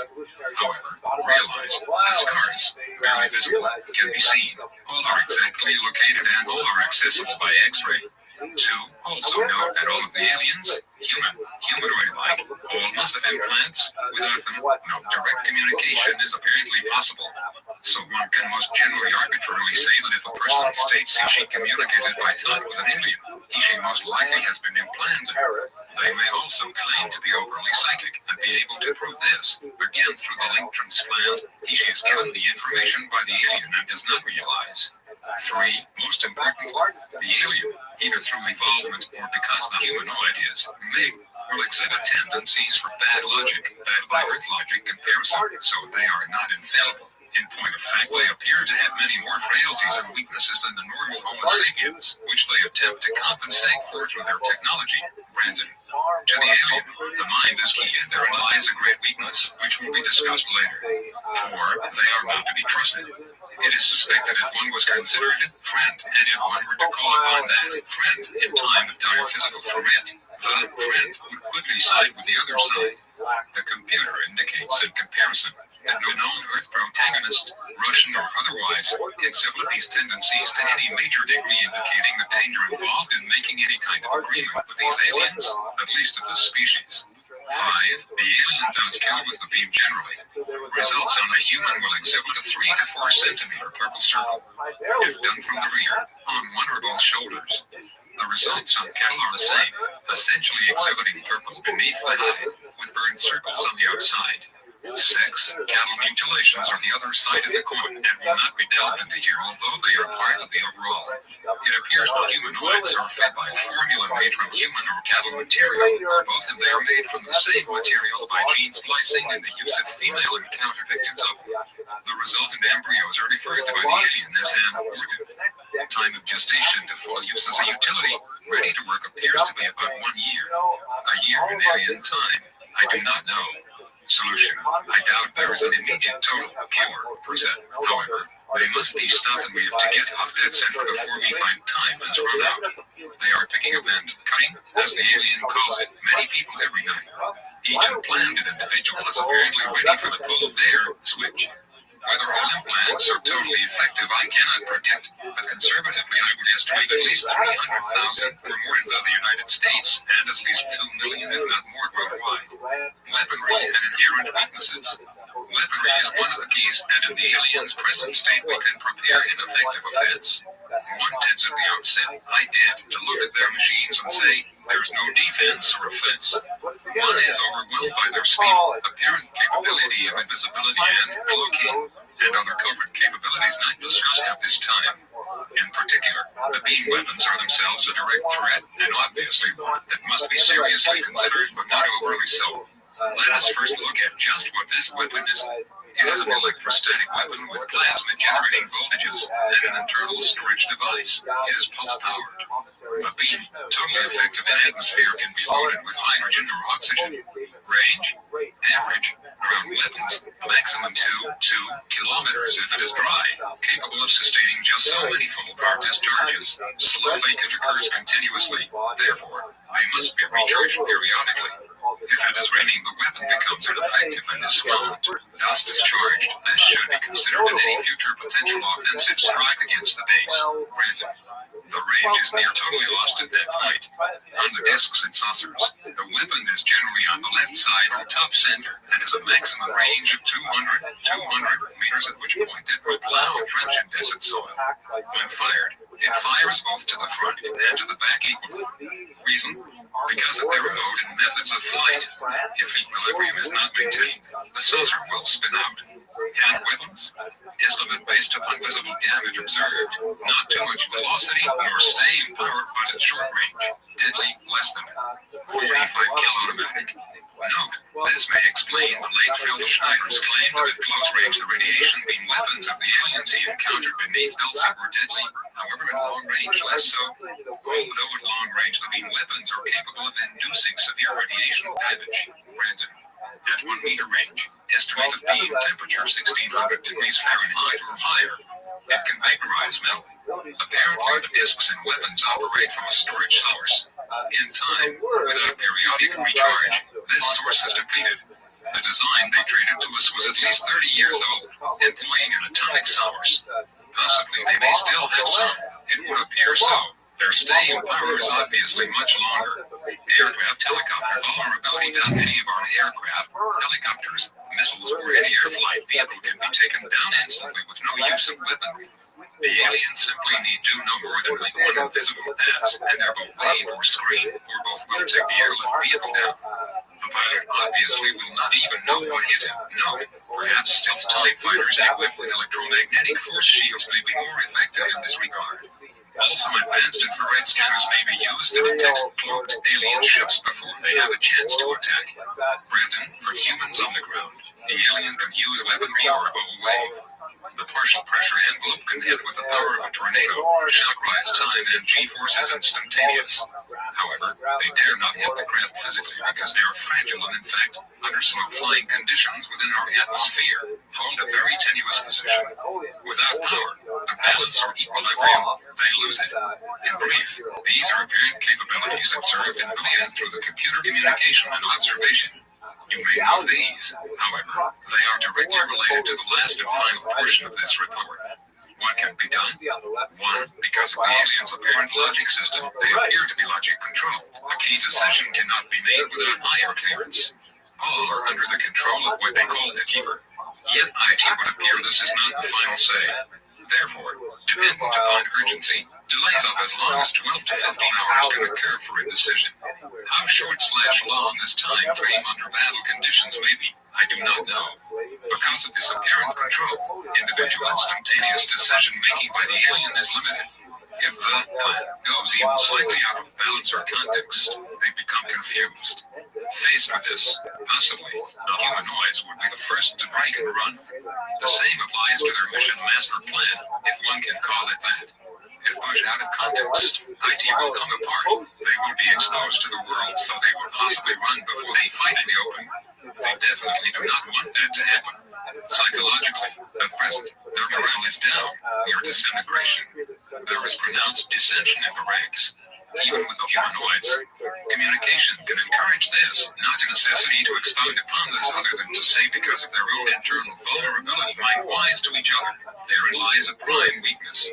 Interracial or individual trust appears to be totally lacking, so suspicion of each other is rampant. They are highly segregated as to levels. That low dare not conflict with a medium or high, where it literally means death. Death being, to the humanoid, deprogramming or, in the end, perhaps total physical death. They appear to be totally death-oriented, and because of this, absolutely death-fear-oriented. This is a psychological advantage. The computer also gives indications of a real possibility of adverse or ground programming. 2. Consider their ships. Most, if not all, run on charge. The source depletes and so dependent upon size. Depletion can occur from some within a week or less. Ships can replenish each other, but only up to charge balance. This is done with antennae-like extensions, and the charge is distributed observing conservation of energy laws.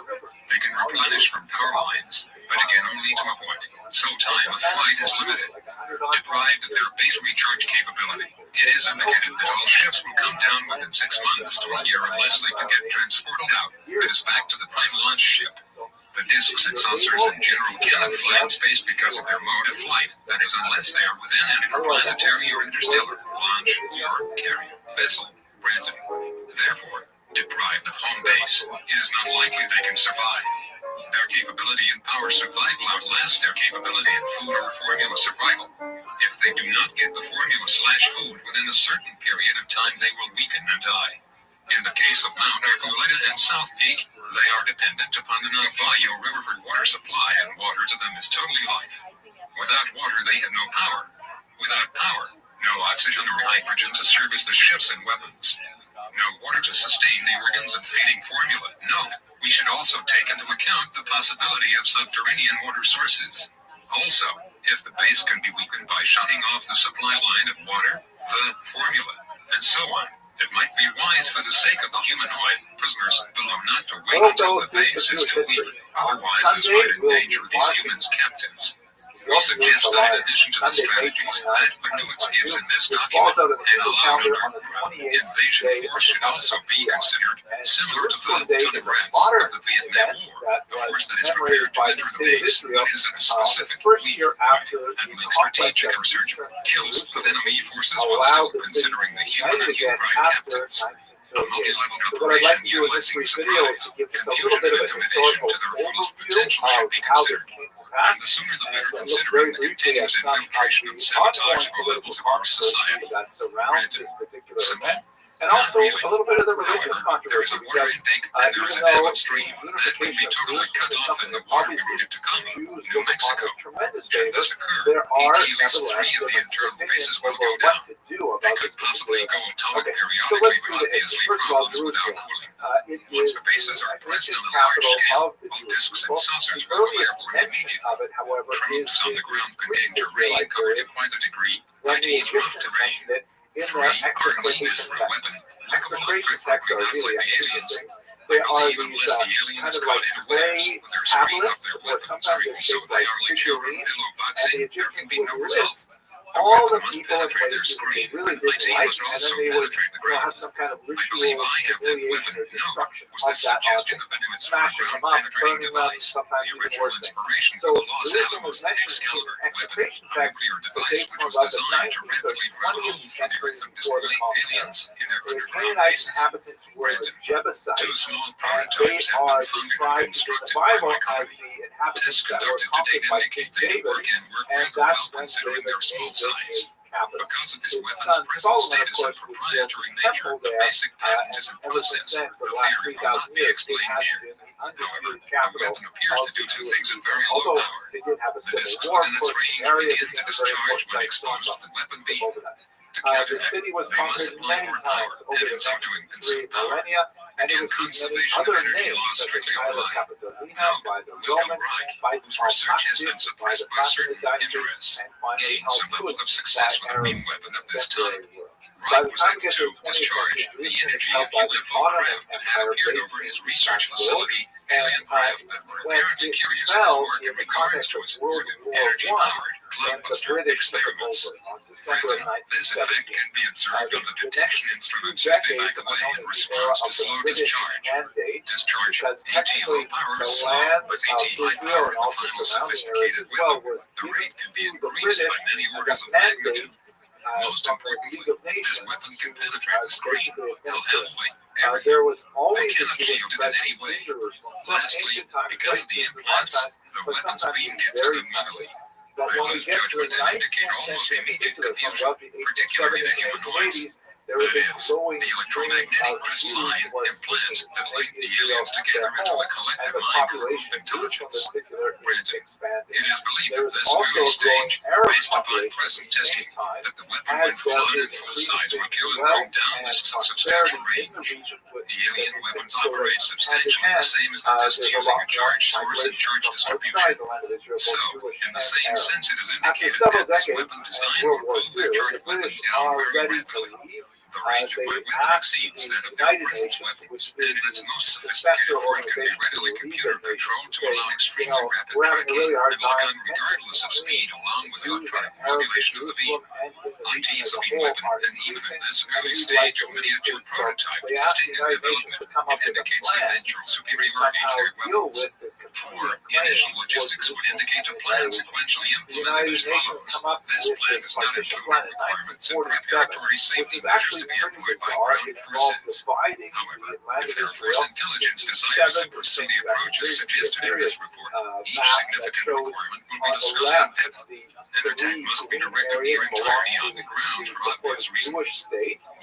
This basically corresponds with more or less where the constitutional settlement was. And on the right, you see the sort of goldenrod color, that is the regions that were to be Arabs. And the 7th, there's 3 and 3. The 7th area was Jerusalem, which was to be an international zone, because nobody could agree exactly how they would divide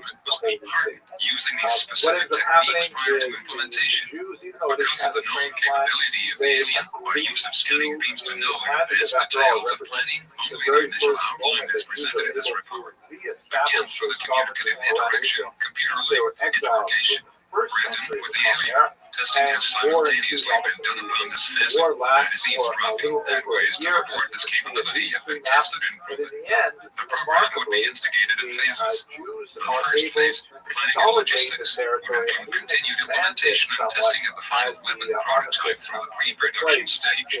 Production of at least 50 minimum quantity should be planned. Additional backup spares should also be included. On a full-time shift basis, it is estimated that at least 1 year or less would be required to arrive at the pre-production stage. A team would be organized by Thunder Scientific to accomplish this. The key work is now that would be done by an associated company. Inuit's labs. Limited specific attack phases would be incorporated. 1. The first procedure would be to close the gates of the dam above the Navajo River. This dam would be held closed for the duration. Internal to the one cave, there is a small dam for water storage. Its capacity is small. There is also a discharge outlet downstream that could be closed, causing wastewater to back up into the caves. The water is vacuum pumped apparently by some electrostatic means from the river. At close range, the weapon will take out this capability. So, once deprived totally of water for a minimum period of 3 weeks, conditions in the alien bases under discussion will have badly deteriorated. Psychological shock is extremely effective with the alien.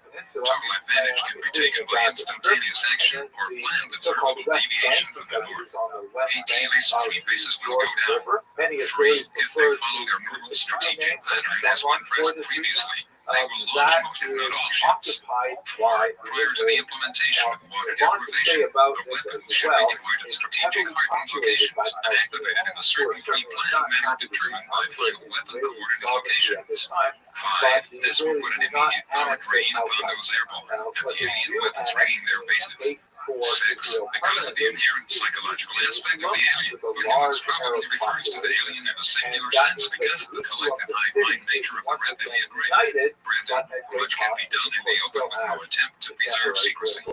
Much of what is done can be of a diversionary nature.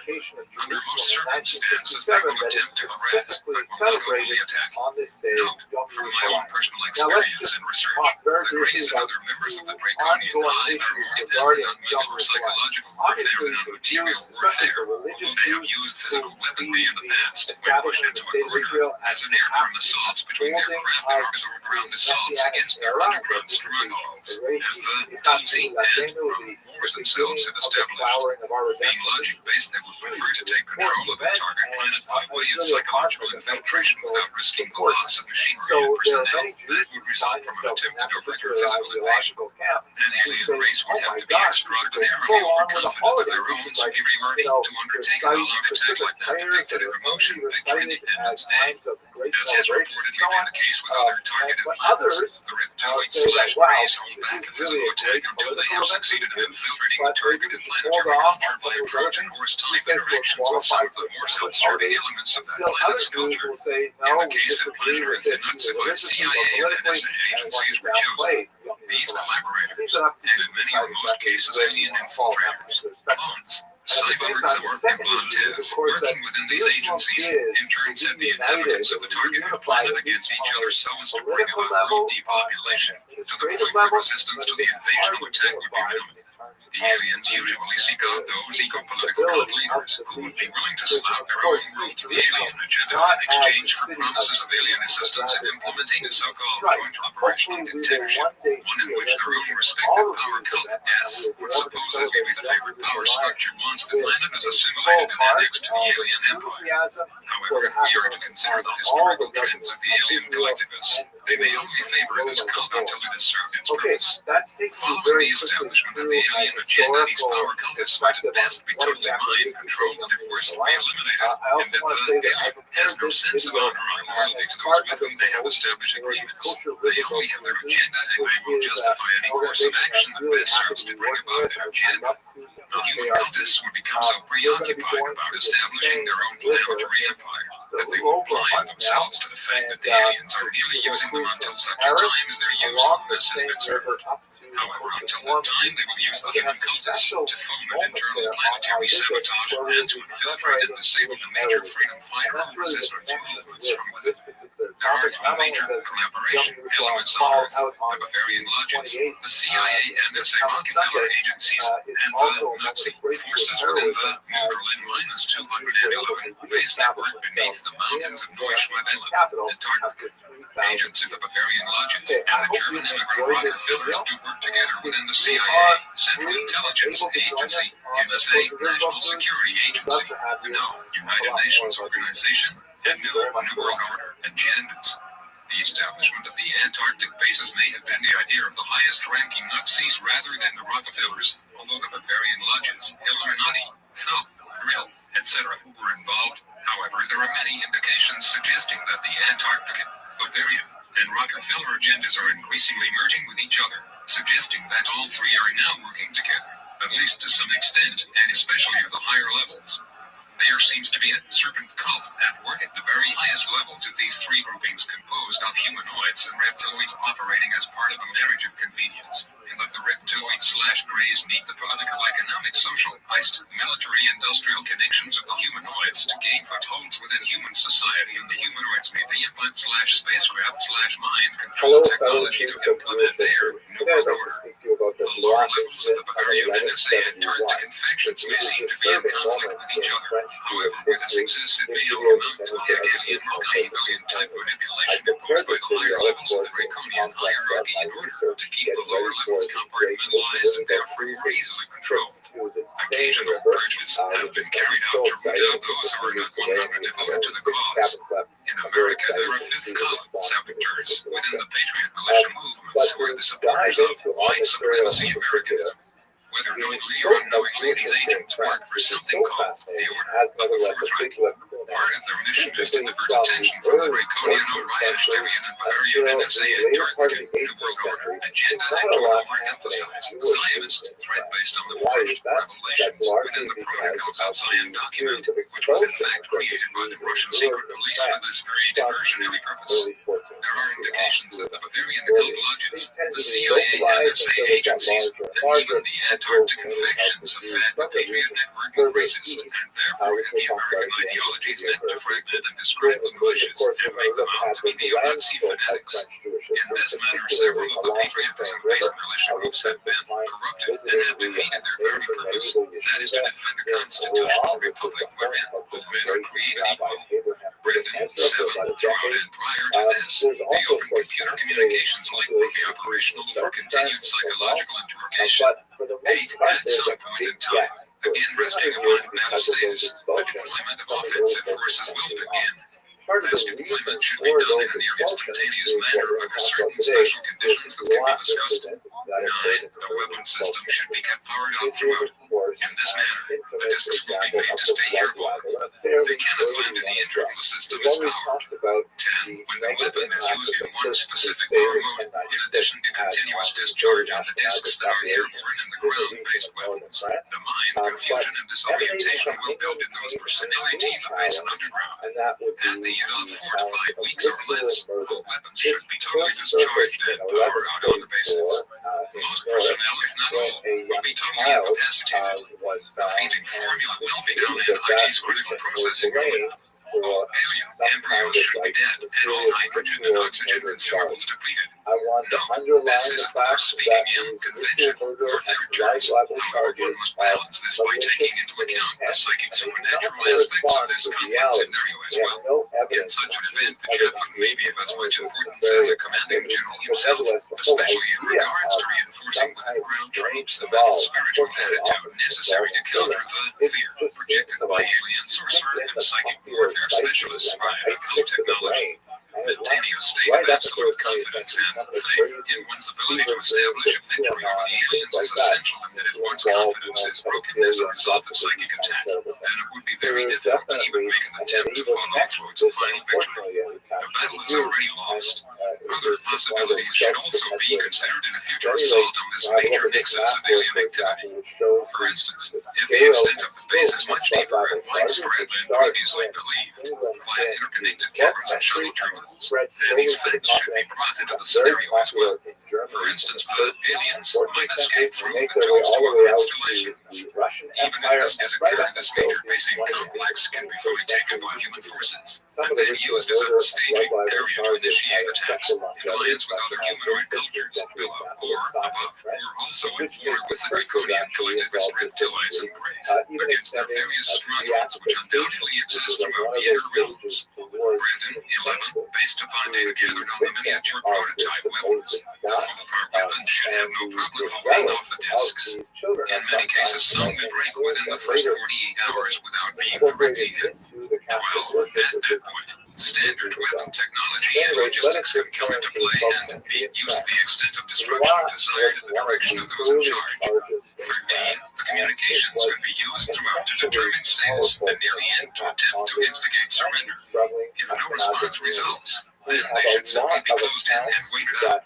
Summary. It is important to note that the initial implementation of the computer communications was not instigated for the purpose of talking to the alien for the fun of it, but was deliberately instigated to use as a tool to study in depth, long-term, without physical confrontation, the strengths and weaknesses of the alien. The weapon theory and prototypes were built to capitalize upon and test two key and prominent weaknesses discovered. This in-house funded program has been expensive, in excess of $200,000. Down on behalf of our nation, I'm handing the best representative manner humanly possible. 1. The prime and biggest area discovered. Probed and tested is exactly what they have used, thinking it is their key strength, the being the manipulation of and control of the mind, not only of command, but also humanoid, manipulated in reverse psychologically and by the language, computer, and due to the extreme mental distortion and incapacity caused by the weapon, IT has been found that this fancy is for them a disaster and a directly vulnerable integrated weakness. 2. Though their ships are magnificent, they are also weak, solely because of their method and unique mode of flight. They do not have a stable fighting platform. No, the effectiveness of stable flying conventional jet aircraft armed with advanced beam weaponry has been confirmed by the South African incident, which was investigated by Quest International, a British UFO research organization made up of former police, security, and military officials. The incident involved a UFO that was reportedly intercepted using an experimental aircraft mounted Thumb-2 laser camera. The weapon was fired and several blinding flashes were seen by the attacking Mirage jet pilot, and the disc crashed at high speed into the desert sands of the Kalahari. The craft was brought to a South African base, and using hydraulic equipment, the door was opened and two blue-gray aliens with reptilian features staggered out and were apprehended.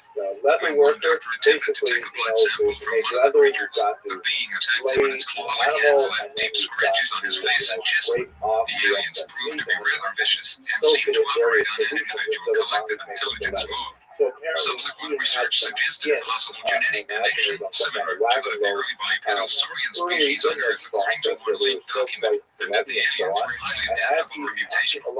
In the event of genomic beam weapons, however, the problem will be our ability to determine whether these craft are friends or foes. The Quest International officials have revealed sufficient evidence to prove that either the event DIG happened or that the international intelligence community had collaborated in a massive and expensive UFO hoax. Either way, the implications are provocative. Charge distribution can also be discharged. The weapon does this, even in its present miniature prototype state. IT is not the purpose of this report to imply that the overall problem will be solved with the capture of these bases. Obviously, IT will not, but it is a firmly based beginning with a high degree of rated projected success ratio. IT is not intended to imply the alien will not find. They may, though their inclination is generally the opposite. This basing area is key. Without IT, their mission is in very deep trouble. It is noted that these are not the only bases on Earth. There are others. With a conservative estimate using typical logistics support numbers, it is not unrealistic to say there are 50,000 aliens, at the very least, Brandon, within the ecosphere of Earth and near space. No, Even if this missing nexus is captured by the United States constitutional forces and a large percentage of the underground joint operational agenda is forced from the underground networks of the USA, it is very likely that they would not retreat to other planets, but would instead retreat to their more ancient underground strongholds in other parts of the world. This would not necessarily end the activities of the serpent cult knocking on our reptilian collaboration on Earth, but it would provide a base from which future atrocities of the serpent cult may be battled on.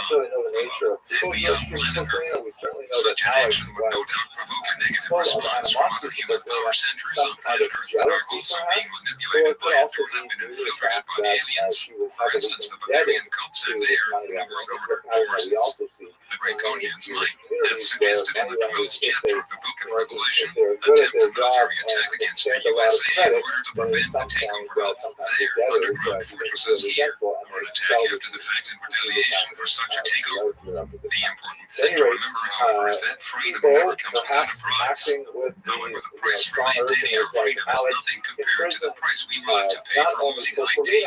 Remember, no matter what trials America must pass through in the future in our efforts to maintain freedom, liberty, and individuality from the forces of collectivist tyranny, we must never forget that the outcome of this war will have a tremendous impact not only on the future of this planet, but also on the future of all of the colonial worlds within this galaxy. WHO are intently looking towards planet Earth and especially America, which is the epicenter or staging ground for the latest battle between the Human Confederation and the Reptilian Empire. To see just which way the battle will turn, according to several contactees, many Federation forces and personnel from the Andromeda and Pleiades constellations, and also from Tausig, Persine, and other star systems, are so absolutely devoted to their belief in non-interventionism that they have blockaded our solar system from Draconian or realized interventionists who will take advantage of this critical and unstable time in Earth's history, the close of the 20th century, to claim yet another treasure planet, perhaps the most strategic planet of all, for their empire. This would have a devastating impact on all of the Federation worlds, since this planet and all its chemical, mineral, plant, animal, liquid, genetic, etc. resources could be used as a staging world for Draconian attack against other Federation worlds. As this is being written, Federation personnel are fighting and dying near the outskirts of our solar system, according to contactee Alex Collier and others, in order to prevent this from happening and to prevent continued intervention in the affairs of planet Earth by the various galactic vermin, parasites, and filth that have poisoned and destroyed countless human colonial worlds throughout this galaxy and possibly others. No matter what trials we as Americans must pass through in the future in order to defend our nation and our planet from the Draconians and their ungodly human New World Order collaborators, never forget that we are not only fighting for our families, our communities, our states, and our nation, we are also fighting for our planet, our star system, and for our galaxy. Brandon, some of us will be lost in the endeavor that is obvious. However, now the advantage is gained along with new additional technology to prepare for the next stage. The key to overall success is they totally respect force. And with them, the most effective method is to stubbornly continue to make and pilot their defense with no letting. Faced with the total loss of a base that has taken years to construct, it is believed that their mission will be grossly weakened and badly slowed. As Americans, in this particular instance, we must realize that we in this case cannot rely upon our inherent moral principles to provide the answer. Negotiation is out. This particular group can only be dealt with no differently than one must deal with a mad dog. That method they understand. No, this has led some to suggest that the only way to deal with the Greys is through direct force and threat of death. That is, to demand unconditional surrender of their forces to us and threaten their destruction if they do not comply. It is possible, according to some contactees, that certain of the red life forms can be tapped. That is, if they are somehow disconnected from the alien collective hive mind. This would be especially true with the genetic hybrids, and especially those hybrids who possess a human soul matrix. Even if they surrender, those aliens that are truly not human, that is, no soul, can never be allowed to work and operate on an equal basis with other humans, but must ever remain subservient, and I would personally suggest prevent it from reproducing after their kind, since they do not possess the ethical conscience necessary of their own initiative. Dr. Chaser makes some very salient historical observations about this entire tragedy. Just look at the known history of the reptoid/grazing dealings with human beings. One should not be misled by the apparent superiority of intelligence of the Greys, since their intelligence is a direct result of the collective mind. Without the collective mind operating on their own, they are mentally inferior to human beings, at least on an individual basis. The Greys have told some individuals that they are here on Earth and in America because of the treaties. If they implant numerous influential men and women with mind-controlled devices against their conscious will, if they legal and permanently abduct and told thousands of men, women and children to their underground bases, are they legally regulating and stealing our livestock? Did an elected Congress legally agree to these treaties, or was it an executive branch of government which has appointed numerous unelected personnel and agencies, in many cases hirelings of unelected corporate military agendas, who in turn have established treaties with an alien force or forces? Just how legal is the United States presidency anyway? Following the death of John F. Kennedy, if Lyndon Johnson was an accomplice in a fascist coup that tore the executive branch of the United States government in 1963, many of the corporate CFRTLC presidential hirelings who came into office following this executive coup d'etat legal? Were their executive orders, for instance those connected with FEMA, which authorized the destruction of the United States Constitution in the event of a national emergency, legal? Or could it be that such executive orders are not worth the toilet paper they are written on? The fact is that the Greys, with the help of their mind-controlled human zombie collaborators, have invaded our country, our airspace, and have undermined our lands, and they are freely violating the personal and mental integrity of our people against their conscious consent. Therefore, in eliminating this threat, we most certainly cannot be called the aggressor, because we have literally been invaded.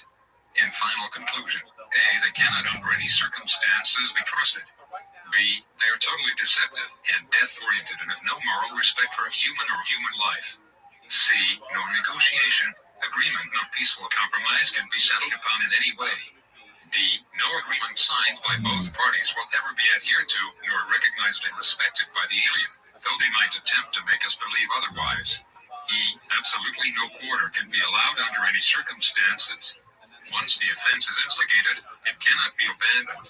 If it is, reciprocal reprisal will immediately result. They must be made to come down, destruct themselves, which is a standing order if the ship is failing, or leave Earth immediately. No leeway of any kind can be allowed or tolerated. For those of you who would question the need to take the offensive against the reptoid/very strongholds of Dulce and elsewhere, let me just remind you of the kind of alien mentality we are dealing with here by relating the following three incidents, according to well-known apologist Brad Steiger, in the book The Rainbow Conspiracy, co-authored with his wife Sherry Steiger. A terrifying incident occurred in 1955. This was one of several reports of UFO attacks against civilians, civilian airlines and military planes and jets that were documented in the book. In many cases, many notorious airline crashes were accompanied by UFO activity reported by witnesses just prior to the disasters or disappearances. Usually, there are few actual witnesses to aircraft-related disasters or disappearances. However, in this particular case, there was. A civilian pilot and his friend were engaged in some prospecting projects near the headwaters of the Iowa River near the city of Prescott, Arizona. The 2 months before, they had observed 2 brightly lit UFOs attack a military plane as it directed some kind of strange beams at the aircraft, causing it to explode. Worse yet, according to the civilian pilot and his friend, when both of the airmen ejected from the doomed and burning aircraft and began floating down to the ground in their parachutes, the UFOs swung back around and seared the survivors with the same deadly rays, apparently killing them both. In an article titled Incredible UFO Incinerations, Close Encounters of the Combustible Kind, researcher Larry Yarden describes the following terrifying encounters. Of the many episodes involving UFOs and the spontaneous combustion of humans, quite probably the most disastrous event, if true, in modern times occurred to the African village of Kirundi on Mount Kenya. For several nights in June 1954, young Lady Thinto and his shepherd companions listened to the pounding of their neighbors' drums announcing a wedding about to take place on the mountainside. They also watched strange lights soar around this secret peak in central Kenya. They naturally were startled when bright beams flashed from these soaring lights. Then, concerned that the drums were now silent, the next morning, Lady learned that all the dancers, all the children, all the livestock, the entire population of the village had been seared to death by terrible streams of light from glowing objects. Report Brad Steiger and Joan Blake narrating their book, Flying Saucers Were Hostile. It was not until Lady Fender ventured into Nairobi that he was able to tell his story to someone who recognized the tale for what it really was, the annihilation of an African village by a UFO. In the spring 1991 issue of UFO Journal of Facts, Forrest Crawford, a researcher for the well-known Love and Aerial Phenomena Research Organization, related his personal encounters and conversations with a man he identified only as Oscar, who was involved in UFO crash/retrieval projects in earlier years. Oscar stated that on one occasion he and his team received an assignment to investigate a disc that had crashed near Phoenix, Arizona, and was then transported to an underground base in North Dakota. The team descended into the deeper levels of the contract submarine base in San Diego, where high security Alice personnel directed them to a tube-like shuttle. Entering the shuttle, they prepared to shoot the tubes and eventually emerged into the lower levels of the North Dakota base. Once they arrived, they were told that they would not be allowed to visit the surface of the base during their stay. Oscar viewed the disc, which had originally held a crew of 3 human-like pilots. 2 were found outside the craft dead from radiation exposure and other injuries, whereas another was found in an injured state within the secured conditions inside the craft after the team had succeeded in opening it using a sonic resonator. The operation was initially carried out under the direction of Commander Charles Turner, a friendly man who Oscar got along with well. However, without warning, another high-ranking officer, who everyone feared and who did not appear friendly, came on the scene. He stated that he was now in charge and began ordering all kinds of experiments and exploratory surgeries on the humanoid, who was still alive, in spite of the fact that the anesthesia had little or no effect on him. Some samples of his organs were also removed for study. The new man in charge was Frank Drake, who later became involved with the Osmo and Sunny radio dish experiments, which had initially pointed their dishes of Tau Ceti and Epsilon Erdoni and began receiving intense signals suggesting intelligent life. These initial reports were a mistake, were irrelevant according to Frank Drake and his colleagues, and nothing remarkable resulted publicly from the SETI project. Officially, that is. However, this and similar projects continue to receive a great deal of funding supplied by the loyal American taxpayer. Drake named the Disc Recovery Research Project Osmo with an S, and continued to torment the humanoid with various surgical procedures until he finally died. Oscar had given the humanoid the nickname Hag, which was an Amerindian word meaning troubled spiral. According to Forrest Crawford, before the humanoid died, Oscar had learned several interesting things from other researchers on his team as well as from the humanoid himself, who had projected images and messages to Oscar via some form of telepathic, empathic, visual, encephalographic wave transfer. The man was approximately 5'8" tall, of human-like Mesoamerican or Mediterranean appearance, yet with a face and nose that was slightly broader than the average Earth person. Muscular yet not fat. However, he was somewhat heavier for his size than Earth people, suggesting that his planet of origin possessed gravity somewhat greater than Earth's. Crawford stated, the pattern from the panel inside the ship was confirmed by red to match stars of the constellation Aberdanes as seen from Earth. It was later confirmed by Hank that the stars of origin of his people were Tau Ceti and Epsilon Erdoni. In later sessions, Oscar discussed some reasons for the presence of the aliens. He said they do not like the situation with some of the small gray aliens. Hank also stated that the particular group of aliens that his people most often encountered were the gray whites, which are apparently a genetically engineered reptiloid insectoid hybrid race. The Tau sessions feel that the abductions being carried out by some of the Greys are a great injustice to humanity. They are a parasitic race that has been preying on human civilizations throughout the universe. Oscar relayed. He added that our government's involvement with the Greys is very dangerous and out of control. Oscar is adamant that they are using human fluids for sustenance. They feed by immersing their arms in vats and rubbing the fluids on their bodies. He claims that they are also kidnapping children. The Tau sessions have been preyed upon by these aliens before, and they are working with other races and communities that were also victims. One such race that Oscar claims was run off their home planet by the Bug people, hence definition of these aliens, because of their